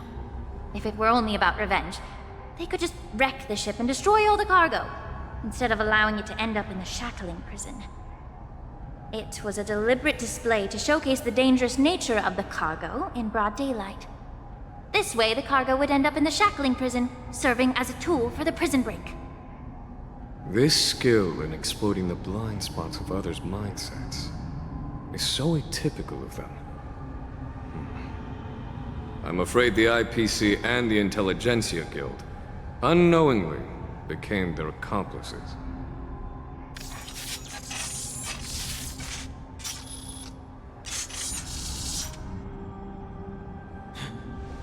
Watch out! This thing is still alive! Generate even after suffering such severe attacks? Their imitation of long-life species has crossed the line. Stand still. Time to say bye. Boom.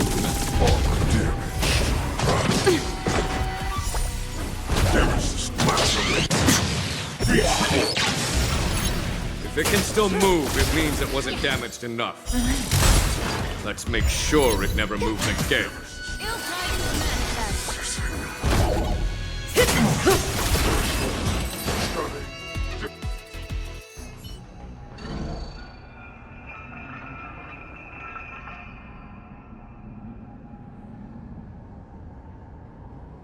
You haven't answered my question about why Hulei was imprisoned in the Lafu instead of the Yaoqing, General. You've been reserved in your response. Could it be that such an arrangement wasn't an honor? The reason why the Marshal didn't leave Hulei on the Yaoqing lies in the very mech in front of us. Are you suggesting that there are people trying to understand Hulei's secrets and use them for their own purposes? Just like with this mech? Well, I understand. I've heard that the Foxians on the Yaoqing share a bloodline with the Borisin. And just like the Borisin, some of the Foxians there experience an uncontrollable insanity called moon rage. The Marshal believed that this would be inhumane and no different from what the Borisin did, so... Exactly. While Borisin see moon rage as a blessing that unlocks their true potential, Foxians see it as an inevitable curse within their bloodline. Countless healers of the Yaoqing have attempted to unravel this mystery, but to no avail. Why can Borisin control the power of moon rage? Can we Foxians break free from this curse? These questions were asked frequently. Each questioner had good intentions. But the road to catastrophe is paved with good intentions.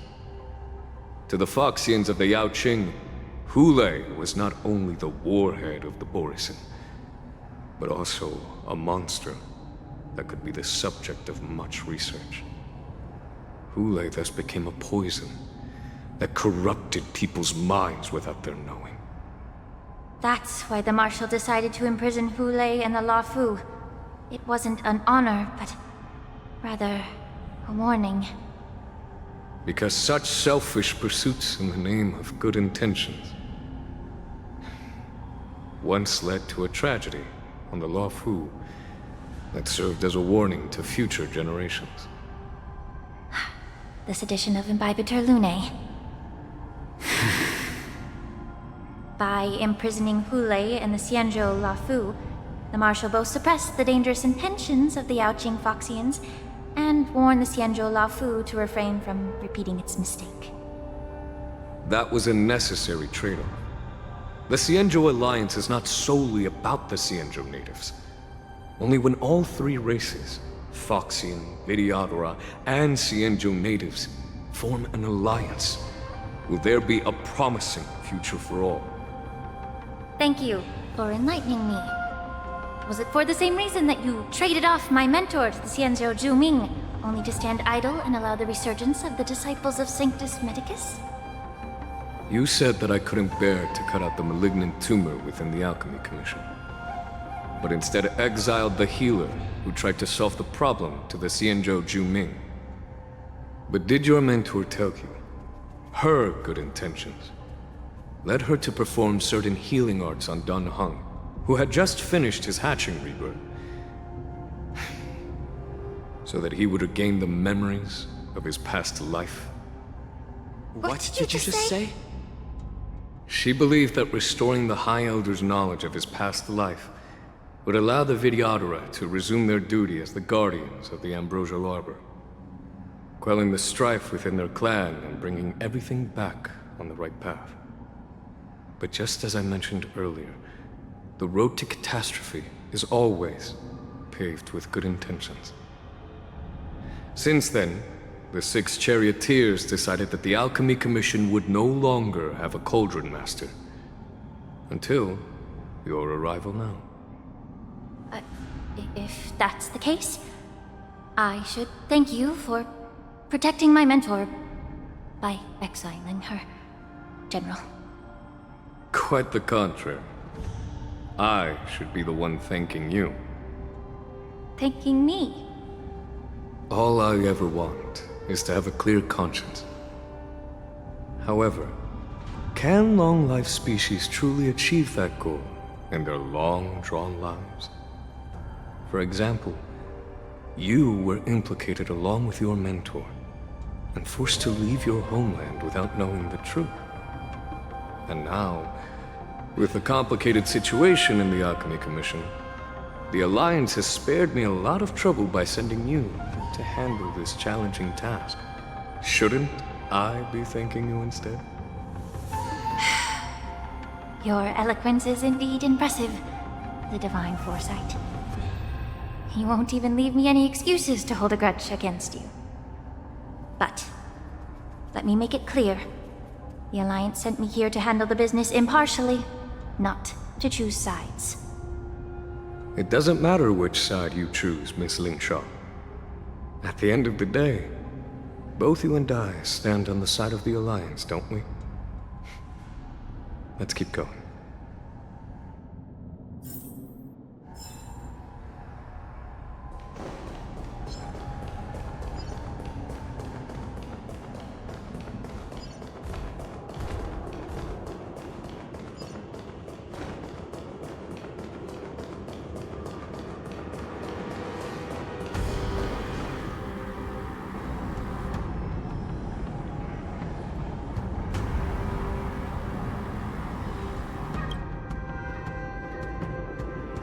These Mara-struck soldiers don't appear to be escaped prisoners. How can you tell? These soldiers are fully armed. Obviously, they didn't hastily join the battle. The messenger named Morza did say that there were 2 groups of attackers. The other attackers, aside from the Borisin, could hide their tracks. I believe he was referring to these people. Hide their tracks? Exactly. I've engaged with these attackers before, and they used Cloud Hymn magic to hide their presence. Without careful observation, no one can detect them. You once warned me to be cautious of the Videodora Elder's influence within the Alchemy Commission. Could it be? What's on your mind, Miss Lingshaw? Well, it seems that someone provided the attackers with a map of the shackling prison, and Considering the Videodara's involvement in the prison's construction, it raises suspicion about their role in this. Additionally, the fact that the Borison need medicine to disguise themselves would suggest that there are still moles within the Alchemy Commission assisting them covertly. Moreover, forging official identities for the undercover Borison would require someone with significant authority.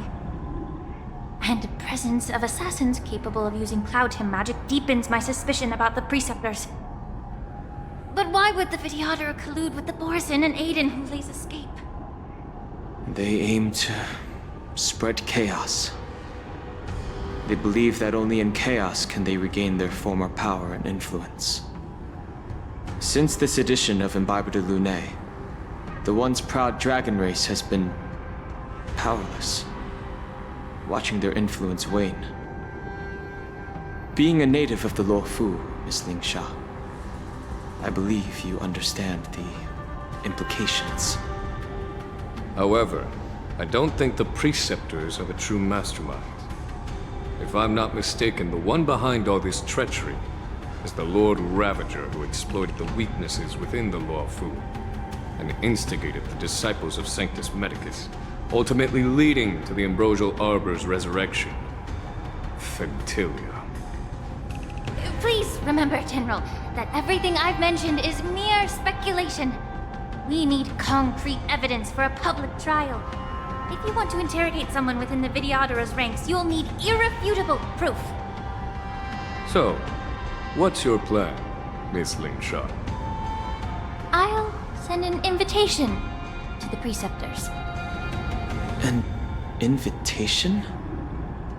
The Preceptors have been inviting me for a personal meeting since my arrival on the Luofu. Now, I'll send them the remains of these Mara-struck soldiers and the route map I found in the prisoner's possession. Then, I'll ask them to meet me at Scale Gorge Waterscape. I'd like to hear their explanations. Good idea. If I were to take action, it might alert the true mastermind. I trust you to handle this matter, Miss Lingsha. The internal affairs of the Videodara should remain under their jurisdiction. And don't worry if things don't go smoothly. Once the wolf hunt operation is over, the hidden truths will come to light. Speaking of the wolf hunt operation, I'm truly worried about the Yaoqing messenger who was taken hostage. Hulei was starving in the shackling prison for centuries. I don't know if the messenger can survive in that wolf's clutches. May Rainbow's blessing keep him safe.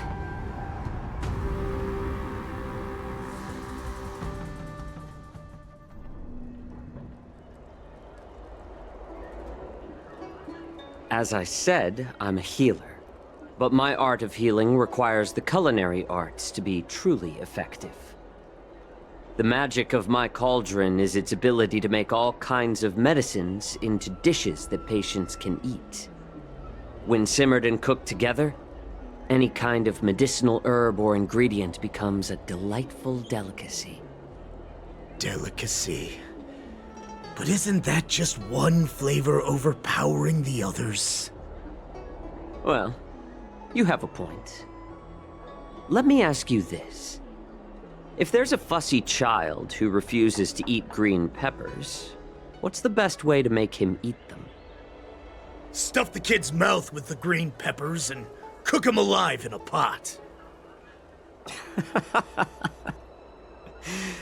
You have quite the sense of humor. I've heard that you, Borison, have lost many of your taste buds during the self-modification process, so you can't experience complex flavors. Only the saltiness of blood and flesh truly awakens your appetite. It's a shame I don't have any green peppers right now.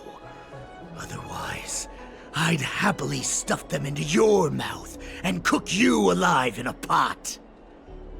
I'm just kidding. The answer is quite simple. Chop up the peppers and mix them with minced meat to make meatballs. This way, the flavor of the meat overpowers the taste of the peppers. And even a fussy child can enjoy them. Can I just boil your tongue in this hot pot? I know you're trying to buy time until someone comes to your rescue. You said that Jin Liu recently returned to the Luofu, right? Well, she did come back. But, unfortunately, I also found out that she committed serious crimes and was escorted to another Xianzhou ship. Do you really think you can delay our departure by provoking Lord Hulei's desire for revenge with your clever little tongue? You see Borison as savages who know nothing about the Xianzhou, but in fact, we know all about your tracking tricks. Like the jade abacus you're carrying, and the side cranes in the sky. The more hope you hold in your heart, the greater your pain will be when death comes. I wonder if you can maintain your composure when I tear your throat open. His composure is only a temporary effect of the medicine. And it will wear off soon, right? Lord Hulei! Oh, you pathetic Foxians. For thousands of years, we were the ones who allowed you to live, and who granted you civilization. But in the end, you chose to betray us for the freedom promised by the Xianzhou people. But it's all right. As long as you catch the scent of your masters, you obediently return to us. No matter how far you run away. Hulei. Have you ever wondered why it took them 7 centuries to come to your rescue? The Borison's era has long passed. Did they ever tell you these harsh facts before giving you hope for returning home, Lord Hulei? Now they're being crushed by the Merlin's claw of the Yaoqing, by a Foxian. They're hiding in remote corners of the cosmos, trembling with fear like a wounded beast on its last legs, reaching out desperately for any fake hope of salvation, which in this case is you. The Merlin's claw of the Yaoqing. A Foxian? Very interesting. Tell me, Moktok, is he speaking the truth? He isn't lying. That lowly beast was a war slave who ran away from our pack. Cannon fodder, a thief! She stole our power and used her knowledge about us to fight us, using every dirty trick in the book! And she bested you, Moktok. Fairness is but a pathetic excuse for the dead and defeated. Since our great pack has fallen apart, who told you that I was alive? And who sent you here? In our darkest hours, it was a prophet of the Master of Immortality, named Mongus, who showed us the way. Her guidance brought us hope. This prophet, Mongus, what does she want? The prophet made this proclamation. The Borison have been divided for too long, and only your return can unite all the packs, restoring us to our former glory. That's when we learned that you were still alive. It must have been a manifestation of the Master of Immortality! And the prophet told us that the Foxian general of the Yaoqing would take you to her ship during the Luofu's war dance, and that it would be our best chance to infiltrate and free you from your prison. And just as she said, we did it! Even if you managed to set Hule free, you'd have no way to escape. We've already prepared our ships, and the Prophet's prediction will surely come true.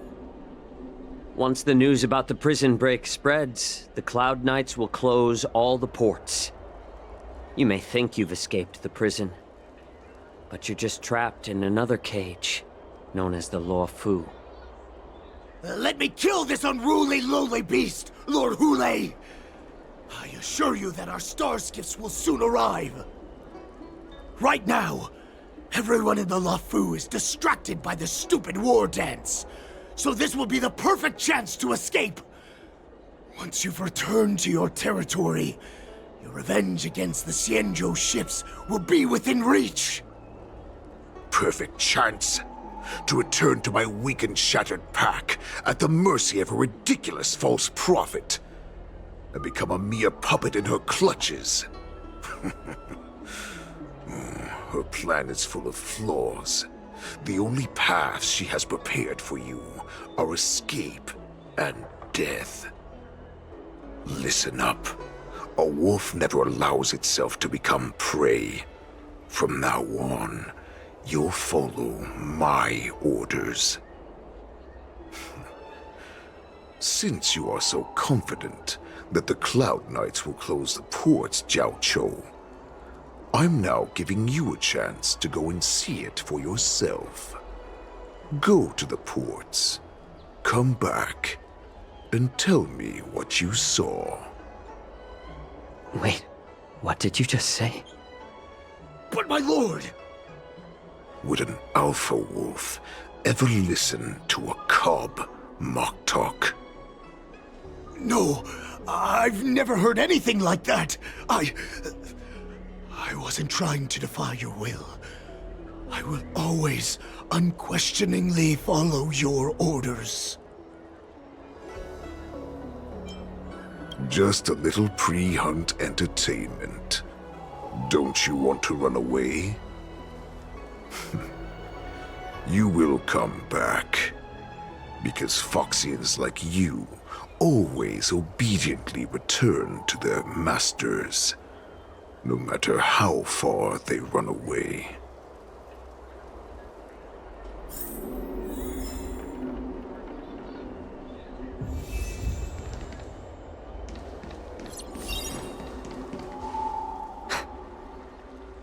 I can't believe he actually let me go. What game is he playing? Perhaps I can try to warn the Cloud Knights. No. Perhaps I can just escape.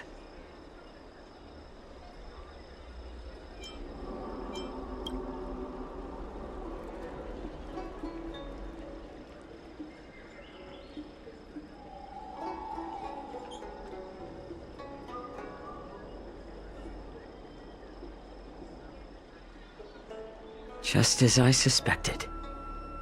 He's testing me. The Cloud Knights must have been aware of the situation inside the shackling prison for some time. Will General Fei Xiao personally lead a squad to capture Hule? For now, I'll do as he asked.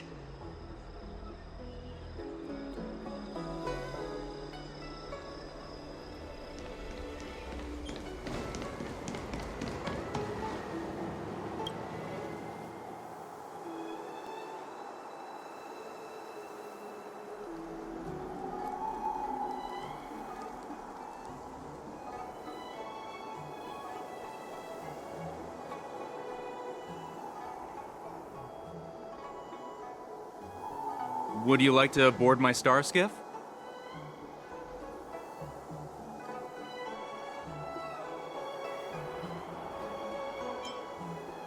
Well, my little star skiff can't accommodate that many.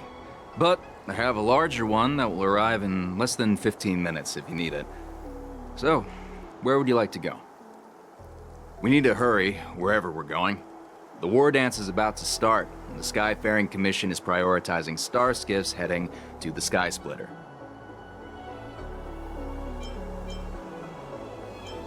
Close the ports? Why would they do that?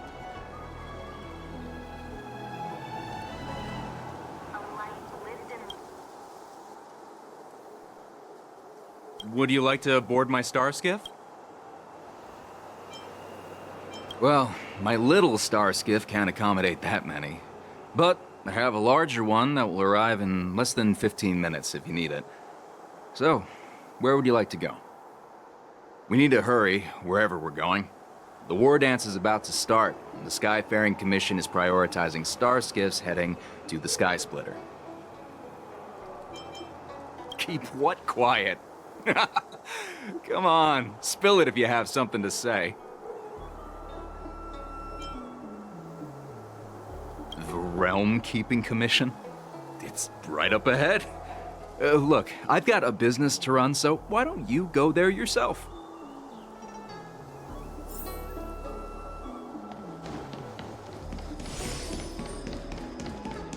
A slow simmer over low heat, or a quick stir fry over high heat?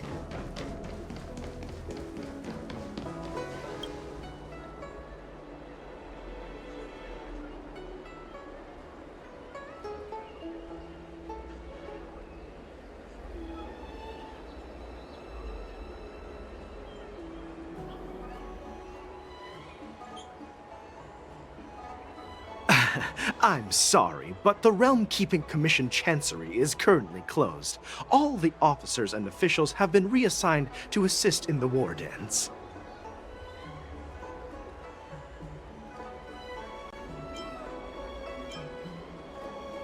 If I can help you.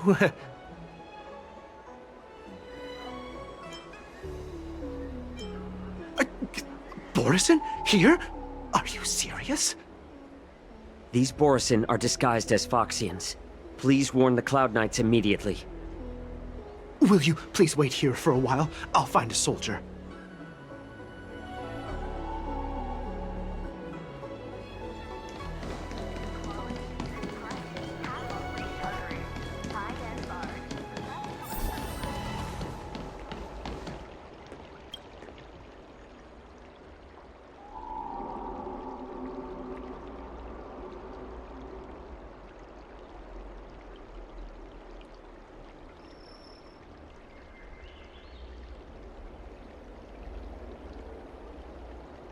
Hey there. I noticed you'd been looking at me for quite a while.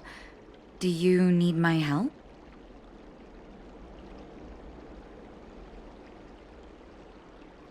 Could you please provide more details? What? Are you sure about that? Wait. I recognize you. You're the lost Yaoqing messenger. How are you here? I was brought here by the Borison. Please make sure to report this news. All right. I'll call for reinforcements.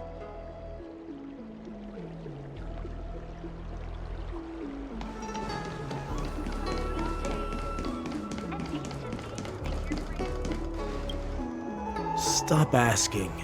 I'm off duty now. Go bother someone else.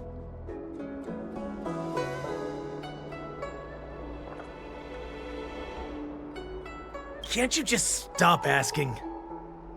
You're not one of us, but I smell a familiar scent on you. The Warhead sent me here to check on the situation. No, not at all. Instead, the Skyfaring Commission is clearing routes to prioritize star skiffs heading to the Sky Splitter.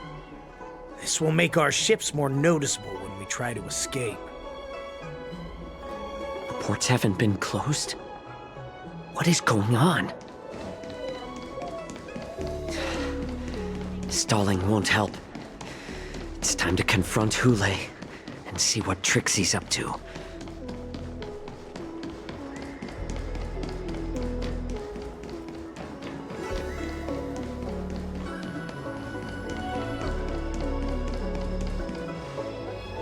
You're back, Jiao Chou.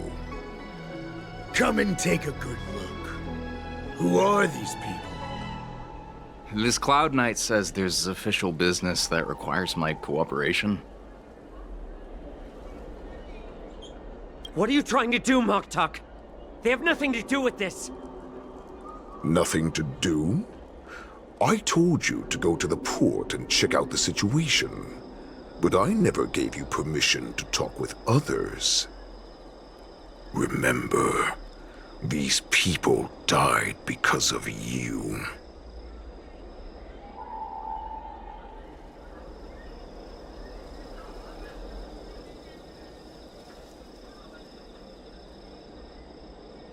You want to prove to me that you hold everyone's lives in your hands, right, Hule? Oh, exactly as you said.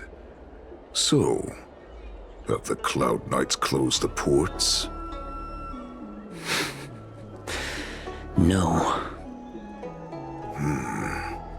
They don't want to publicize my escape. I understand. It's no surprise, for fear is more deadly than claws and fangs. Especially during a festive time like the war dance. What lurks here is not a group of fugitives, but rather a pack of wolves amidst the flock. My cubs are hungry, ready to feast on flesh and blood, reveling in your fear. Your calm facade will soon crumble. I can tear through it and expose your pathetic bones any time. There's no escape from me, Jiao Cho. Of course, you can try your luck and believe that your wits will save you. But remember, you're not the only hostage in this city. If you try anything funny, innocent people will die because of you. Now, let's talk about the Foxian general you serve. Moktok says she's here for me, which means she'll be hunting me herself. Before the hunt begins, I need to know my opponent. You can refuse and play tough, or you can cooperate and save us both some time, healer.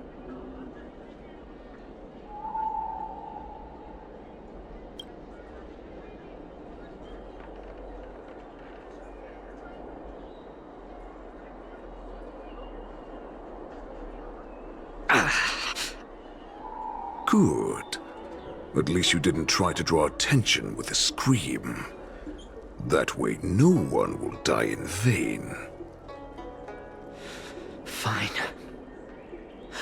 I'll tell you what you want to know about her. But I expect something in return.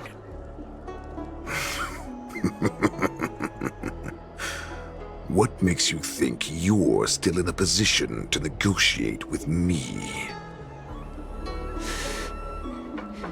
You can torture me until I talk.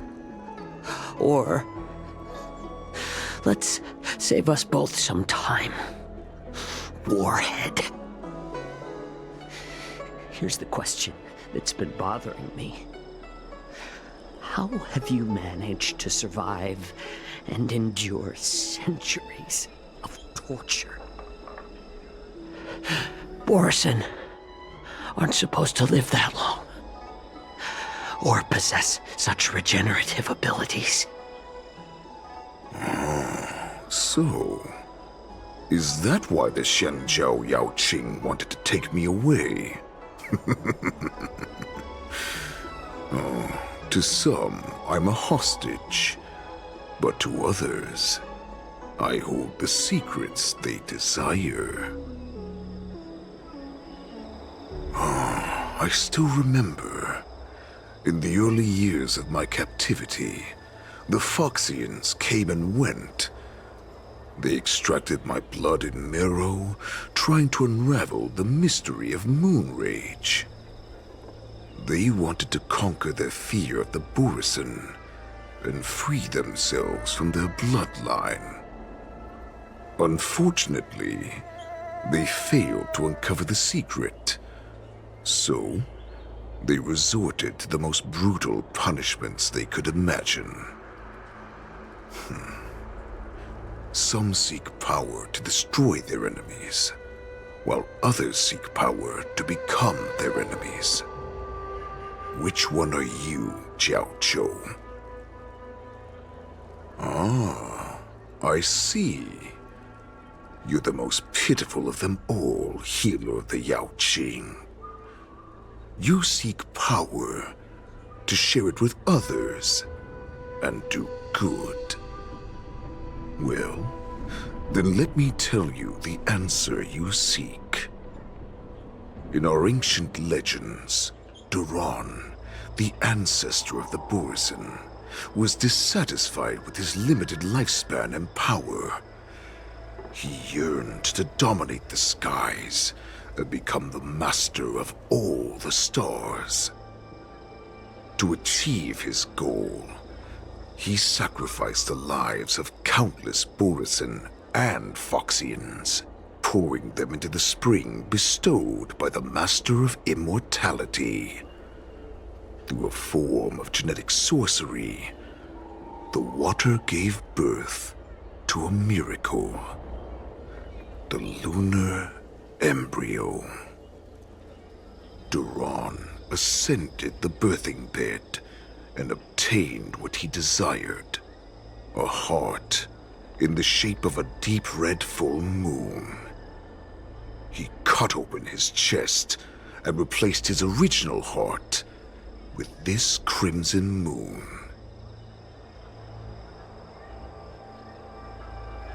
Laugh all you want, but only I know the truth behind every word.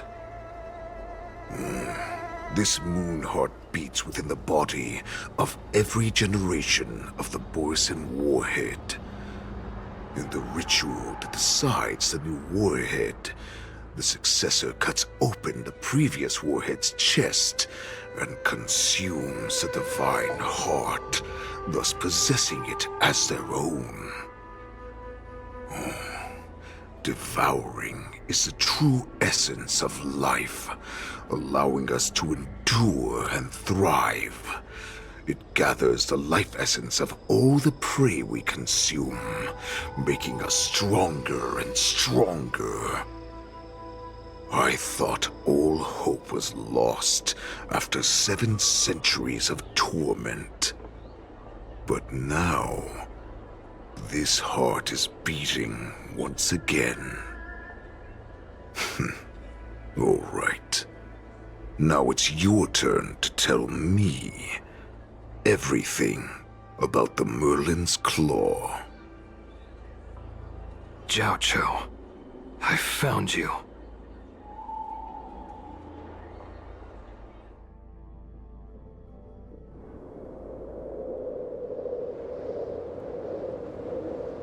I know I'm in no position to question your orders, but if I understand correctly, you already have intelligence about the Borisin?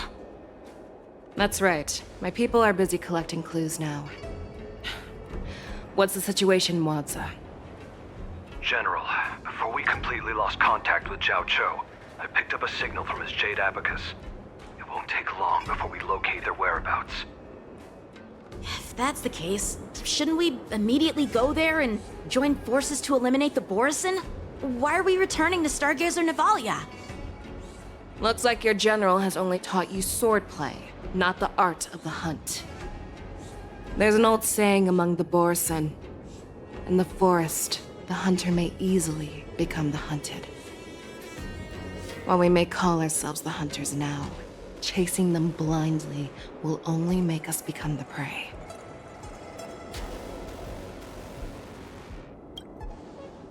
Are you joking, General? He's just a wolf who's been imprisoned for 7 centuries. Even with his accomplices, they're no match for us numerous Lawfu Cloud Knights. How could he consider us his prey? Do not underestimate the enemy. Hule is not an ordinary Borisin that can be easily killed. The advantage in numbers means nothing when we face that monster. A vicious beast who hasn't tasted blood and flesh in 7 centuries is now lurking on the streets of the Lawfu right before the war dance. This is what makes the situation treacherous and unpredictable. To him, the lives of ordinary people are just meat, ready to be devoured at any moment. Exactly. That is why we must succeed in our first strike, or the situation will spiral out of control. You've heard of this military tactic, right? When you surround your enemy, leave one side open for them to escape. A skilled hunter must be well prepared, waiting for the prey at the most advantageous position.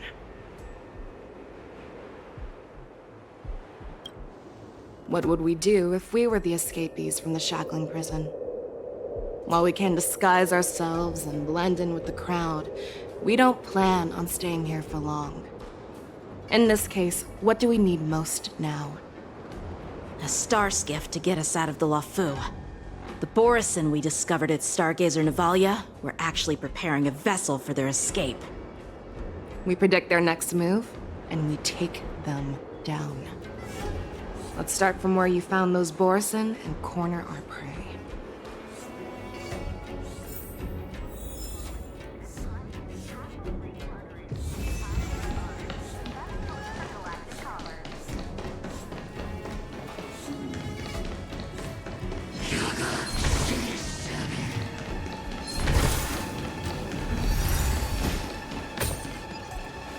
This is where we ran into the Borison last time. It looks the same as usual. Because I blocked all the relevant news to make it seem as if nothing had happened. Losing contact with their accomplices preparing the star skiff will surely put them on guard. However, the more well-prepared a plan is, the longer it takes to adjust when it's disrupted. If any Borison wants to stick to the original plan despite the risks, they'll surely come back to Stargazer Navalia to check the situation.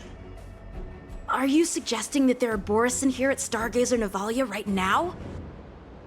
This is an automated area, so don't you think that there are a bit too many people here today? First, look at those 2 Skyfaring Commission staff members. They've been observing us in secret since we arrived here. Then there's a Cloud Knight soldier over there. Perhaps he's here for patrol, but each patrol team must consist of 2 members, and obviously he is not following the rules. Lastly, there's that craftsman wearing Artisanship Commission clothing. He's unusually focused on checking that device. If you have a target in mind, let's go investigate.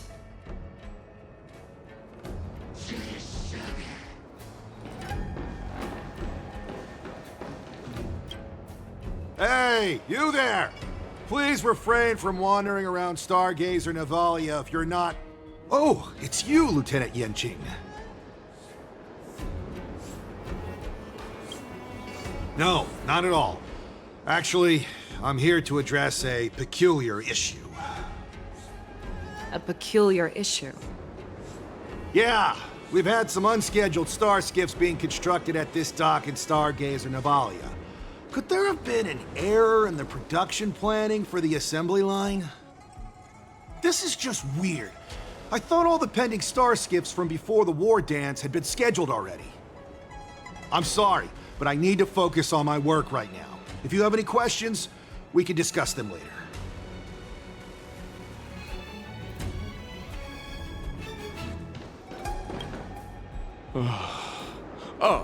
Lieutenant Yenqing and General Feixiao? You're aware of the Borison prison break, right? Yeah, I've received the news, and I'll be on the alert. Looks like you've been keeping an eye on the Sky Splitter. Have you noticed anything unusual? No, everything is normal on the ship. Nothing out of the ordinary. This is not a location for a Cloud Knight on guard duty, is it? Well, this spot offers a great view. Are you here to keep an eye on the Sky Splitter? Yes. You've been observing the Sky Splitter for a while. Have you noticed anything? Honestly, just watching the ship from here isn't too thrilling. I wish I could go on board and witness Lieutenant Yenqing's contests. Speaking of which, Lieutenant Yenqing, aren't you supposed to be on the Sky Splitter? Is it alright for you to be here instead? Thank you for your concern, but I have more pressing matters to attend to.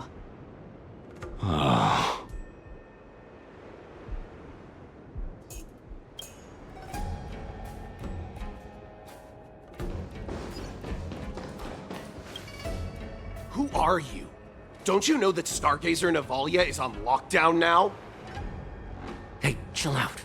They're just a few lost tourists. But Stargazer Navalia is the shipbuilding port of the Xianzhou Luofu. If the Skyfaring Commission called for a lockdown, there should be official documents proving it, right? Official documents? Of course there are. The Cloud Knights are aware that some people have infiltrated this port. That makes perfect sense. So you're now investigating the Borison? Yeah, we've received orders from the higher-ups, so we've blocked off this area to prevent any interference with our inspection. Thank you for your understanding. So, it seems that some Borison have returned to Stargazer Navalia in disguise. The answer seems quite obvious. That's my suspicion as well. Remember when I mentioned that the Cloud Knights blocked all relevant news to make it seem as if nothing happened? Stargazer Navalia is not under lockdown. But on the contrary, those staff members use Stargazer Navalia is on lockdown as an excuse to persuade us to leave. This contradicts the Cloud Knights' plans. Their flimsy disguise has been exposed. Even if they try to hide, there's no way they can escape us.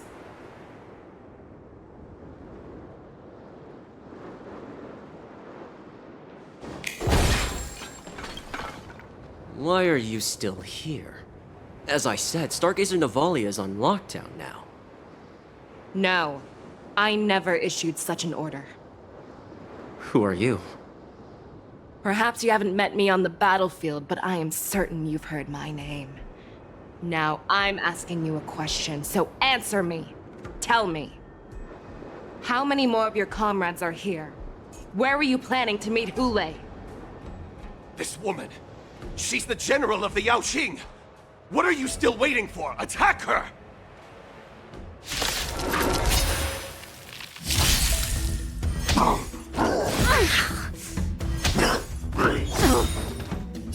Time to say bye. Boom. Beneath the waters lies an endless abyss!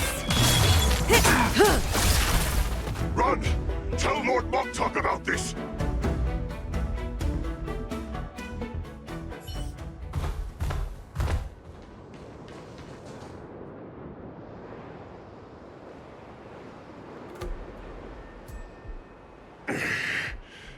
Why don't you kill me?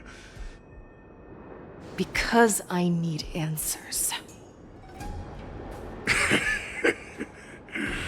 You were our war slave, so you should know us descendants of Duran.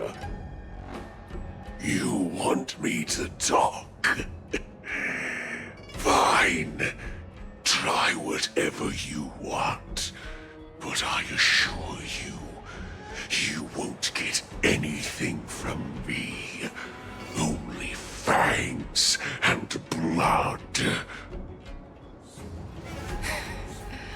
If I were to do that, I wouldn't be any different from you. I am the arrow that pierces the wolf's heart.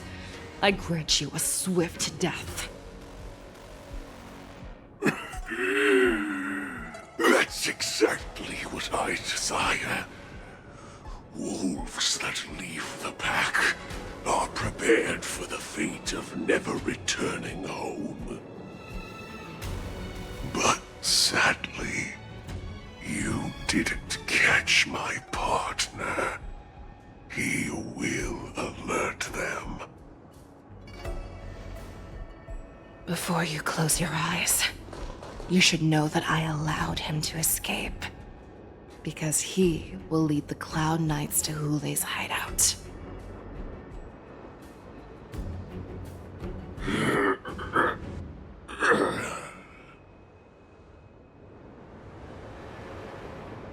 Is this how you leave one side open? You let that Borison escape so you could track him? This is the most common hunting tactic used by Borison.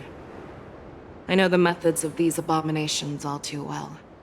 They always leave an escape route for their prey, allowing them to flee in fear. Then they chase them like it's a game. Borison get great satisfaction from the last struggles of their victims. Have you witnessed these things firsthand? That guy called you a war slave. What exactly have you experienced? Well, just a hazy past that I can barely recollect. Long ago, I was one of them. The word Borison was only used to refer to those wolf masters. I'm a Foxian who was born in one of the fallen territories. In their eyes, we're mere consumables. Cannon fodder used to slow down Xianzhou attacks on the battlefield. But you survived. And not only that, you became the general of the Yao Cheng. If I get the chance, I'd love to hear stories of your past, General. Speaking of stories, you've reminded me that now is not the time for them. Wadza, we've sent the warning from Stargazer Navalia. What's the situation on your end? I've found them. Zhao Cho is trying to stall Hulei, and he signaled me to not reveal myself. Trust his judgment and keep watching. We'll be right there. I believe the warning we sent will stop Hulei from attacking Stargazer Navalia. What will he do next? The hunt is not over yet. Stay safe, Zhao Cho.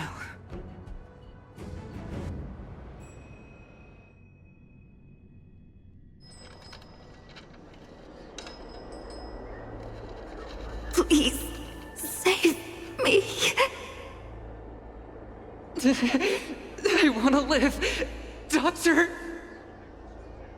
Zhao Cho, find a medical ingenium and give that kid a shot! Hurry!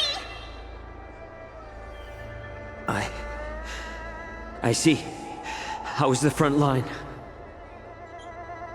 The Borison beast chips have already landed on the Fenghu. It won't be long before this place is overrun as well. What about General Yueyu? Any news from her? I'm her healer. I should stay by her side at a time like this. She asked me to tell you that she's not coming back. She must protect the Cloudpeer telescope. General asks you to save that kid. The girl fought desperately just to bring us all back here alive. I've never seen such a brutal fighting style. Her body, it's like she was split open. Just like... Her blood pressure is dropping. Do you hear me, Zhao Cho? Loud and clear. Get me some tumble dust. We've got to start the operation right now. I will bring her back. Is that why you're so determined to learn my secrets? Do you hear me, Zhao Cho? I do. Loud and clear. So she saved you all in that great battle on the Xianzhou Fenghu 3 decades ago. But to your surprise, you discovered her Borison bloodline while she was at death's door. Moktok told me that she was a war slave who escaped from the Eclipse Pack. Oh, what a twist of fate. Turns out, she's from the same clan as I am. Now I understand. No wonder she displayed such astounding power, determination, and cruelty in battle. Turns out it's all because of her Borison bloodline. Mutt. Despicable mutt.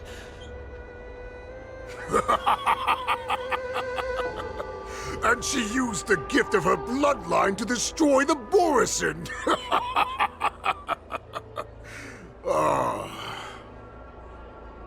Moon Rage, a blessing for wolves, and a curse for foxes. For Borison, to have their bodies torn apart by Moon Rage and transform into a beast is the ultimate joy. But for you Foxians with poor regenerative abilities, it means certain death. With the burning fury in her heart, that Foxian general will eventually lose her sanity and indulge in endless bloodshed. The scars on her body will not be caused by enemy weapons, but by the immense power she can't withstand.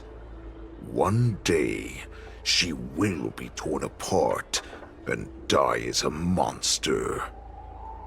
And in return for saving her life, you intend to give everything to solve this impossible puzzle.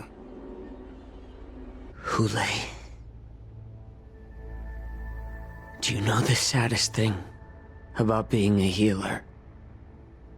All this time, I've devoted my life to bringing back those who sacrificed their lives to monsters like you. I exhausted myself, and my hands trembled. But I believed everything I did was meaningful. But once again, they rushed into battle. And then I heard of their deaths. They died under your claws, in your jaws, amidst the flames of crashing star skiffs, and under the Lux arrow of Rainbow. Like a useless idiot, I saved a fish named Life out of the cauldron called Death, only to watch it struggle and dive back into the boiling broth. So I asked myself, why were they so eager to run toward their death after they had recovered from their wounds? Why wouldn't they value their hard-won life? All the doubts left me feeling lost.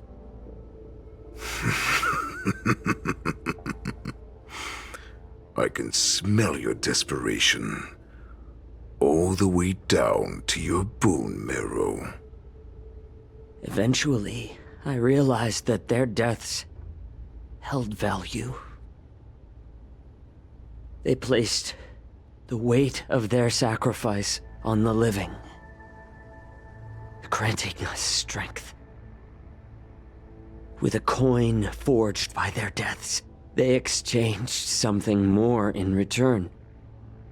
Everything I'm doing now, following you so closely, is just for one reason. Witnessing your death with my own two eyes. Even your death has value.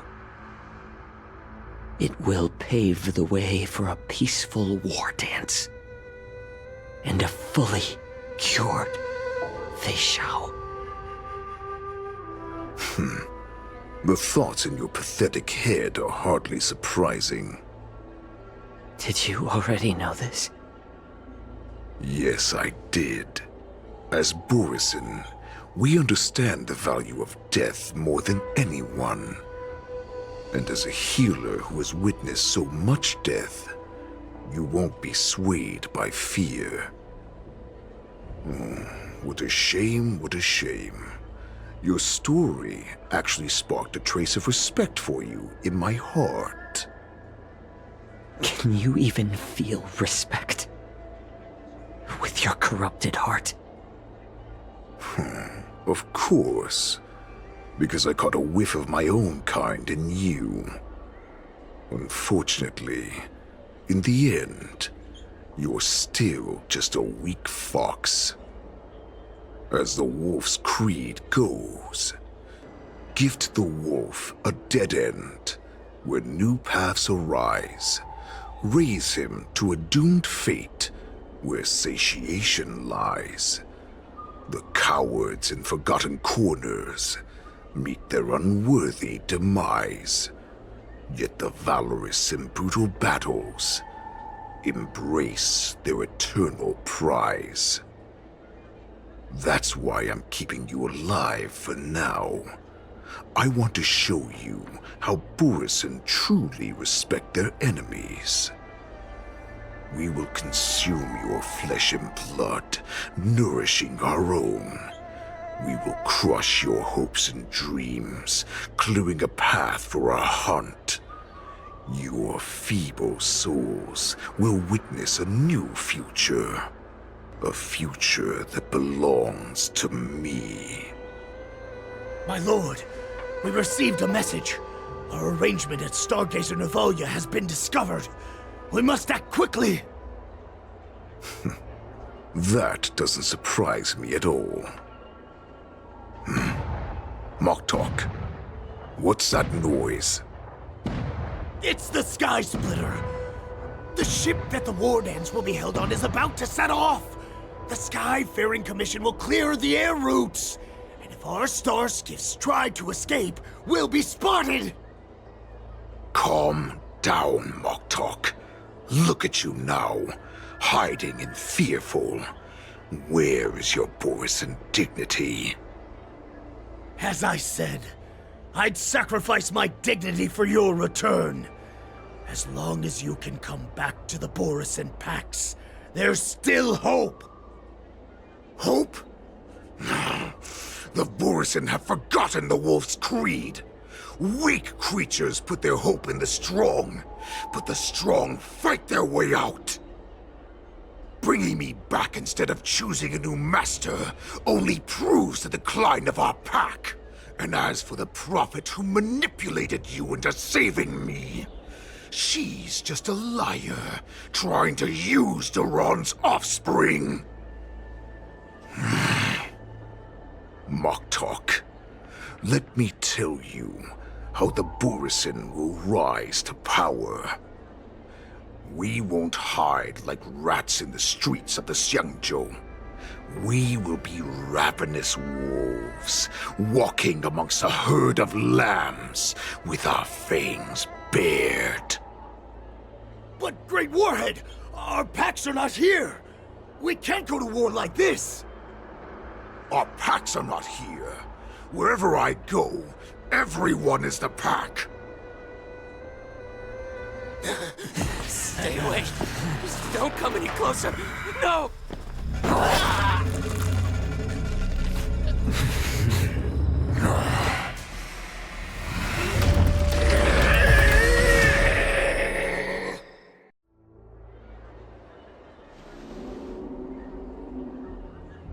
Moktok, we're the apex predators at the top of the hierarchy. As wolves, we create fear. We don't become servants to it. If you're blind to the path, I will be the crimson moon that lights the way for you. Share my crimson blood with our brethren. Use it to infect those Foxians and strike fear into their hearts. Now, you devious monkey, come out and face me.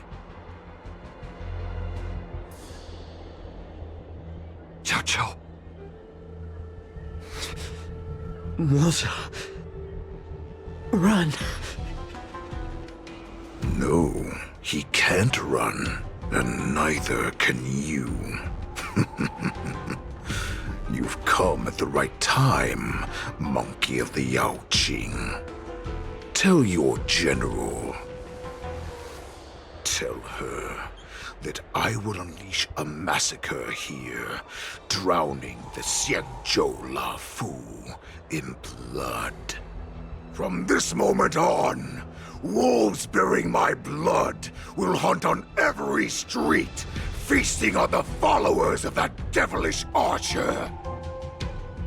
Follow me, my cubs! We shall stride among the prey! Give the wolf a dead end when new paths arise. Raise him to a doomed fate where satiation lies. The cowards in forgotten corners meet their unworthy demise. Yet the valorous in brutal battles embrace their eternal prize.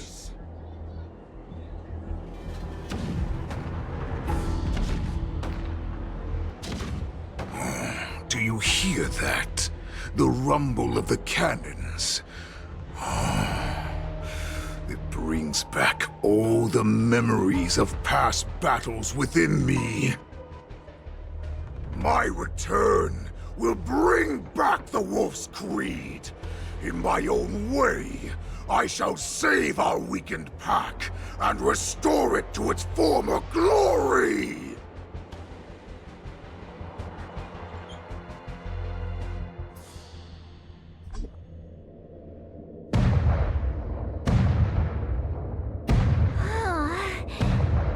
The Sky Splitter's gun salute is really loud. So this is what the war dance is actually like? I feel like my eardrums are going to burst. Well, how could they expect to attract people to come and watch if they didn't make a huge spectacle? March, you haven't forgotten what you came to do, have you?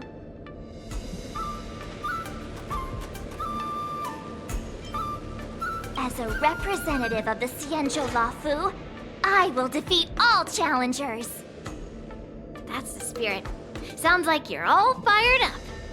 If you could just keep your legs from shaking so much, it would be more convincing, March. As the saying goes, the disciple takes the toil of their master. Remember, you are here under the identity of a Lafu swordmaster, taking the place of your no-good master Yanqing as the ringmaster. But what am I supposed to do if my opponent for this round is super talented and just wipes the floor with me in seconds? I'm still a beginner in swordplay. I don't know where I got the confidence when I agreed to help General Huaiyan. Come on, there's no need to worry about that. If you are defeated, then your opponent shall have to answer to me.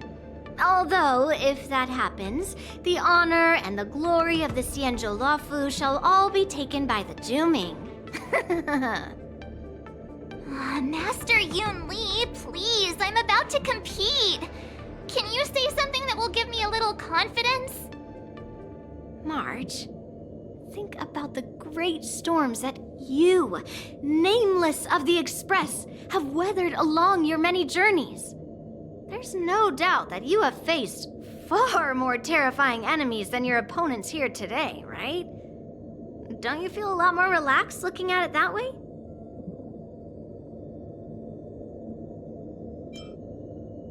Why don't we call Master Yanqing back? What kind of master would retire at the height of their career and leave their disciple to fight in their place? March, your master has dropped out of the contest. This is a great opportunity for you to stick your neck out. Stick my neck out and get my head chopped off, you mean? What is all this complaining about? You made a promise to my grandfather, and now you want to run away? Get out there, now! Master Yun Li, I don't think I'm completely ready. March? There is no such thing as completely ready. Miss Yun Li, Miss March, This way, please. I was informed of your arrival by Madame Yukong and came to greet you personally. The news that you will be the ringmaster in place of Lieutenant Yan Qing has been made public, Miss March. Just now, as I passed the contestants' hall, I overheard them all discussing this news. The most common question I heard was, who is March 7th? If they ask you this, how will you introduce yourself? Do you have something prepared?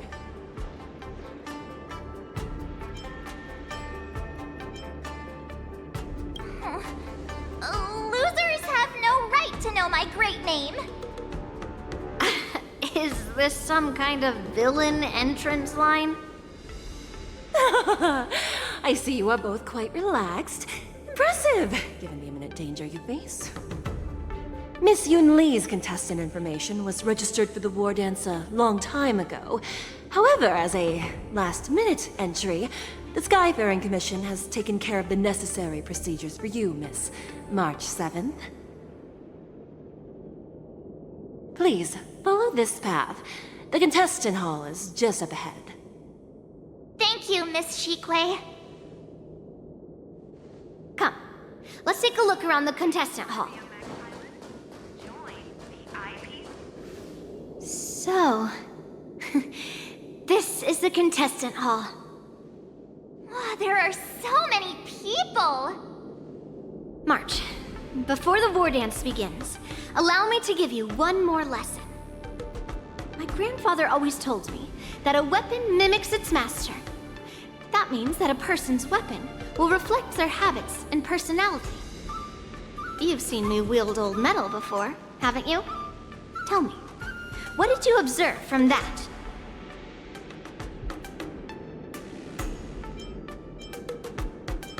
Master Yun Li's old metal is taller than a person. Being able to wield a weapon like that must mean that you have ridiculous strength, right? Observing the weapon that your opponent uses, assessing what kind of battle skills they excel at, and where their weaknesses lie, is the key to victory in battle. A shockingly heavy sword like mine, for example, is obviously not suited for a long, drawn-out battle. So, it would be best to find a way to drag the battle out. Why would you tell me your weakness? That's the only way to ensure that we have a fair fight, don't you think? I don't want to see you go and lose to someone else, after all. Now is a perfect opportunity to learn how to evaluate your opponents. Let's use the people here in the contestants' hall to practice. If you know yourself and know your enemy, you will not lose in 100 battles. Know myself and know the enemy. Let's see, who should I ask first?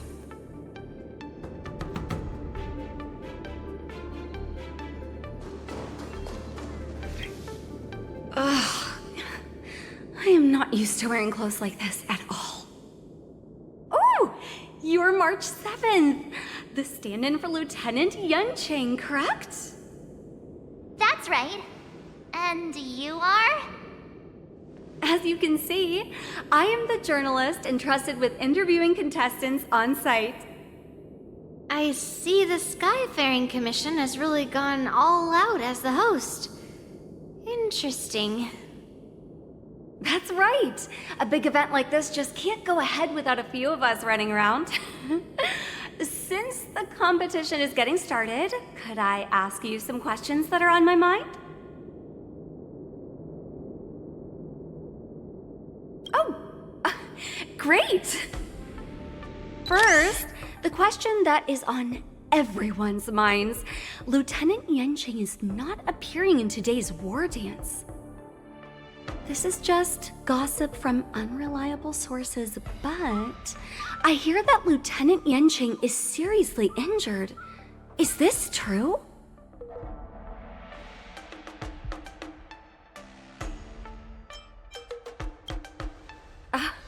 My apologies. This was very unprofessional of me. I see that Lieutenant Yanqing has his own affairs to tend to. Then, let us look forward to seeing a valiant performance from you, Miss March. Once the war dance begins, you will be challenged by master swordsmen from many different worlds, Miss March 7th. Are there any that you're looking forward to facing in particular?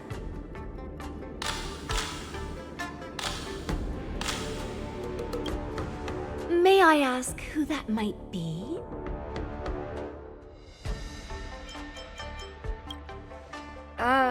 Who?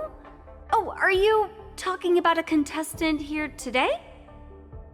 Thank you very much for accepting my interview. Much appreciated.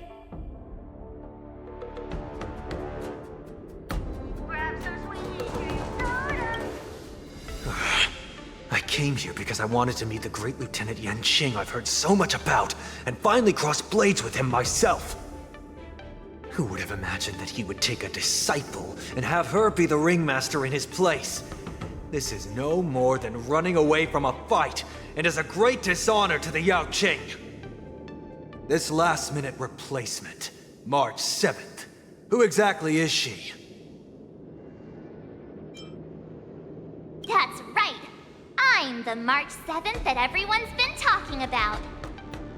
What? You're March 7th? Don't worry. I'm a newbie swordmaster who's only been practicing the art of swordplay for half a month. March 7th. Standing before you is a seasoned Cloud Knight who has practiced swordsmanship for over 200 years. Tricking the opponent into underestimating me is a valid tactic too, right?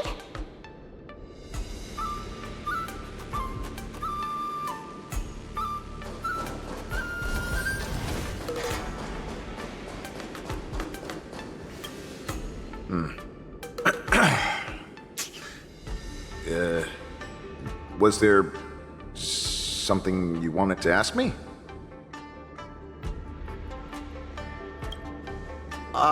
Yes. Yeah, this is just a regular Cloud Knight Devastator glaive. Oh, I understand what's going on, Miss March 7th and Miss Yun Li. I'm actually not a contestant. I'm just here as a security guard.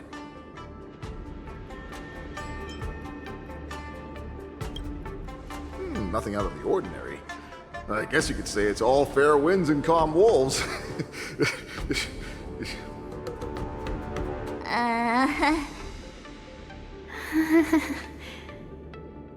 Another awkward pause. I know it. Did you get it? Wolves sounds like waves. It's a funny pun. He's actually explaining his joke. Making things awkward really is my weakness. There are still many guests arriving here. Please be cautious. Understood. The first round of the war dance is about to begin. Are you feeling okay, March? Me? I'm fine. As soon as I saw all these people gathered here, I suddenly felt weirdly relaxed. Just make sure to maintain this composure when you go in the ring. I understand why you wanted me to know myself and know my enemy. I don't feel as nervous as I did before. So, do you want to go out and see the ring? I knew it! Let's go.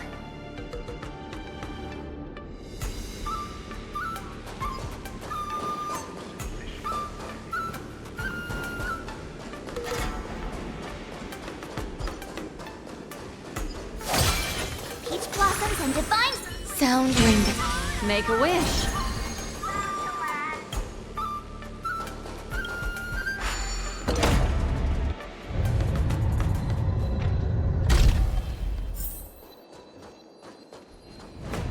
If we walk through here, we'll be able to see the War Dance's official venue.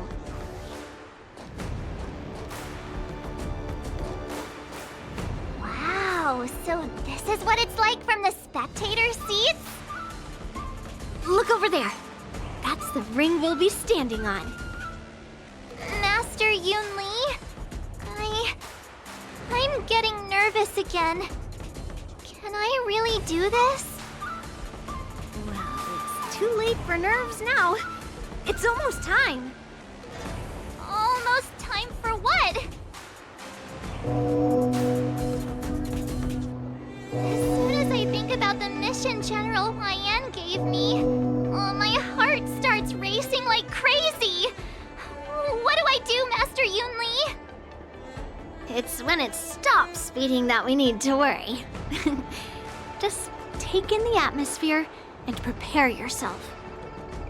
I have to leave for a moment and do some inspections around the ship. This was also part of Grandpa's orders. I wonder how Master Yanqing is doing over there. Hey, focus.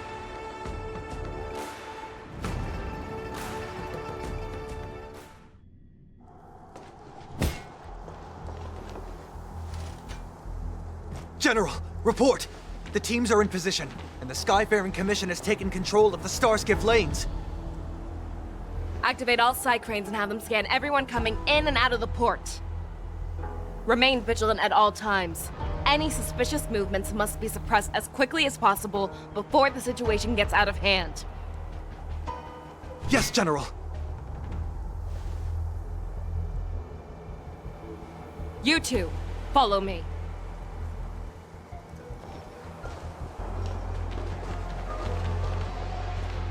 What's signals nearby, but we lost contact just a moment ago. That mean... You will be fine. Cloud Knights, search for the target.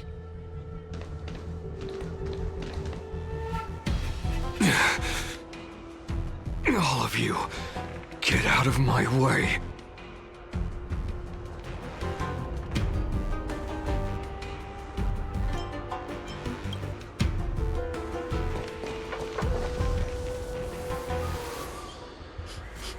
Wait. Don't go any closer. General, I failed you. That mad dog left me here as... A declaration of war.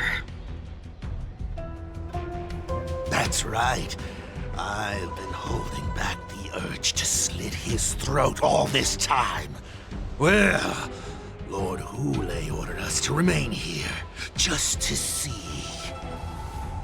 If you, the great Merlin's Claw, mortal enemy of the Borisin, are able to join him in a little hunting game. Hunting is not a game. It is a battle of life and death. Are you ready for your death, abomination?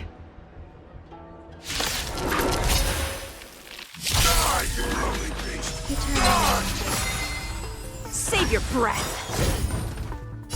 All will be swept away by the wind.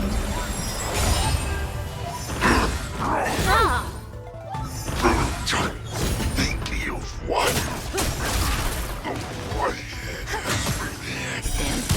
A road of no return for all of you.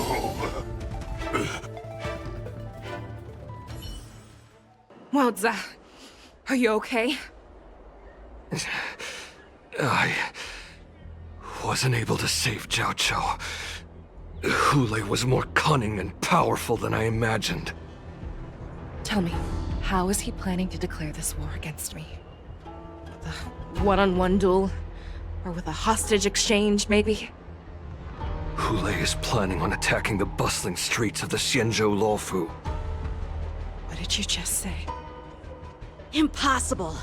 Even if there is still undercover Borisin that we haven't sniffed out, Hule can't have more than a few dozen people. How is he planning on simultaneously attacking the streets of the Xianzhou Luofu? He has an ace up his sleeve. Hule's body holds a plague mark passed down through generations of Borisin. I've seen him convert a Foxy into a Borisin wolf trooper with my own eyes. This is Hule's declaration of war. His blood. It can cause Foxians to rapidly transform and lose their minds. He has passed his blood to his minions, and is planning to spread it across the Luofu and stir up panic.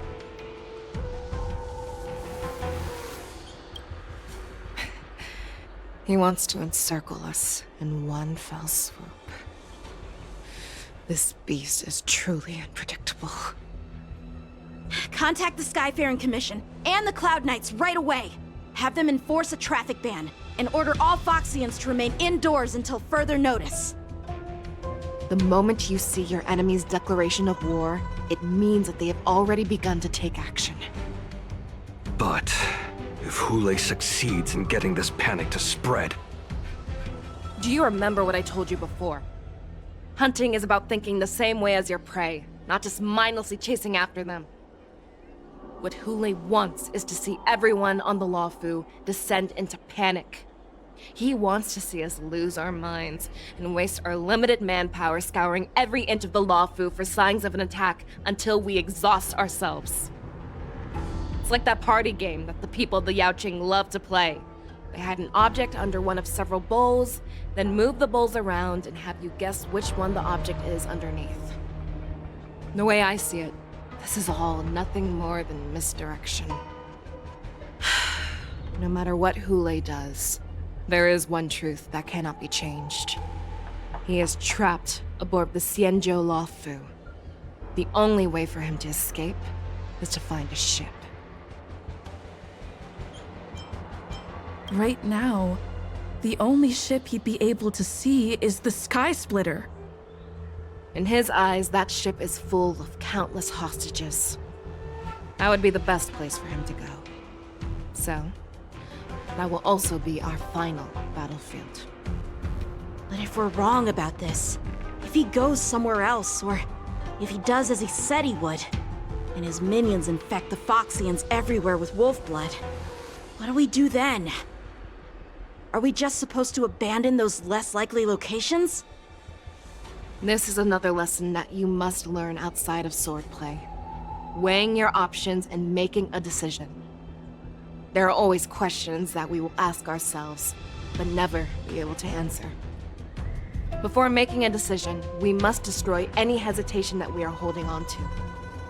Once we make a decision, we must fight off any regrets. There is a chance that we will make the wrong decision, allow our allies to be sacrificed in vain.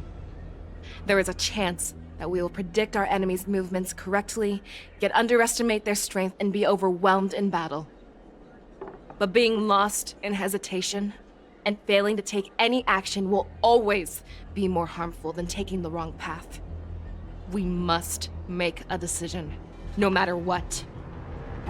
Everyone, listen up. I will personally take charge of Starskiff Haven, evacuate the people, and prepare for any possible attacks. I will do my best to ensure that things are safe on the ground. Nameless, please lend us your strength as you did when the Ambrosial Arbor was reborn. I need you and Wildza to go in search of Zhao Cho.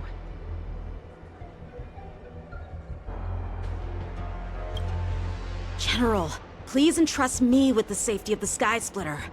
I was originally meant to participate in the tournament, so now it is only right that I return to the Sky Splitter. If Hulei does come to attack the Sky Splitter, Lieutenant Yanqing, I need you to hold him there until I am able to arrive. Please rest assured, General. If he dares step foot on the Sky Splitter, I, Yanqing, swear on the blade in my hands that he shall not escape.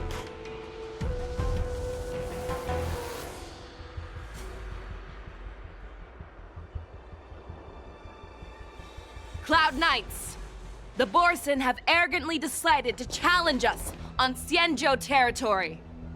They vow that they will unleash a bloodbath along the streets of the Xianzhou. The unarmed civilians of the Xianzhou and countless visitors from afar are under our protection. Let me ask you, as Cloud Knights, will we allow the Borson to succeed with their plan? Be on your guard.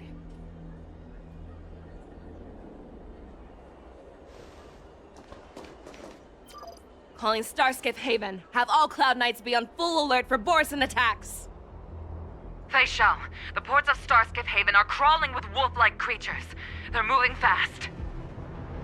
Hold them back! I will be there immediately!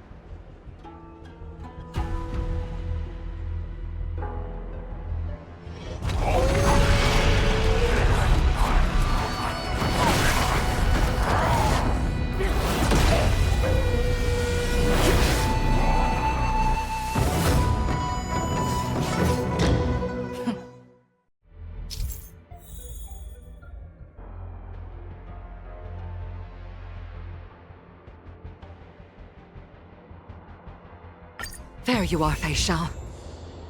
Madam Yukong! After 30 years, we find ourselves fighting side by side once more. It's been a while since I've let loose. Let's get this started. Remember, you are still on the lawful. Try not to go too wild.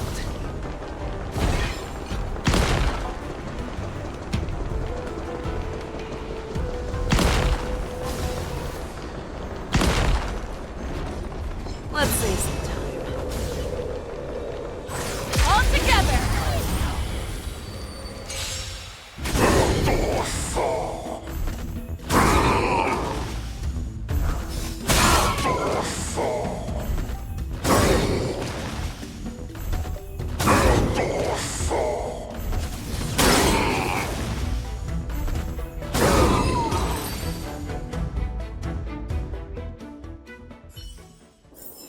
A short respite, then time for the next fight.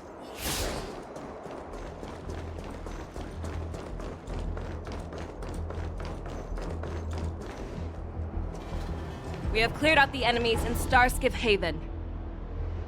But it seems that there are fierce battles being waged at both the Exalting Sanctum and Arum Alley.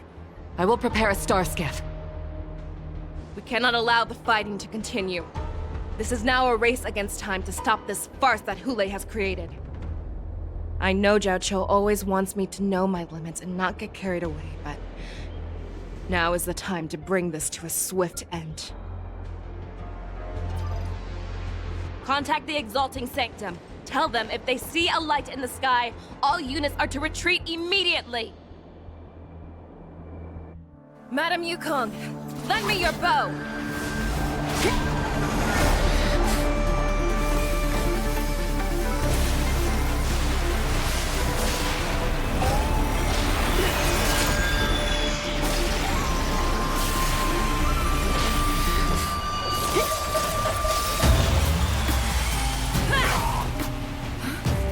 Everyone, out of the way!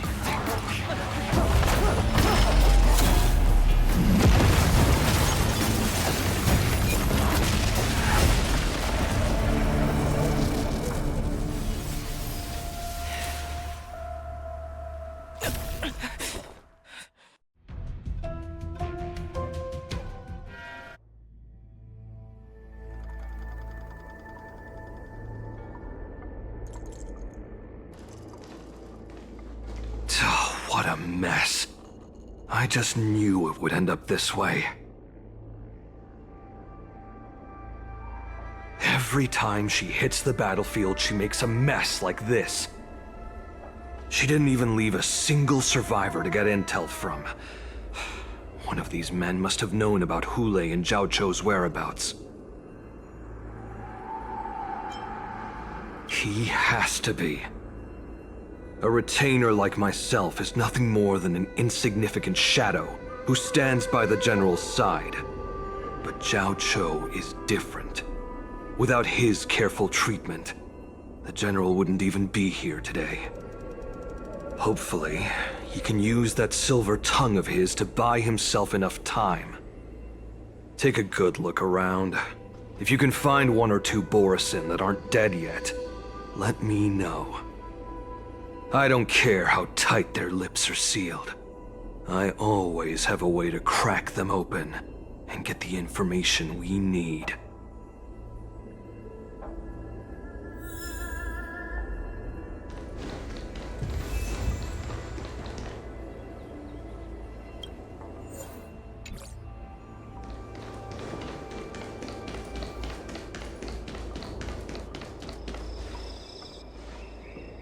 What a terrifying attack.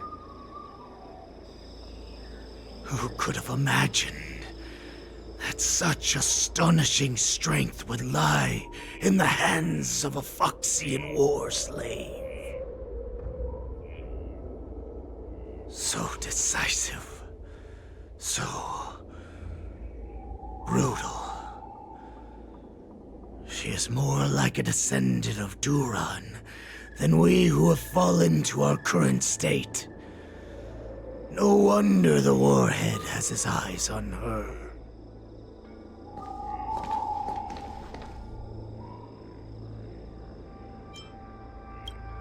I remember you, Mock Talk. You are harder to kill than a cockroach. But the fact that you have willingly shown yourself saves us some time. It is not too late for you to surrender. Tell me, where are Hule and Zhao Cho?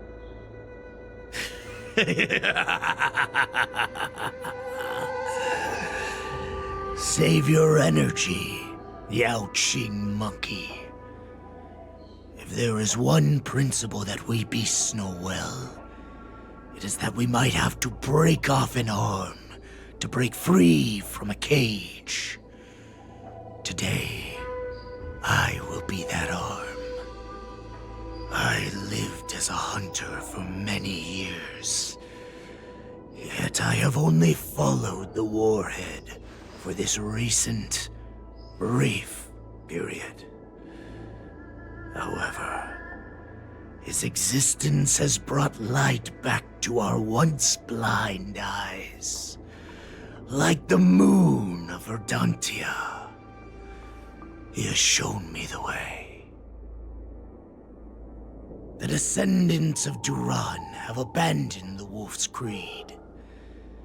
In order to ensure our survival, we took solace in the shadows and fed on one another. We were no longer wolves. We were no more than rats, living a dirty and pathetic life. Thanks to the gift granted to us by Lord Hule, I have shared his vision and his blood.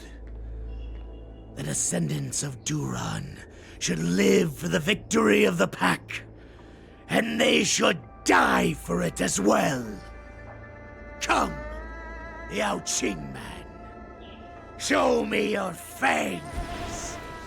We will fight to the death! Puh! How honorable, you mangy dog. But you seem to have misunderstood. There will be no fair one-on-one duel. Let's see how tough you are once we've put you down.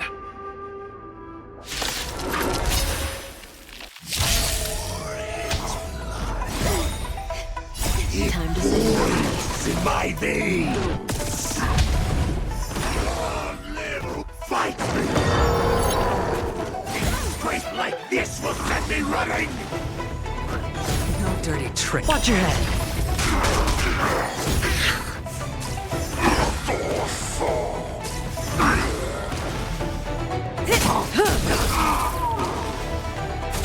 Eternal. Stand still. I must.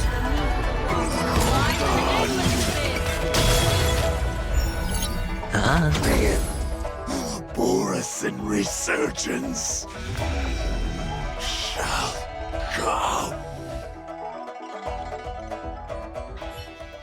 No matter how heroic your sacrifice, there is no honor in your battles or deaths, Borisin. It seems that Mock Talk got what he wished for. Hule, your declaration of war is over. From now on, no matter where you run, General Fei Xiao will catch you and send you to the same fate as Mock Talk.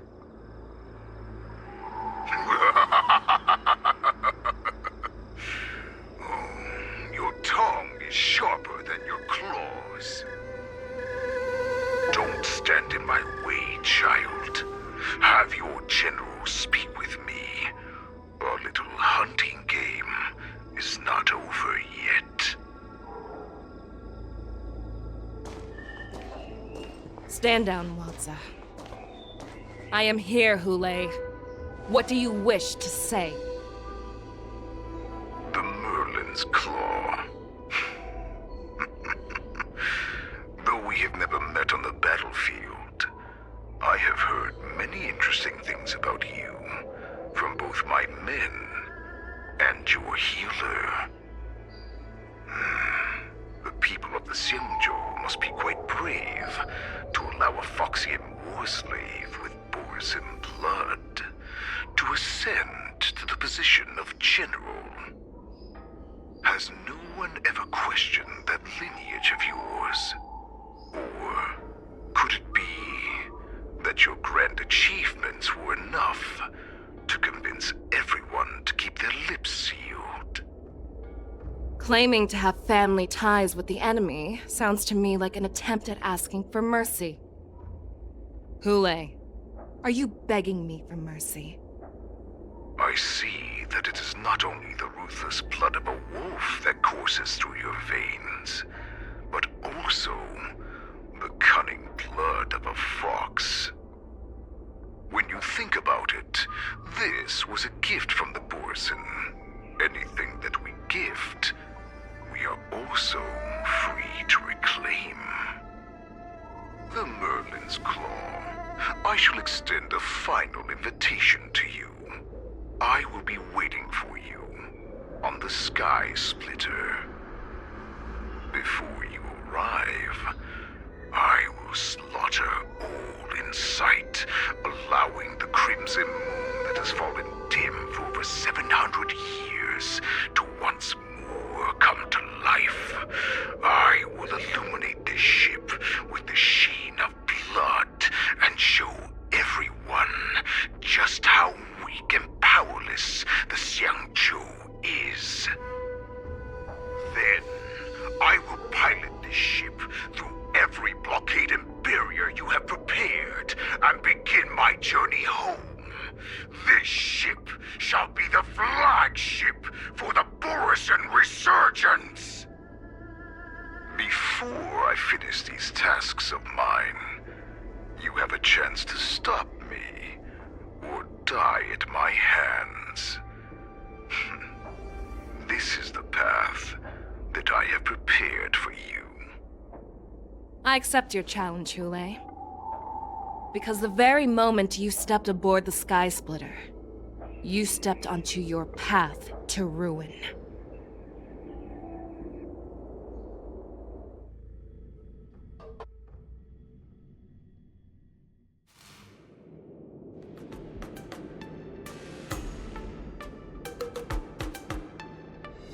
I'm entrusting you not only with the honor of the ring, but also with the security of the Sky Splitter. That's easy for my grandfather to say. But this mission doesn't seem so simple anymore. The first round of the tournament is about to begin. I wonder how Yanqing and the others are doing. According to the plan, I should seek out the Cloud Knight soldiers aboard the Sky Splitter and see if they've discovered anything. Maybe I should take a moment to meet with March before the tournament starts. March is in the contestants' lounge right now. I wonder how her preparations are coming along. March, it's me, Yunli. Are you okay? Ow! Just a moment. I'm coming. Ugh, she's still a nervous wreck. You still seem nervous. I wasn't this nervous before. It's just being alone in this lounge, I can't stop thinking about everything. I mean, not only are we taking part in the war dance, but we have such an important mission to carry out as well. March, calm down. Don't worry about your mission. You have me here too, right? I know my grandfather said that you must represent the Luofu as the ringmaster. But don't let that intimidate you. Ask yourself, you are a nameless of the Astral Express. You have always been free to come and go as you please. So why did you board the Sky Splitter with me when my grandfather gave us this mission? Why? Because I also want the war dance to go smoothly. For us Nameless, even though we're just visitors at every stop, It was here that I met my two masters and made many new friends. I want the war dance to go ahead without any problems, for everyone's sake. Good answer. The tournament is about to begin, so I must go carry out the mission that Grandpa gave me. March, may your blade be sharp and your victory glorious. Thank you, Master Yunli. According to Grandpa's plan, I should seek out the Cloud Knight soldiers aboard the Sky Splitter and see if there have been any new developments. Is that you, Miss Yunli? If there's anything that I can help you with, please let me know. We haven't noticed anything out of the ordinary yet. Very good. Although, there is one thing I want to confirm with you. Unfortunately, we don't have any means to distinguish between Borisin and Foxians. However, you can rest assured that the Cloud Knights are working hard to investigate the source of forged identities. All Cloud Knights on the Sky Splitter have their own responsibilities and wouldn't dare neglect their posts. March 7th and I could already tell. It's clear that every Cloud Knight soldier we've met on the Sky Splitter is an elite warrior. Your timing is perfect, Miss Yunli. We actually just received an emergency boarding request. An emergency boarding request? It wasn't on the Sky Splitter Starskiff registry, but all the documentation checked out. Who would be boarding the ship at this time? Where are they? I'll go check it out. The Starskiff is using the contestant docking bay. Would you like me to lead the way? No need. You have your own duties to take care of. I will be fine by myself. I have to check on this immediately.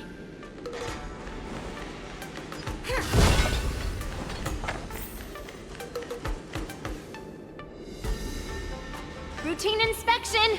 All passengers, please prepare for an inspection. So this is the suspicious Starskiff. Where did the passengers go? I'm going to count down from 10. If you do not come out, I will destroy the ship. 10, 9, 8, 7, 6, 5, 4. Time is running out. 3, 2, 1. Wait a second!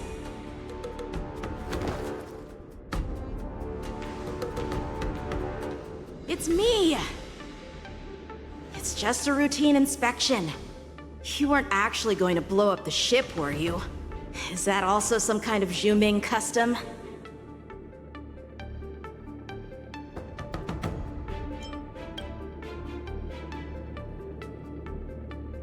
Wait! Even though the Borisin can disguise themselves, they can't turn into someone as short as me. Put your sword away. Didn't little Yanqing claim he was going to give up being the ringmaster and go on the hunt instead? Help shoulder the general's burdens? The Borisin on the ground suddenly launched an attack. General Fei Xiao was concerned that this was all a diversion by Hulei, so I requested to come to the Sky Splitter and provide support. I can't believe you ended up back here on the Sky Splitter after running around all over the place. But you're too late to enter the tournament now. Following Grandpa's plan, our disciple March is taking your place as ringmaster. Aren't you proud of her? When I first heard the news, I was definitely proud, but also a little concerned. More manpower is always a good thing, since the Sky Splitter is so large. Oh, and by the way, you should know that... What's happening?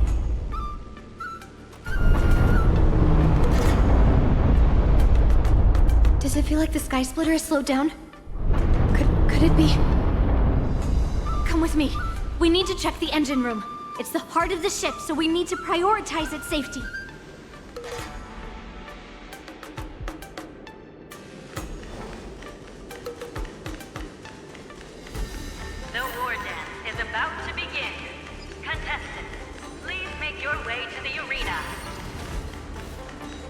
engine room is just up ahead. Let's go.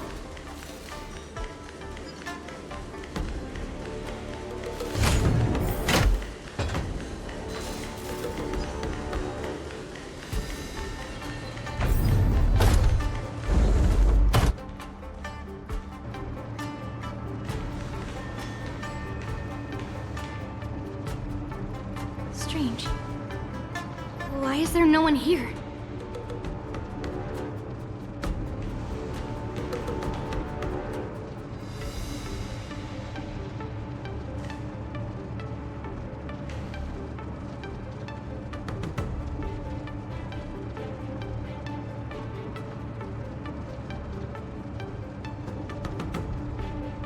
Cloud Knights. They're over here.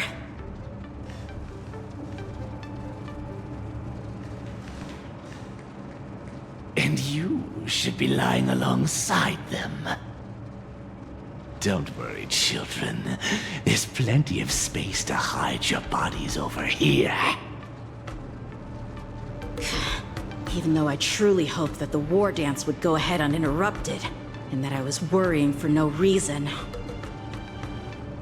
Now that these guys have finally shown up, it's a huge weight off my mind. Bring it on, you abominations!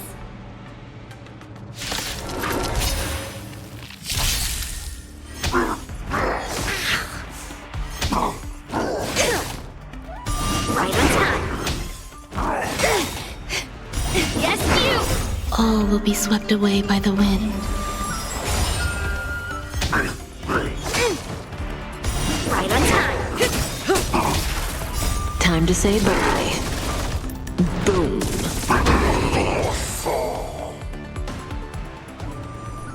If we found 2 wolves in the engine room, that means that even more abominations have infiltrated other areas. Hule is already aboard the Sky Splitter!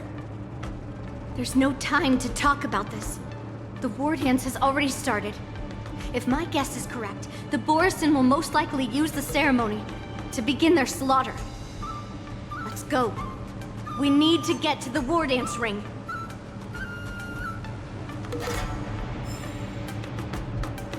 Come with me. To the ring.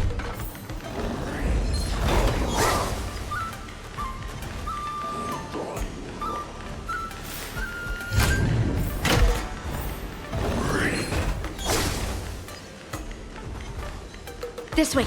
We're not too late. We would like to welcome all of our honored guests and contestants. We would like to welcome all of our honored guests and contestants to the Xianzhou Luofu's Luminary War Dance Ceremony. Before we get the first round underway, our organizing committee would like to introduce you all to a host known throughout the cosmos, Mr. Albert. He is here today as our special guest host.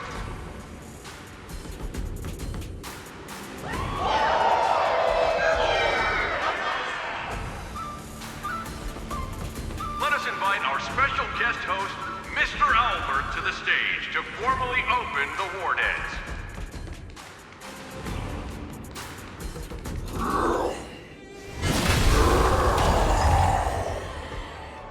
Your war dance ends here.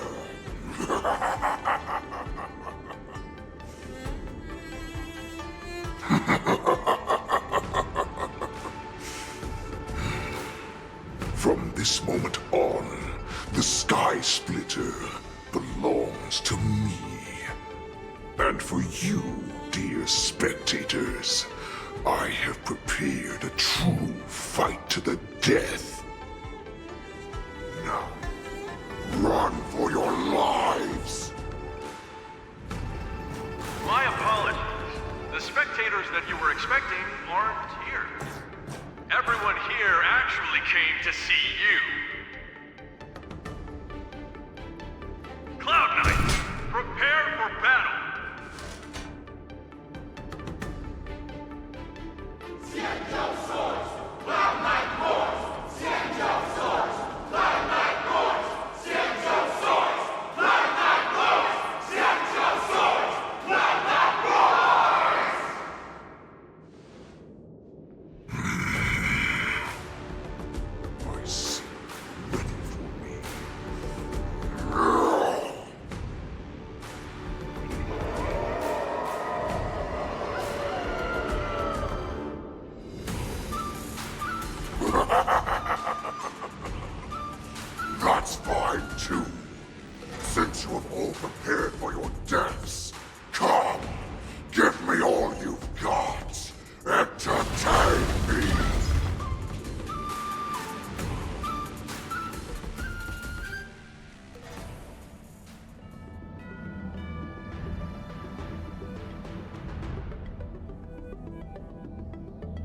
Surround your enemy, but leave one side open.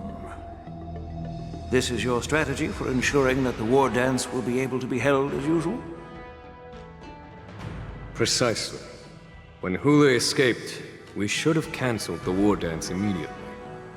No one can predict where a wild beast like him will attack. Yet festivals and celebrations like this are likely to become targets. However, preparations for the war dance were in the works for so long, I couldn't bear to announce its cancellation. So I thought, if the show must go on, then let it go on. But that doesn't mean that the war dance we hold today has to be the real event. All we need to do is swap all the spectators and contestants aboard the ship with Cloud Knight soldiers, and the Sky Splitter, soaring high above, will become the ultimate battleground for our hunt. But what do we do if Hule is not planning to attack the war dance? Then we just need to draw his attention to the Sky Splitter. We'll have the Skyfaring Commission clear all transport lanes and cut down Starskiff traffic. Then, when the time comes, there will be only one ship in the sky, and he will have no reason not to attack. General Fei Xiao will be in charge of scaring the wolves and cutting off their other means of escape, making him think that this will be his best way out. Given that the Borisin already have insiders on the Law Fu, I will be in charge of putting pressure on them, making them focus solely on keeping themselves safe. Very good. Then I'd better dust off my weary bones too. I will go with the Skyfaring Commission to guard the Jade Gate and ensure that things do not spiral out of control. Knowing that Elder Huayan is part of our last line of defense is a great comfort. This hunt will make Hule understand that the arrows of the hunt will always be one step ahead of the abominations.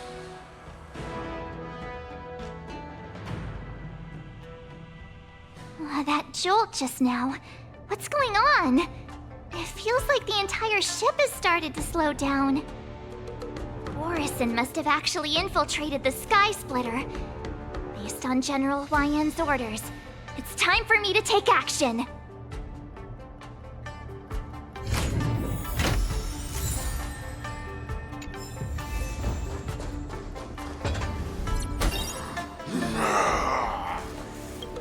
You guys, you're not Cloud Knights acting as Borisin, are you? You're real Borisin, aren't you?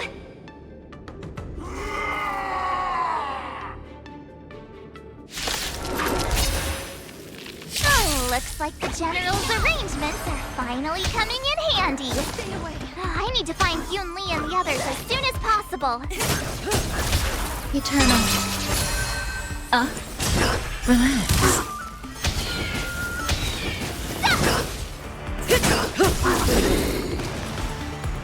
Time to say bye. Boom. The plan said that if Hule appears, the Cloud Knights will assemble and do everything they can to suppress him. Master Yun Li, where are you? March, I'm below the ring. The hall below the ring.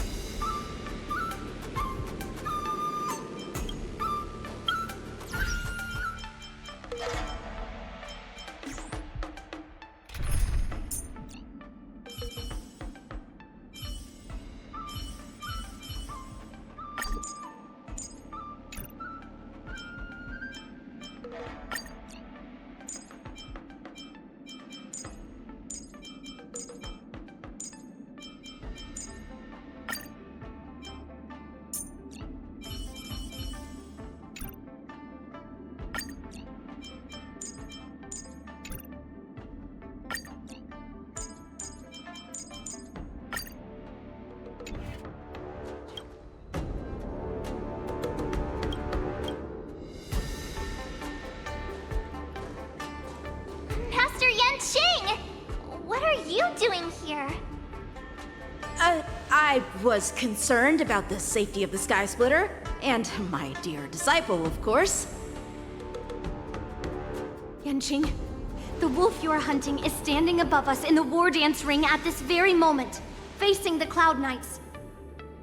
This war dance will not be seen by the people of the Xianzhou, nor will it be just a ceremonial sword fight. This is a battle to the death that offers no honor, only mortal danger. March. Are you ready?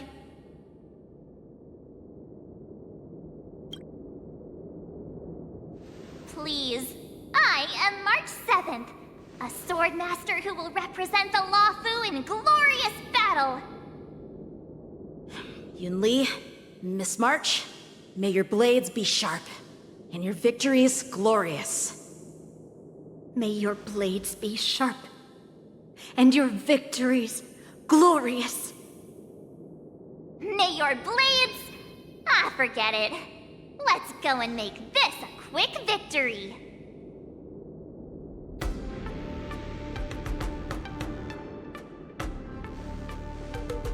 Let's go.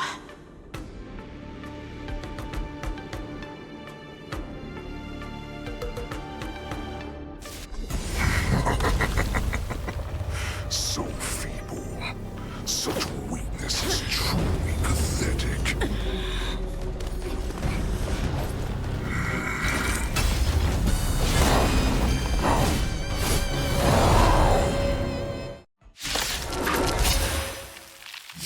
I've been waiting a long time for this, Hule.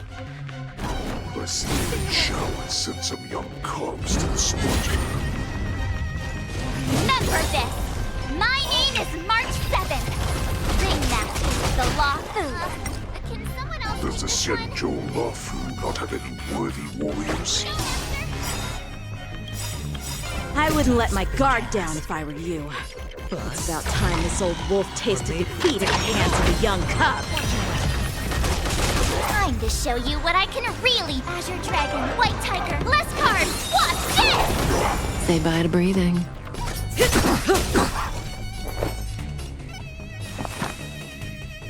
Eternal. Every petal and all will be swept away by the wind. Ah. Stand still. No dirty tricks, alright. All in. You think a little ambush is enough to defeat me? I will make you understand just how wrong you are. Not very sportsmanlike. Such insane power!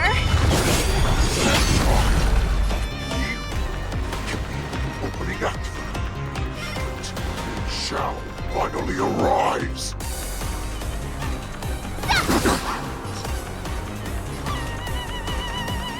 Good times, never last. Time to say bye. Boom. There's more to life. Relax. Stay away! All in. Every petal, all will be swept away by the wind.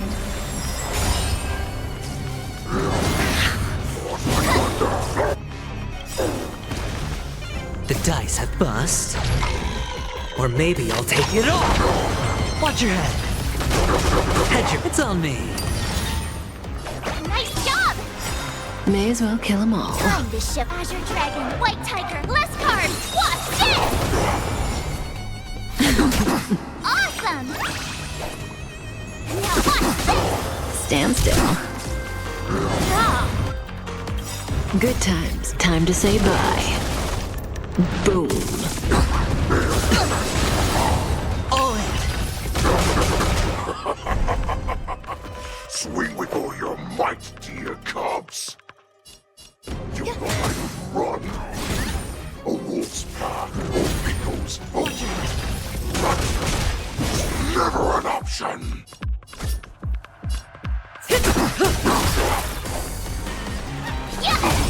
Relax. So, value, I suppose. Eternal. The dice have been cast. Bust. Or maybe I'll take it all. All in. Every petal, all will be swept away by the wind.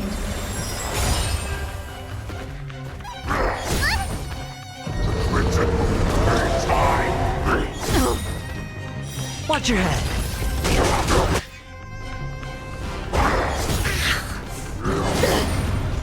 Stand away. All in. Say bye to breathing. Good times. Never time to say bye. Boom. Why is the Shao still not here? Bored of this cost. This goes on. They'll all be dead by the time she arrives. Watch your head.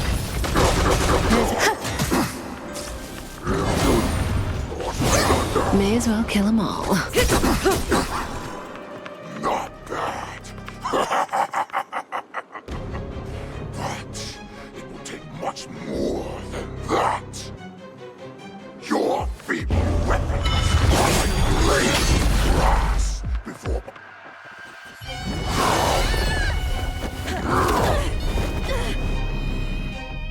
I've had enough. Time to finish this game. What's happening?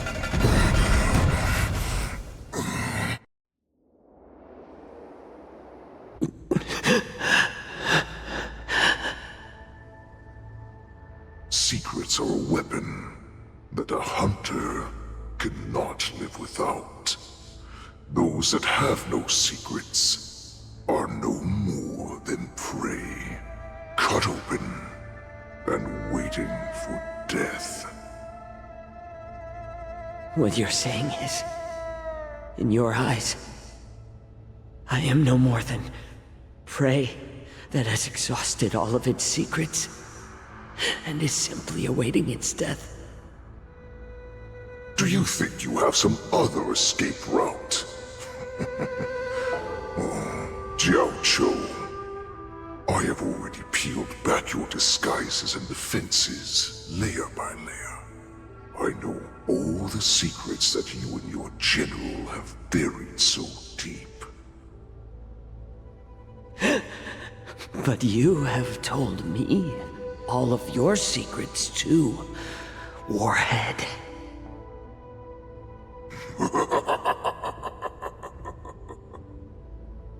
Oh, but you will never have a chance to use them. You will be buried with them right here, although you are a fortunate one. After all, you will avoid having to see the tragic future that awaits your general. I'm sure she understands her fate far better than you ever will.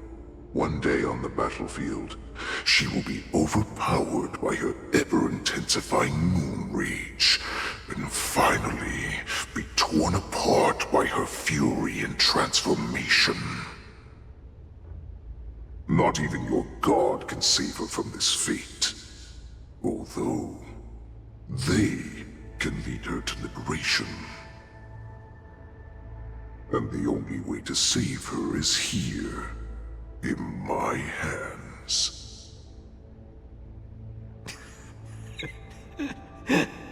Are you the healer? Or am I?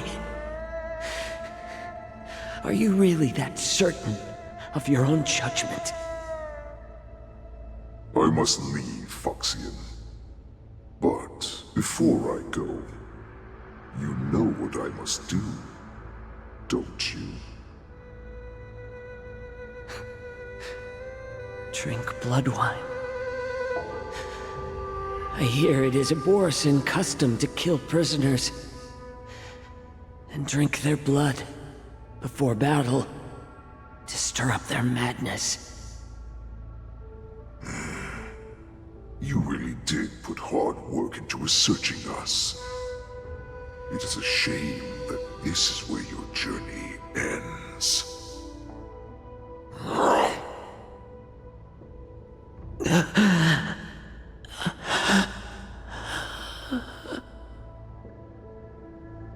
Are you the healer, Jiao Cho?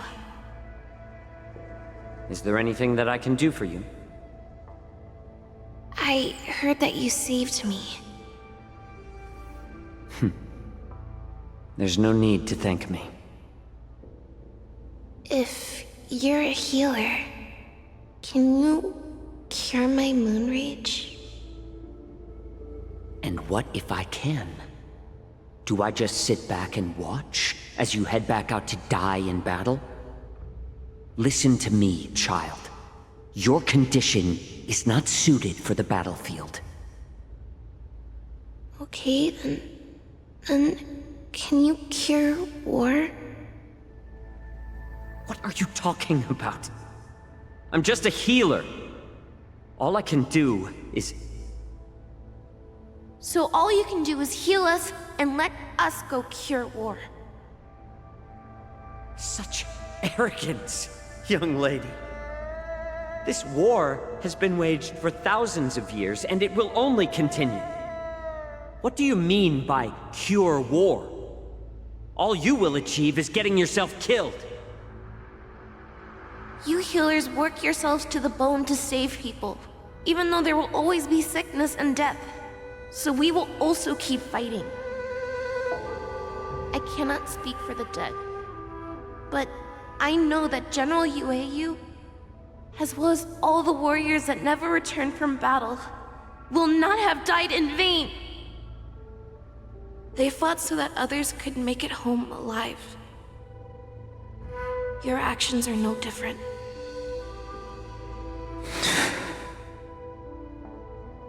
Jiao Cho, this is an order. Cure me!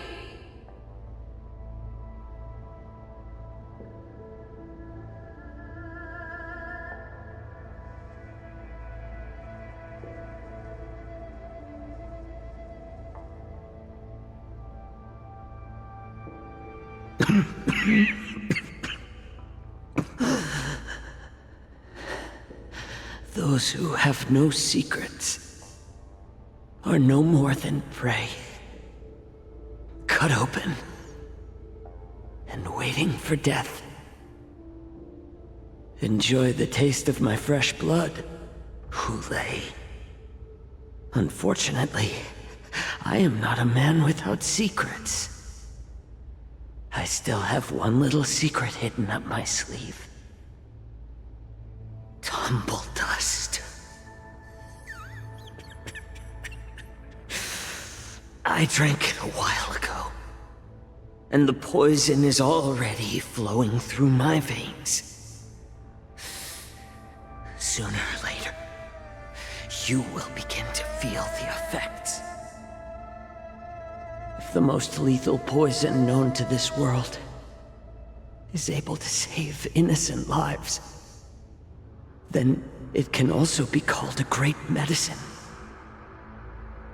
I will do my best to cure you. Fish out. I kept my promise. At the cost of this insignificant life. Bring victory to the Yaoqing.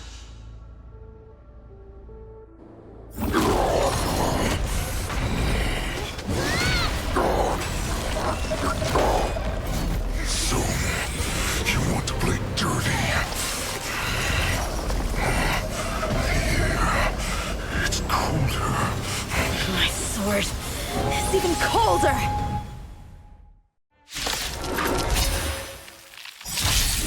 Hulei's movements are slowing down?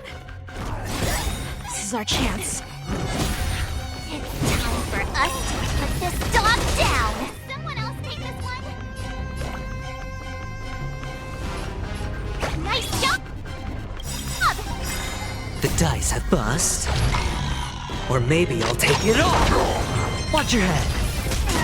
Every petal all will be swept away by the wind. Time to show you Azure Dragon, White Tiger, less carbs, what's dead? May as well kill them all. Stand still. Good times. No time to say bye. Boom. Sure, I'll play along. It's on me.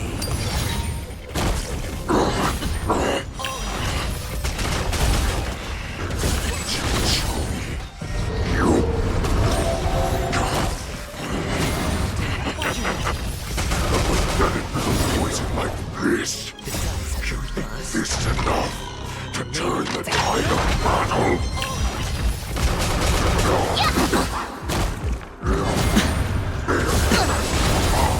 Watch your head.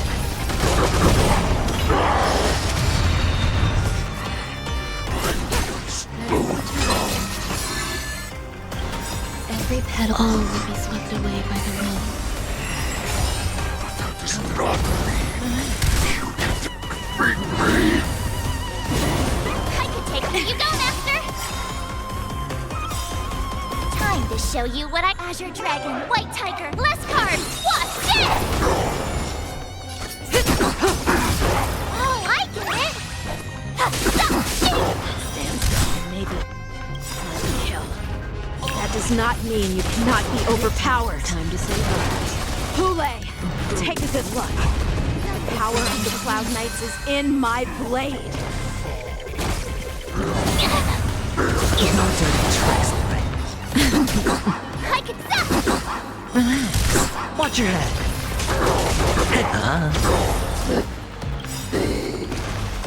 The dice have bust. Or maybe I'll take it all. Impossible! How could a mere whelp defeat me?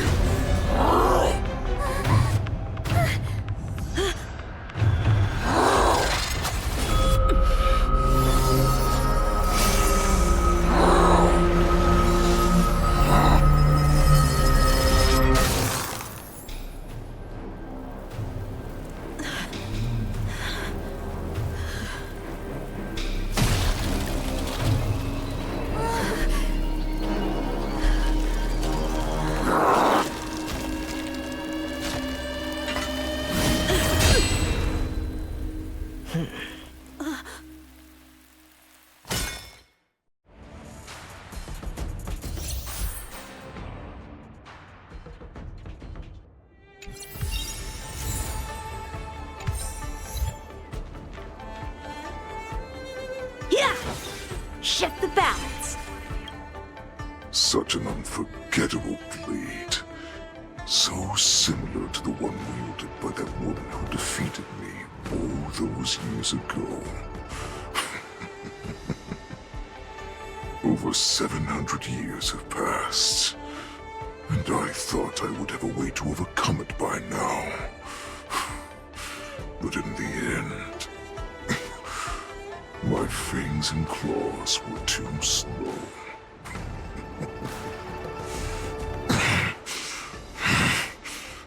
You won, child.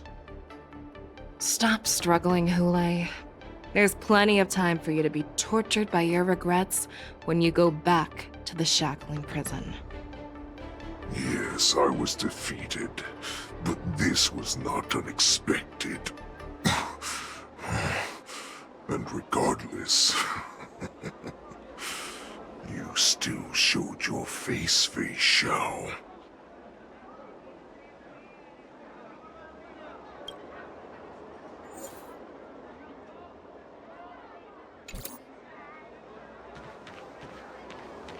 The hunt is finally over.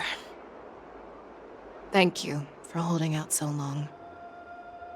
The Cloud Knights are withdrawing as we speak. Lieutenant Yang Qing, how are you holding up?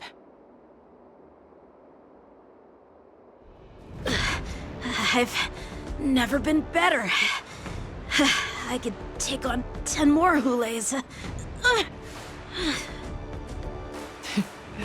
Take it easy, young one. Your wounds look quite severe. I'll have the Alchemy Commission healers see to you when they arrive. Who would have imagined that I would arrive late to the battlefield for the first time in my life? No. Perhaps you young ones' blades were just too fast for me. I originally thought, in the best-case scenario, you would team up and hold this beast back while protecting yourselves. However, you joined forces and defeated Hule. The youth are truly to be feared and respected. Come, we need to lock up Hule once again before anything unexpected happens.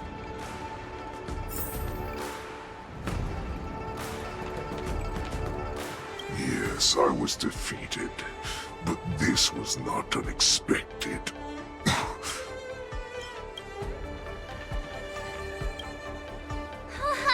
I was so scared. I thought you were a goner there. We're so lucky the General made it in time. Yanqing, that was amazing. The final blow you dealt to Hule. How have I never seen that before? Do you want to learn it? I can teach you. But I'll need some time to heal up first. I hate to say it, but if you can teach me that move, I'll maybe admit that you're just a tiny little bit stronger than me.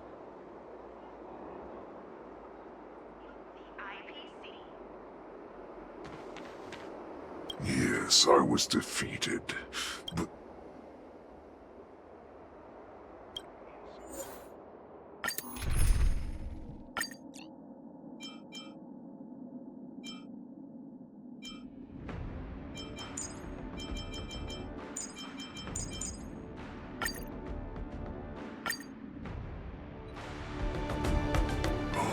I have looked forward to this for so long.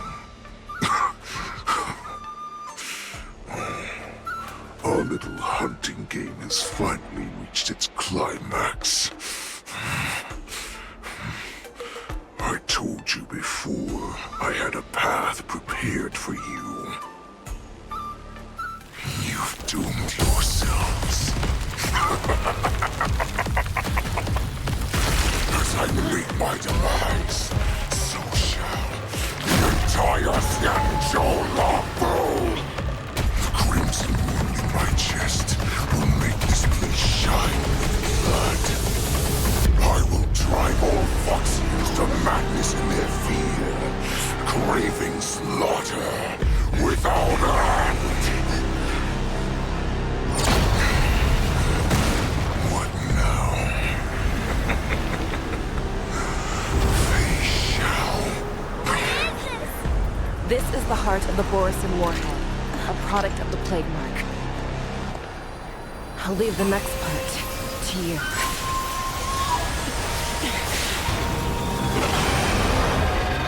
I don't understand. We cannot allow this thing to spread. I will do all within my power to consume this crimson moon. Once the situation changes, Lieutenant Yanqing, you are to enforce the Cloud Knight's military rules. Understood.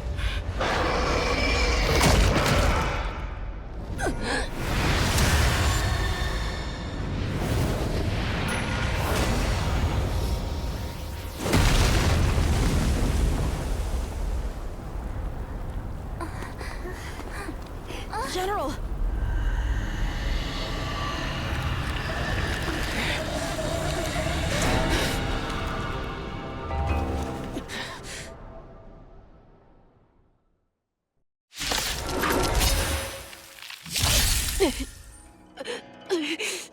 Die, Borisin!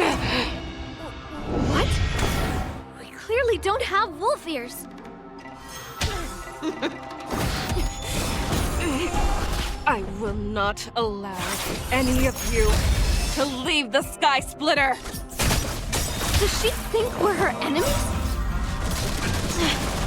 Hule just wanted to take down the General, even at the cost of his own life. Snap out of it, General! Spend freely. May as well kill them all.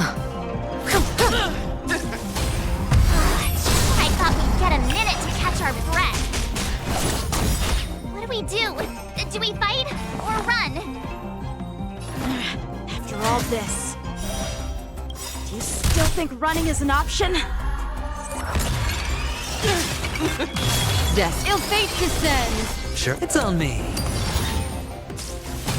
You cannot hide! Pray! I will devour you!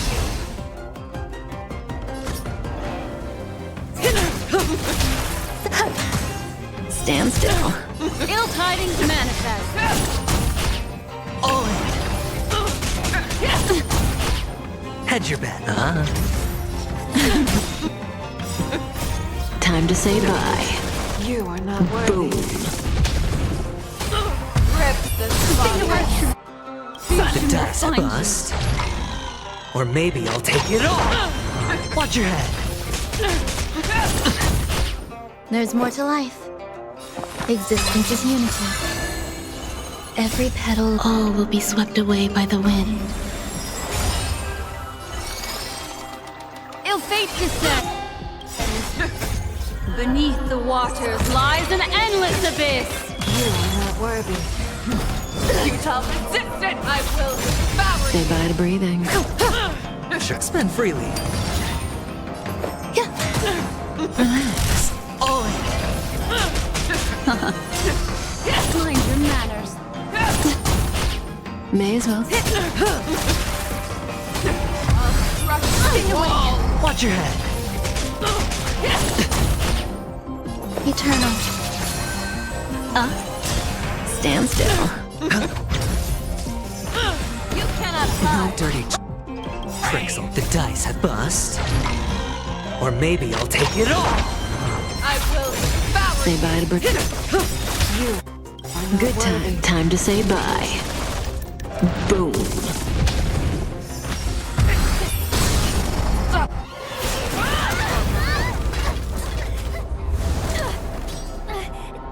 We can't let her get away! But do we stand any chance at all?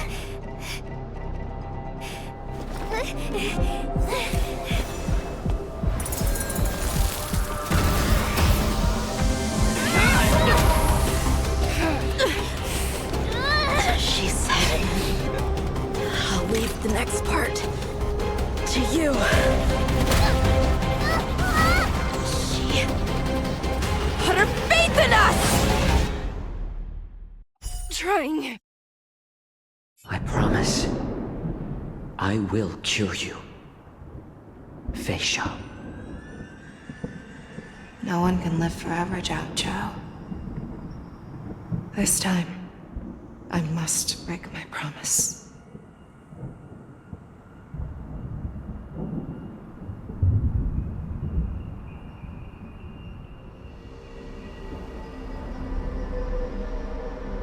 Is this the Sky Splitter? Or somewhere else? Lieutenant Yanqing, you are to enforce the Cloud Knight's military rules. Understood. We can't let her get away! Snap out of it, General! You always leave the hardest battles for yourself. Even now, you would never run away. Isn't it strange that as your enemy, I understand you even better than your own allies? Ule? This rage, I remember the taste. I know that it was the victory that it thirsted for.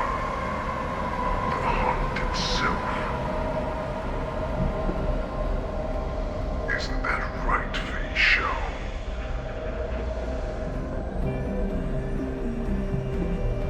You shouldn't be here. I saw you die with my own eyes. Just consider me a figment of your imagination. Before every hunt, I make preparations for defeat and retreat. But not this time. This time, defeat was exactly the ending I was racing towards.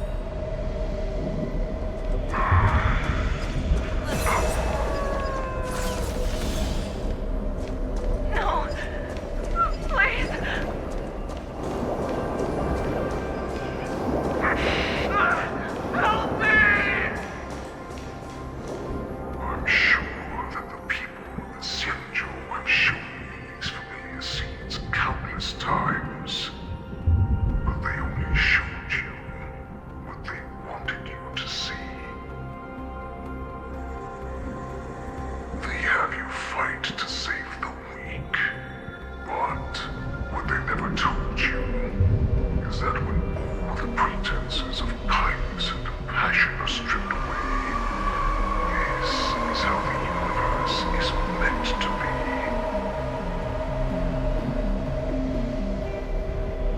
When the Xianzhou is weak, they play the victim so they can win your sympathy.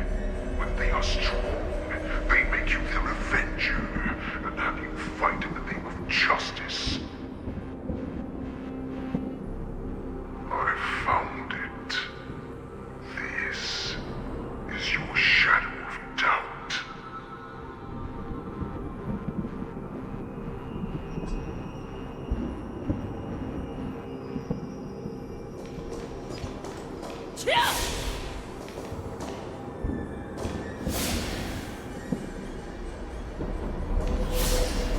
Let's see. Your so-called survival of the fittest is nothing but an excuse. You cannot weaken my resolve, Wu-Lei. Blinded by the fury of your moon rage, you slaughtered your allies. Erland's Claw, you have betrayed the Alliance. Your actions are no different from those of the abominations we stand against. At the end of the day, it is the blood of the abominations that runs through your veins. One day, you will inevitably become an enemy of the Alliance. Cloud Knights, formation! You ran into the arms of your new master's army without hesitation. You thought that you had found freedom, respect, and recognition.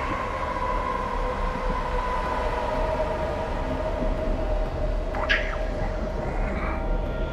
They know too well that a wolf will always be a wolf. Now your greatest fear is about to come true. You have become an enemy of the Xianzhou.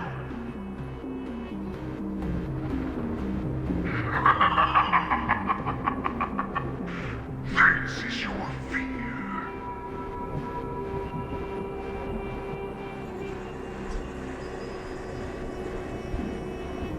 You aim to instill terror within me. Yet all of this is nothing but a phantom!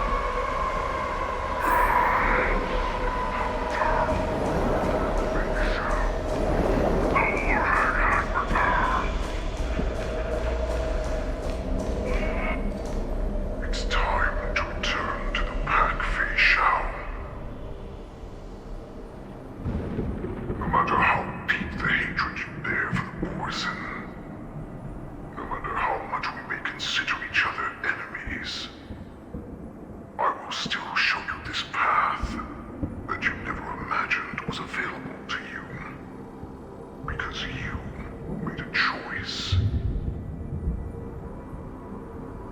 You devoured the Crimson Moon. You are worthy to become the Borson's warhead. What did you say? The descendants of Duran who came to rescue me hoped with all their hearts that once I regained my freedom, I would be able to turn the tides of battle and change the fate of our people, allowing the Borson to return to their former glory. But this was just a dream used by someone with ulterior motives to manipulate the Borson. They would rather place their hopes of survival on an imaginary savior than gain the courage and strength to fight to the death. Borson like that deserve no more than to be sent to their deaths. And I, a prisoner who was your captain for over 700 years, a criminal of war who was deprived even an honorable death in battle, would become a puppet upon my return, and the mercy of others. This is a fate that I will never accept. For those who are truly strong, Foxy and Borson are no more than labels.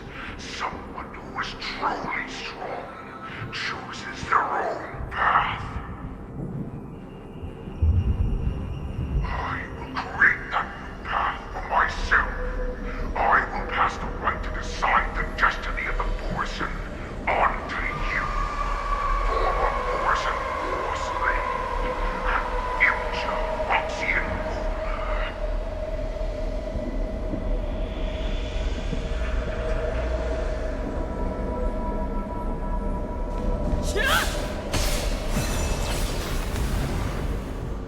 Your healer, Zhao Chu, served you with such loyalty. He was even willing to die in order to cure your rage. I told him before that the only way to save you lay in my hands. If you just nod your head, you will awaken from this nightmare that the Crimson Moon has inflicted on you, and your body will be born anew. From that moment, you will no longer be trapped by your rage. Your doubt will be swept from your mind like dust, and your fear will naturally disappear. So this was the path that you prepared for me. To become a new you. That's right. We are so similar after all. We are both monsters that were born for war, and will die for war.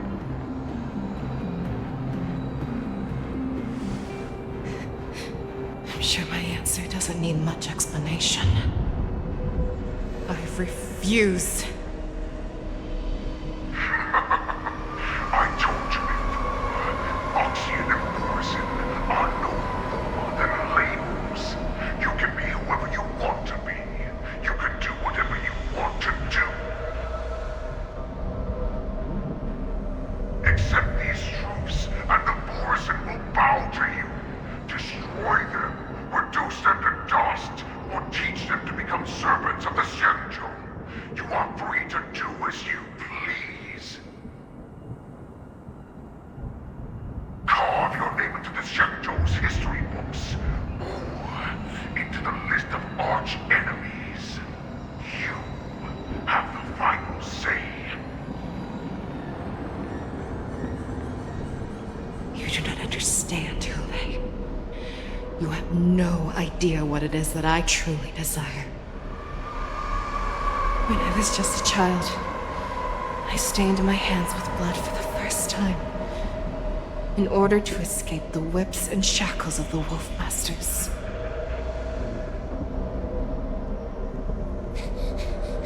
Nurgle, don't stop! Keep running! I can't run anymore. Saran, are they catching up? They're still behind us. Don't stop! Nurgle, look up! Look at that light in the sky! That's a shooting star. It's shining down on us. If we just tell it our wish, we can have our freedom. We will all be able to escape. We'll win our freedom and then share it with our cooler brothers and sisters. So you have to run. Quickly! We can do it! We can escape!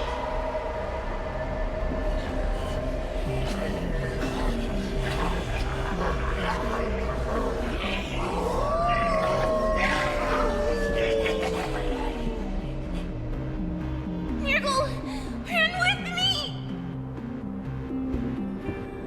We ran and ran with all the strength we had. But we ended up losing each other. I escaped the hunting pack and encountered a woman that could fly. A Cloud Knight. I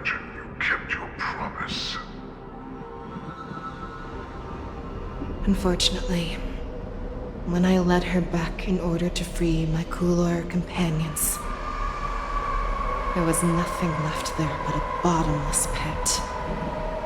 The light of the devilish archer.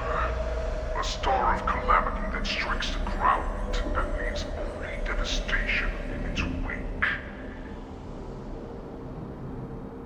In the years that followed, I followed the trail of that light alongside my Cloud Knight allies, and saw it fall countless more times. Gradually, I came to understand. That light was not some shooting star that carried wishes and aspirations. Each Lux arrow meant that countless lives in a helpless world were about to be obliterated. I prayed to the god of the skybow that I would never have to witness one of these shooting stars fall again.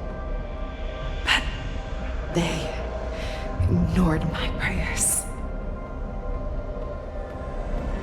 That's right. They never answer us. They just let us loose in this world to massacre each other.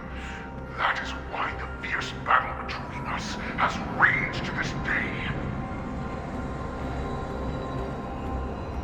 If the gods who never bleed nor cry, who watch silently from above, refuse to listen to the prayers of mortals, then we have no choice but to fight for our own desires. Do you understand now, Saran? You and I are similar in more ways than you think.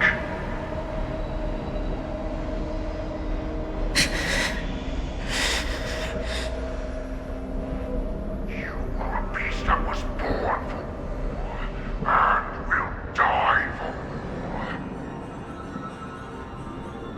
Perhaps. So, what is it that you yearn for, Hule? Why is it that you fight?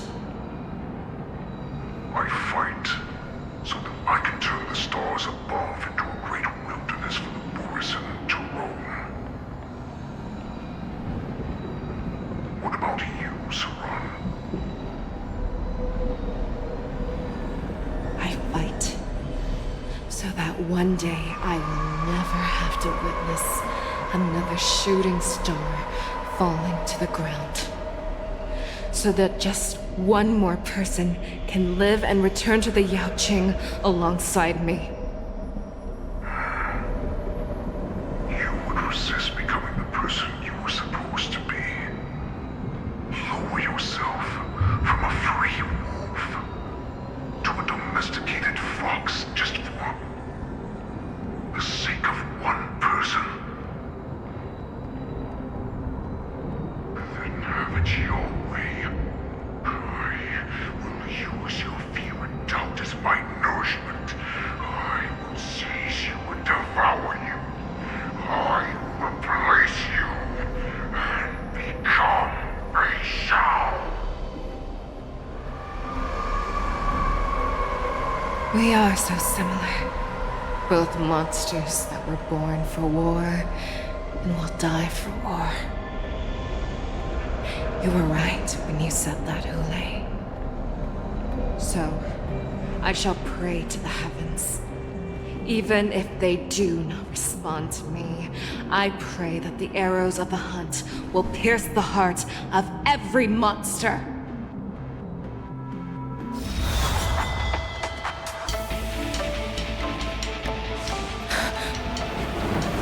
Do you see me, shooting star?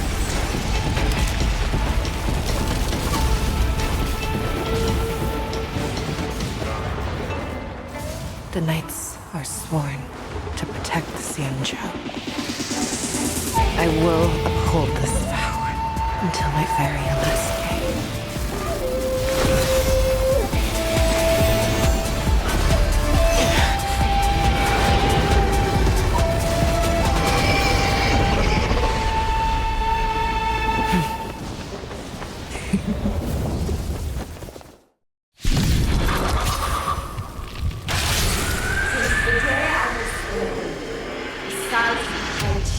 blood, and all living creatures have bowed and bowed. I once married strong and hunted the weak. Now, I will use your inner beast as my weapon, and your name as my prey. Fei Xiao!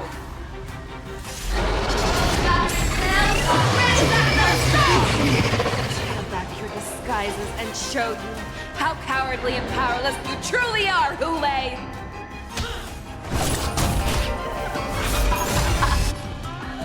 A wolf lurks in the heart of every Borson and Foxian. The moment you grow weak, it will devour you!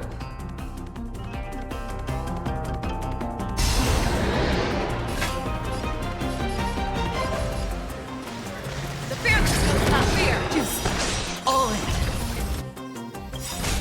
That won't do. Every petal, all will be swept away by the wind. Eternal. Destiny isn't chosen. Ill-fate is dead. Beneath the waters lies an endless abyss. Sure, I'll play along.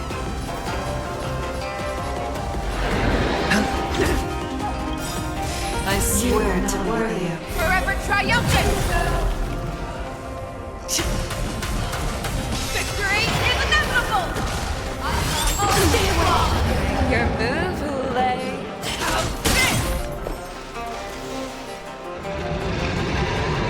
Existence is unity.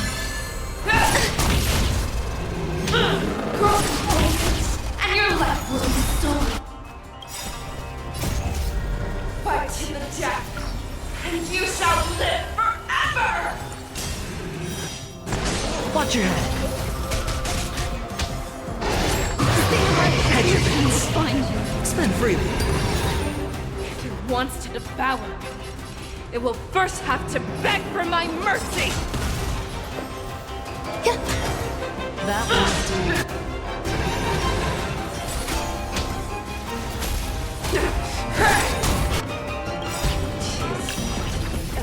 Pierces your skin! This is homelessness I have experienced for 700 years. Pain! Victory is inevitable! It's on me. Watch your head. Mind your manners. Your fangs and claws have grown dull!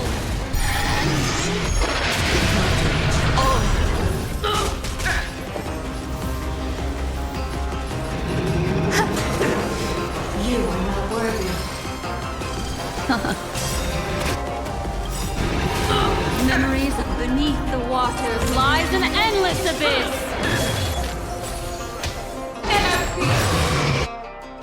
Heed my command! No dirty tricks. Watch your head. You No thought dirty tricks, this alright? How's this? Sure, I'll play along. There's more to life. The dice have been cast. Bust. Or maybe I'll take it all. All in. Eternal.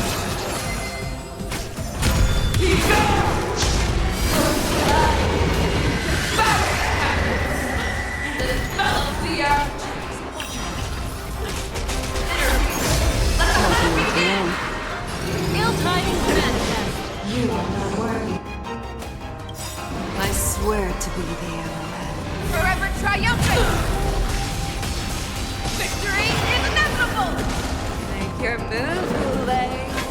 The fearless will not fear! That won't do. Spend freely. Enjoying yourself?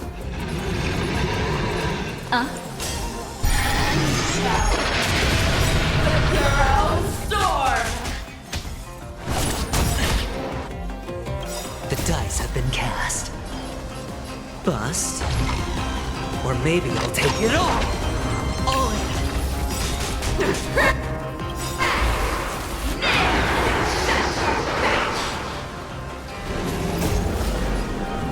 Forever triumphant! Victory is inevitable! Make your move, Lay. Never hesitate! That won't do.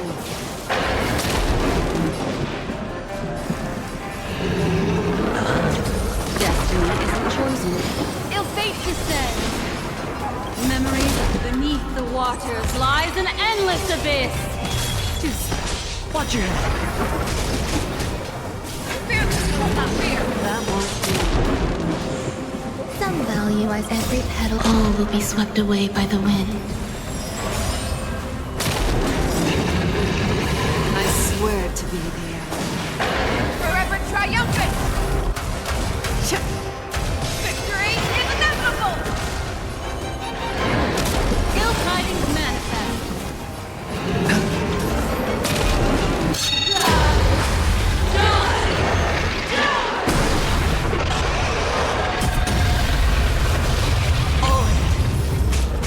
You cannot hide! Make your move, Lay. Never hesitate! There's more to life. That won't do. Watch your head! What do you want to know? Ill fate descends. It's on me. The dice have been cast. Bust.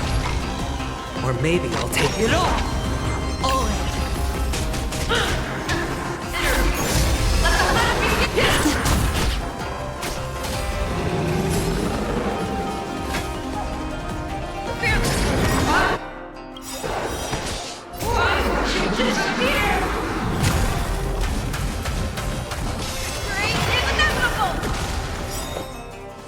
Every petal, all will be swept away by the wind.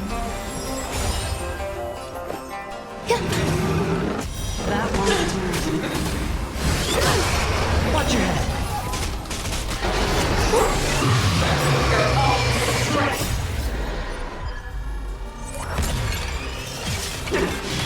You are not worthy.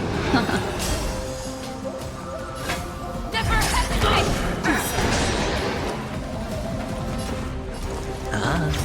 That won't do.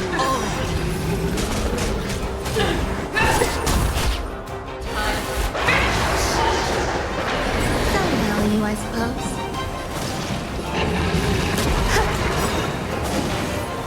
I swear to Forever triumphant! Victory is inevitable! Ill tidings manifest. Our little hunting game ends here. Make your move, Lay. Mighty light of the heavens, wolf in my heart, come to me. We shall conquer as one. Victory is inevitable!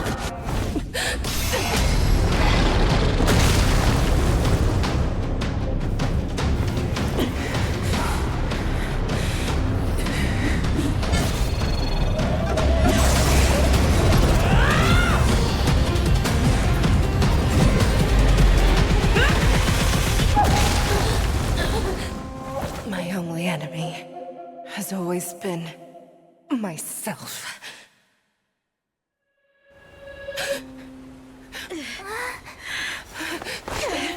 General. General, you're awake.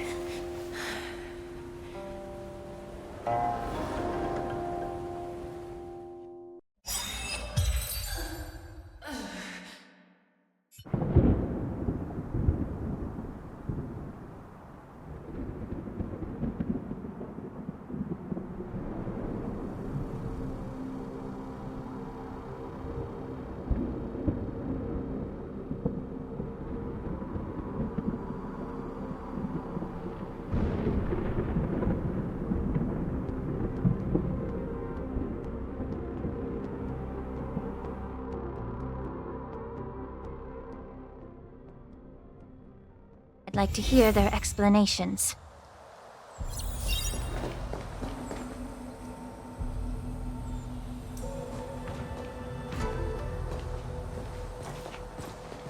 Welcome, Miss Lingsha.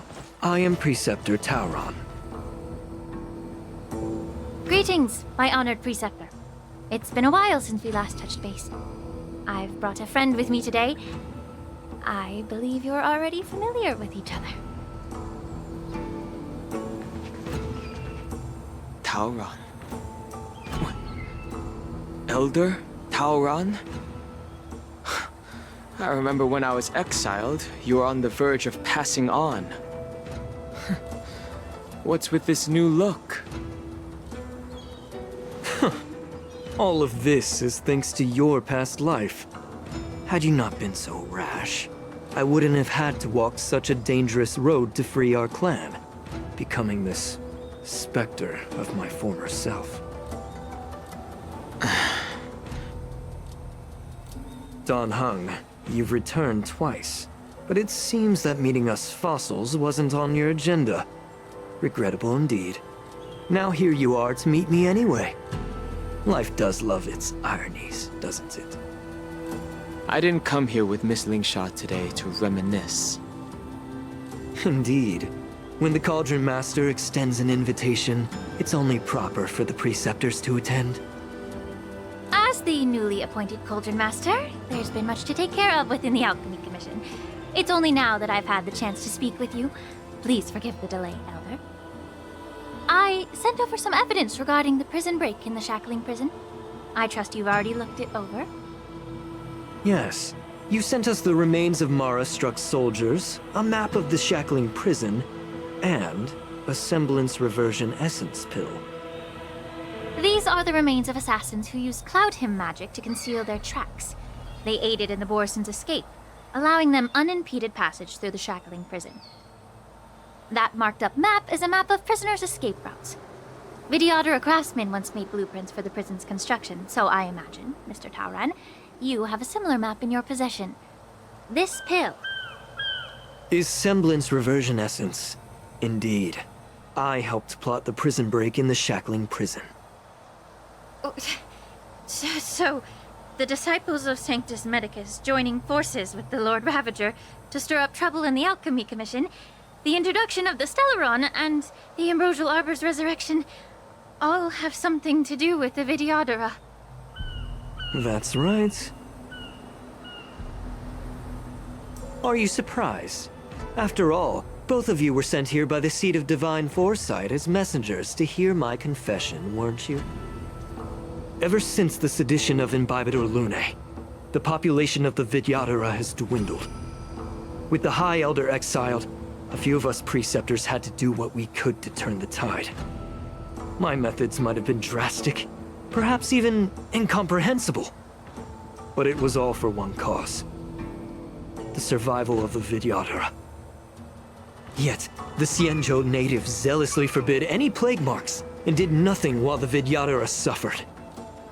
Dan Heng, Lingsha, as Vidyadhara, you should understand the desperation behind my actions. All I've tried to do is to ensure our survival. I'm well aware of the challenges the Vidyadhara face. Fighting for survival isn't a sin. But Elder, your actions have gone beyond mere survival. You've become a beast driven solely by the propagation, devoid of even a hint of empathy. Oh. Despite calling ourselves a noble draconic bloodline, at our core, we're merely bipedal beasts. The survival of our kind is paramount.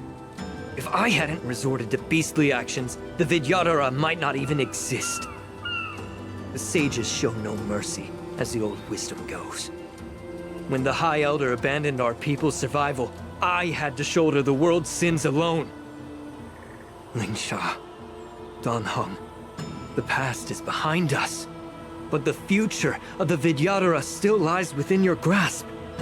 The situation on the Xianzhou Luofu has changed rapidly. As Vidyadhara, we must unite in purpose and avoid the mistakes of the previous Imbibitor Lunae. I was initially skeptical, about the Vidyadra's betrayal of the Alliance. But after hearing your confession, I realized that there is no point in talking about trust. Breaking the covenant of our alliance will bring war upon the Vidyadhara. Even if we are able to have offspring again, what difference will it make? Once my plan succeeds, the Alliance will see the Vidyadhara as their saviors, because both parties ultimately share the same interests. So now that survival won't convince us, you want to talk about interests? For 1,000 years, the Alliance has been engaged in brutal warfare against the denizens of abundance. Yet victory has remained beyond reach. Have you ever wondered why? Should the Alliance emerge victorious, they will inevitably become the next denizens of abundance. However, if they suffer defeat, the Alliance will face extinction. Thus, the Alliance has deceitfully upheld this precarious balance. However, I have a way to escape from this dilemma. The Alliance's path to salvation lies within the secret of dragon transmutation. Imagine if there were a way to transform other life forms into Vidyadhara. The Alliance would then possess an endless stream of soldiers and would not need to worry about casualties. Once the war ended, these soldiers would cease reproduction, eliminating concerns of overpopulation. This is the way to salvation for the Xianzhou Alliance. The ultimate path to end the universe's suffering under the immortality plague. Only we, the Vidyadhara, can achieve this. So, you relied on this rhetoric to manipulate the ignorant members of the Vidyadhara into serving you. I am deeply disappointed in you, Elder. Your thoughts and intentions are completely devoid of empathy. Cloud Knights! Hold it!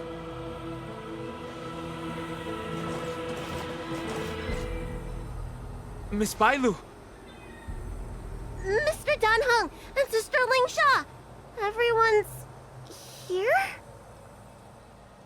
You think I don't know why you're really here? Jing Yuan sent you here to test me, didn't he? According to the oath between the Alliance and the Vidyadhara, it's forbidden to spill Vidyadhara blood on their own territory. Are you all ready to violate this oath in the presence of the Lawfu's High Elder?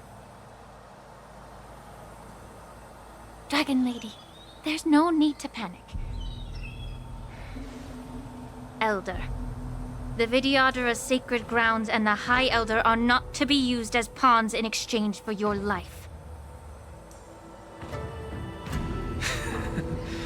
Talk a big game. As if you have the nation and the people's best interests at heart. But when it really matters, you use a small girl as your shield. It's ridiculously pitiful. I've said it before. Survival is never a sin. We're all Vidyadhara, so you should understand my intentions.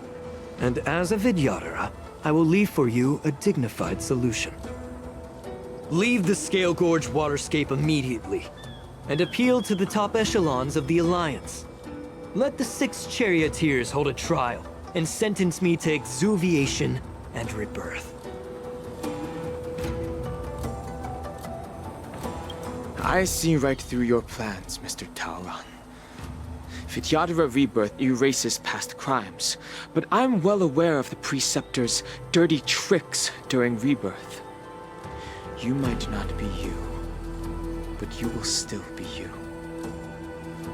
I won't forgive myself for past sins under the pretext of knowing nothing, nor will I allow you to evade accountability. Danheng. I've always disliked your inability to see the bigger picture. Rebirth hasn't changed you one bit.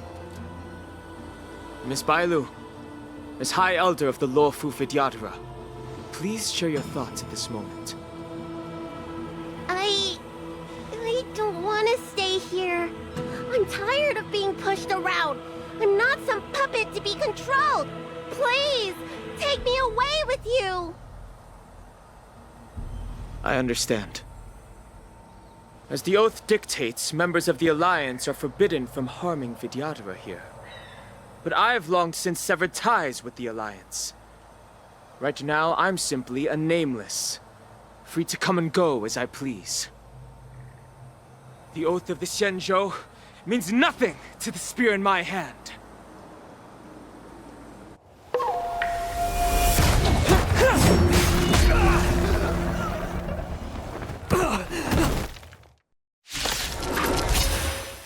Get them! Do whatever it takes! Make sure they don't leave you alive.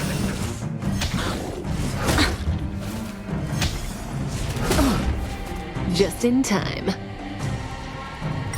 All will be swept away by the wind. Time to cleanse the filth. Eternal.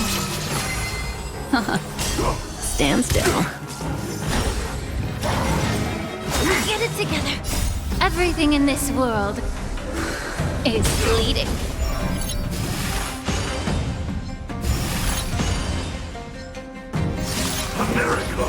Enjoying yourself?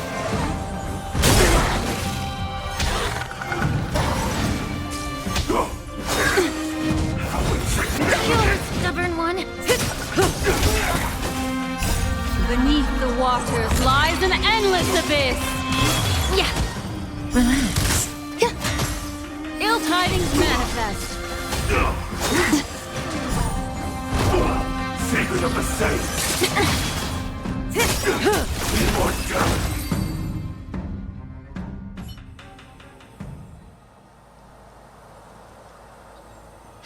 Dragon Lady, are you all right? I'm fine. Thank you for rescuing me.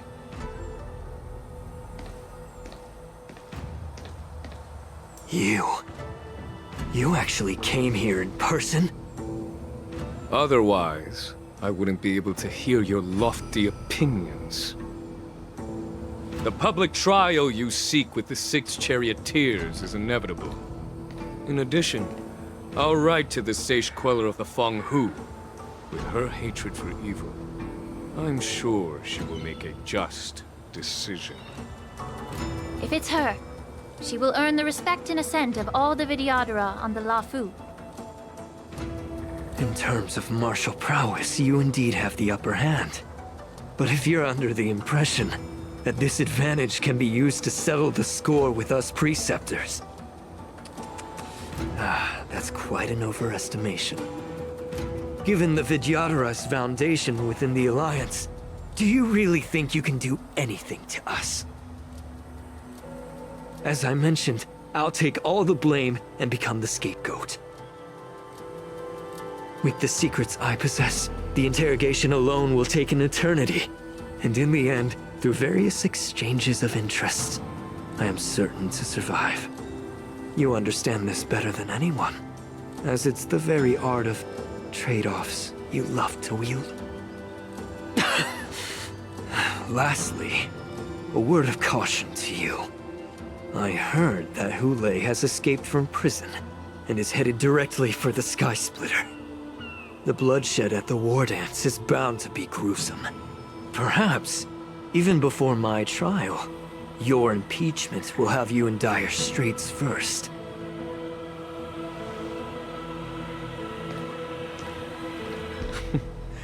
Regrettably, Mr. Taoran, the Sky Splitter only hosted Cloud Knights today. No audience. And just moments ago, Hule was executed by the Cloud Knights.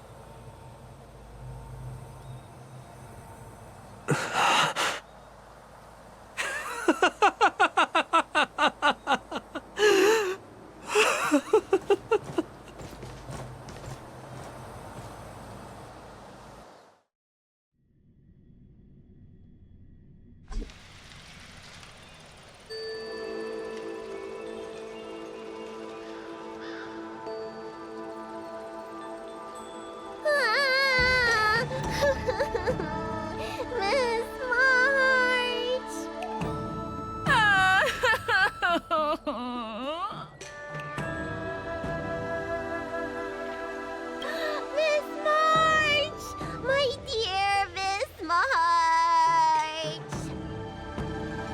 I was only in the bathroom for a little bit, and you've already arranged my death? Hey, can't you play some normal games with Dragon Lady?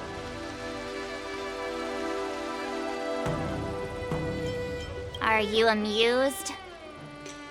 Alright, enough playing. It's time to visit my masters.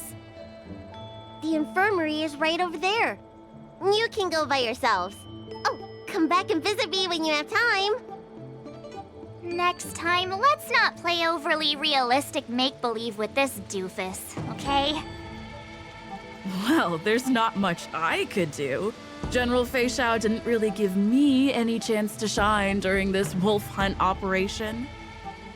If I had been in the ring, I could have knocked down 10 Hulays with just one strike. You sound exactly like Master Yenqing.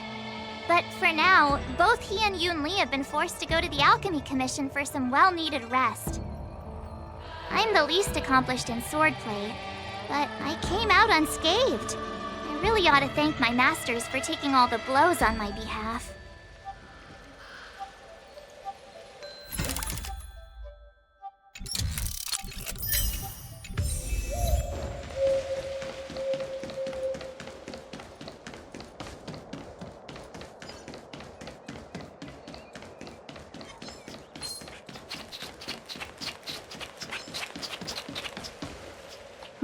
Look who's here. The beloved Trailblazer and the charming March 7th. You came to the Alchemy Commission today. Oh, I get it. You are here with March to visit her masters, aren't you? Exactly. How are my masters doing at the moment? Unfortunately, only one master is here. I'm doing fine. I'm just following the doctor's advice. Miss Bailu said I could take a stroll, so here I am. Your Master Yenqing wasn't as lucky. He's probably still in bed. Considering the intense battle with Hulei, and then with General Fei Xiao, the rigorous sparring session with her. His small body couldn't take it anymore. Master Yun Li, didn't you also engage in combat? The little babies from the Luofu just don't have the resilience that us kids from the Zhuming have. I heard from Moza about the tough battle against the wolf troopers. You fought alongside Moza. Did you get hurt? I heard a few versions of the story from the Cloud Knights who were there. The number of wolf troopers went from a few dozen to thousands. And the number keeps rising. It's becoming more absurd by the minute. Yun Li, go and lie down. Got it, Lingsha. What about that smiley fox healer? And the guy with the hood?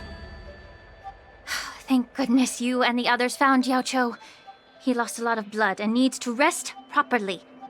He and Maoza are seriously wounded. I've had to forcibly confine them to the Alchemy Commission. All three from the Yaoqing are critically injured. But fortunately, the Xianzhou Laofu has a miraculous healer lady. It's a silver lining in this misfortune. It looks like the entire delegation from the Xianzhou Yaoqing is gathered at the Alchemy Commission. Why don't we go see General Fei Xiao and bring her some fruit? I would normally say no, because they need to rest. But alas, what can you do when the two of them have a leader who is just as restless? General Fei Xiao just slipped out of the recovery room. She thinks she's so sneaky, but I know everything that happens in the Alchemy Commission. If you're looking to meet her, the luminescent depths might be your best bet. I spotted her heading that way earlier. The sound of those footsteps. They must belong to General Fei Xiao. Out and about, despite the doctor's orders. What a coincidence. Someone else who refuses to listen to the doctor's orders. Well, being a doctor myself, I don't think my knowledge of my own body is inferior to the Dragon Lady's. The healer does not heal himself. Don't try to act tough in front of me. I'm sorry, Zhao Cho. I didn't expect you to use poison that way. What a miscalculation. If only I'd found you sooner. If only I hadn't sent you to the shackling prison. The way you're speaking, is this really the Fei Xiao I know? Or could it be a Borisin assassin, imitating your voice to take my life?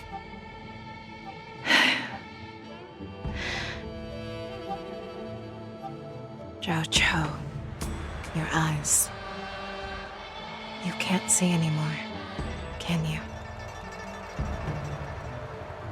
I can still clearly hear the sound of the waves. That's enough for me. Don't blame yourself. You know what I'm more concerned about? Has your body had any changes since you swallowed the Crimson Moon? I'm not sure. There don't appear to be any changes.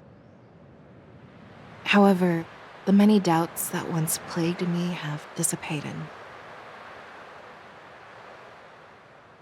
I never thought I'd live to hear you discuss your health again. But thanks to Morza and that child, the price I've paid seems trivial compared to what we've achieved. I hold no grievances, Fei Xiao. I am content.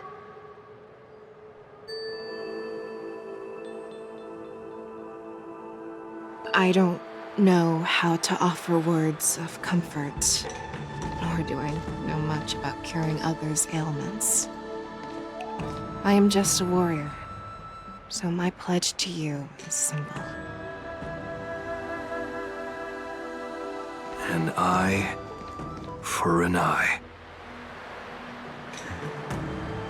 So you were here too. In this vast universe, there's bound to be someone who can heal your eyes. I'll find them. But until then... The threat behind all this chaos needs to be dealt with. You must already have some ideas. Let them out.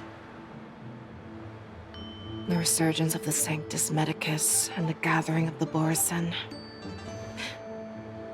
are merely distractions orchestrated by an unseen force, meant to divide the Alliance's attention. Unfortunately, they picked the wrong fight this time. Once we return to the Yaoqing, I'll personally lead the Verdant Knights into battle. I vow to take down a Lord Ravager and teach the Ruined Legion the true meaning of the hunt.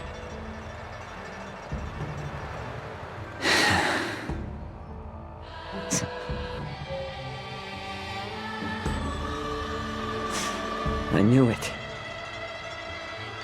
You've always been so impatient.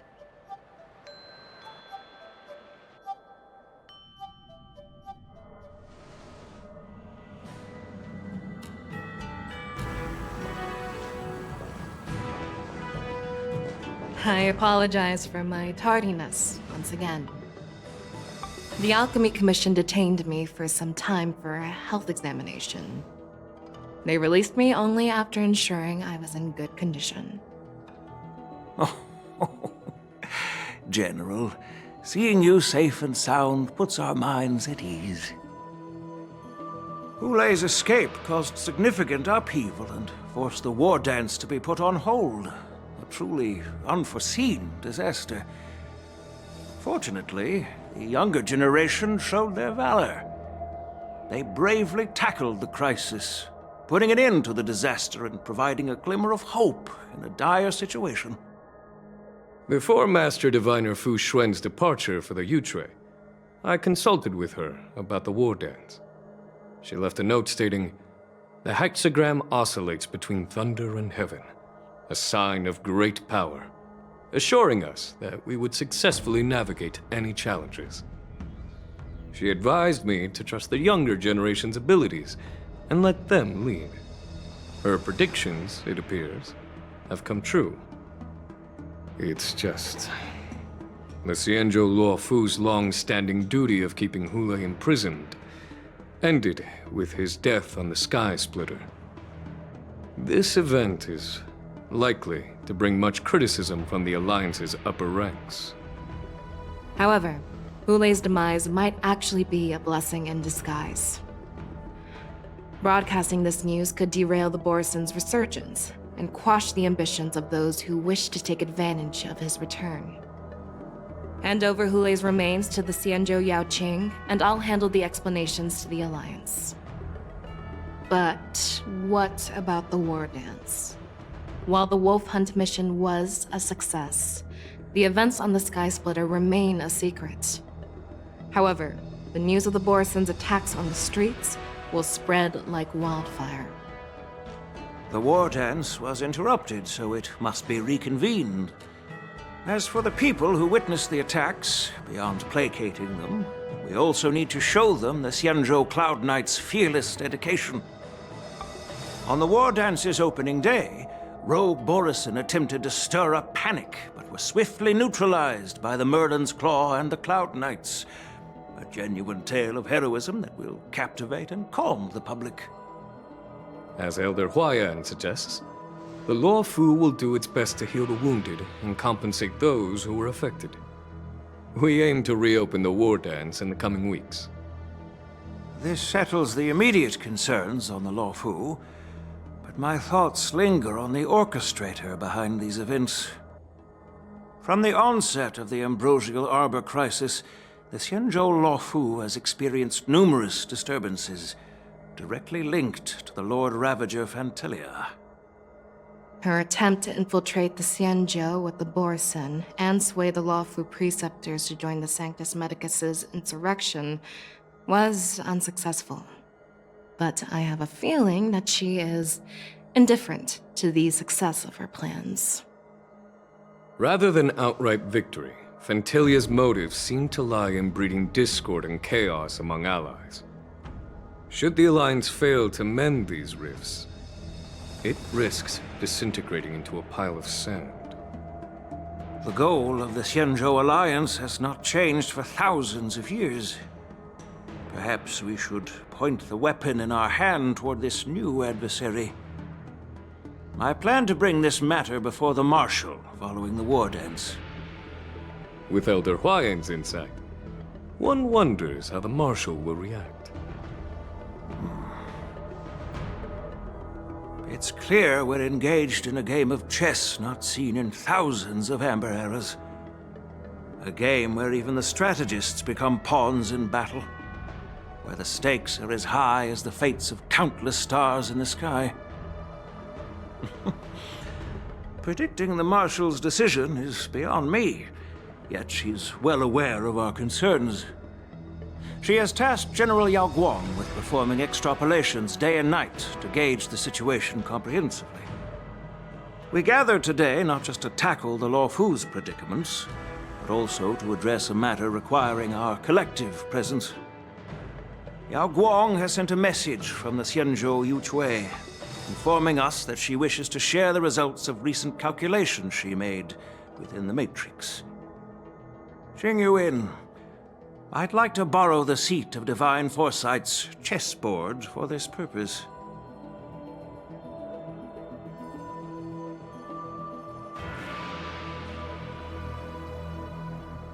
Hello, everyone. It's been a long time. Over 3 decades have passed since we last convened. I've dearly missed each of you generals during this time. Was the Seer strategist thinking of us or thinking of the fates we're destined for? The Merlin's Claw. As blunt as always. Though, not everyone's cup of tea, huh? You once told Jing Yuan, "You're lucky that I'm the one who came this time. If it were the Seer strategist, this conversation might not be so friendly." I'm intrigued. Did the conversation really come to pass? I've never heard anyone mention that the Decalite reflection barrier could eavesdrop on even the quietest whispers. It appears that the Marshal sent not just 2 generals to the Luofu, but an uninvited 3rd guest as well. People have been saying that Mr. Jing Yuan's intellect shines as brightly as the seer strategist's. With the Luofu caught in such strife, the Yuchwei couldn't just stand by and watch. Seer strategist, our time with the Yellow Bell is limited. Let's get straight to the point. Alright. Thanks to Mr. Jing Yuan, the interrogation of the 2 prisoners on the Yuchwei has concluded. Mr. Jing Yuan's speculations were correct. Of the crimes they confessed to, planting a Stellaron on the Luofu was a complete fabrication meant to mislead.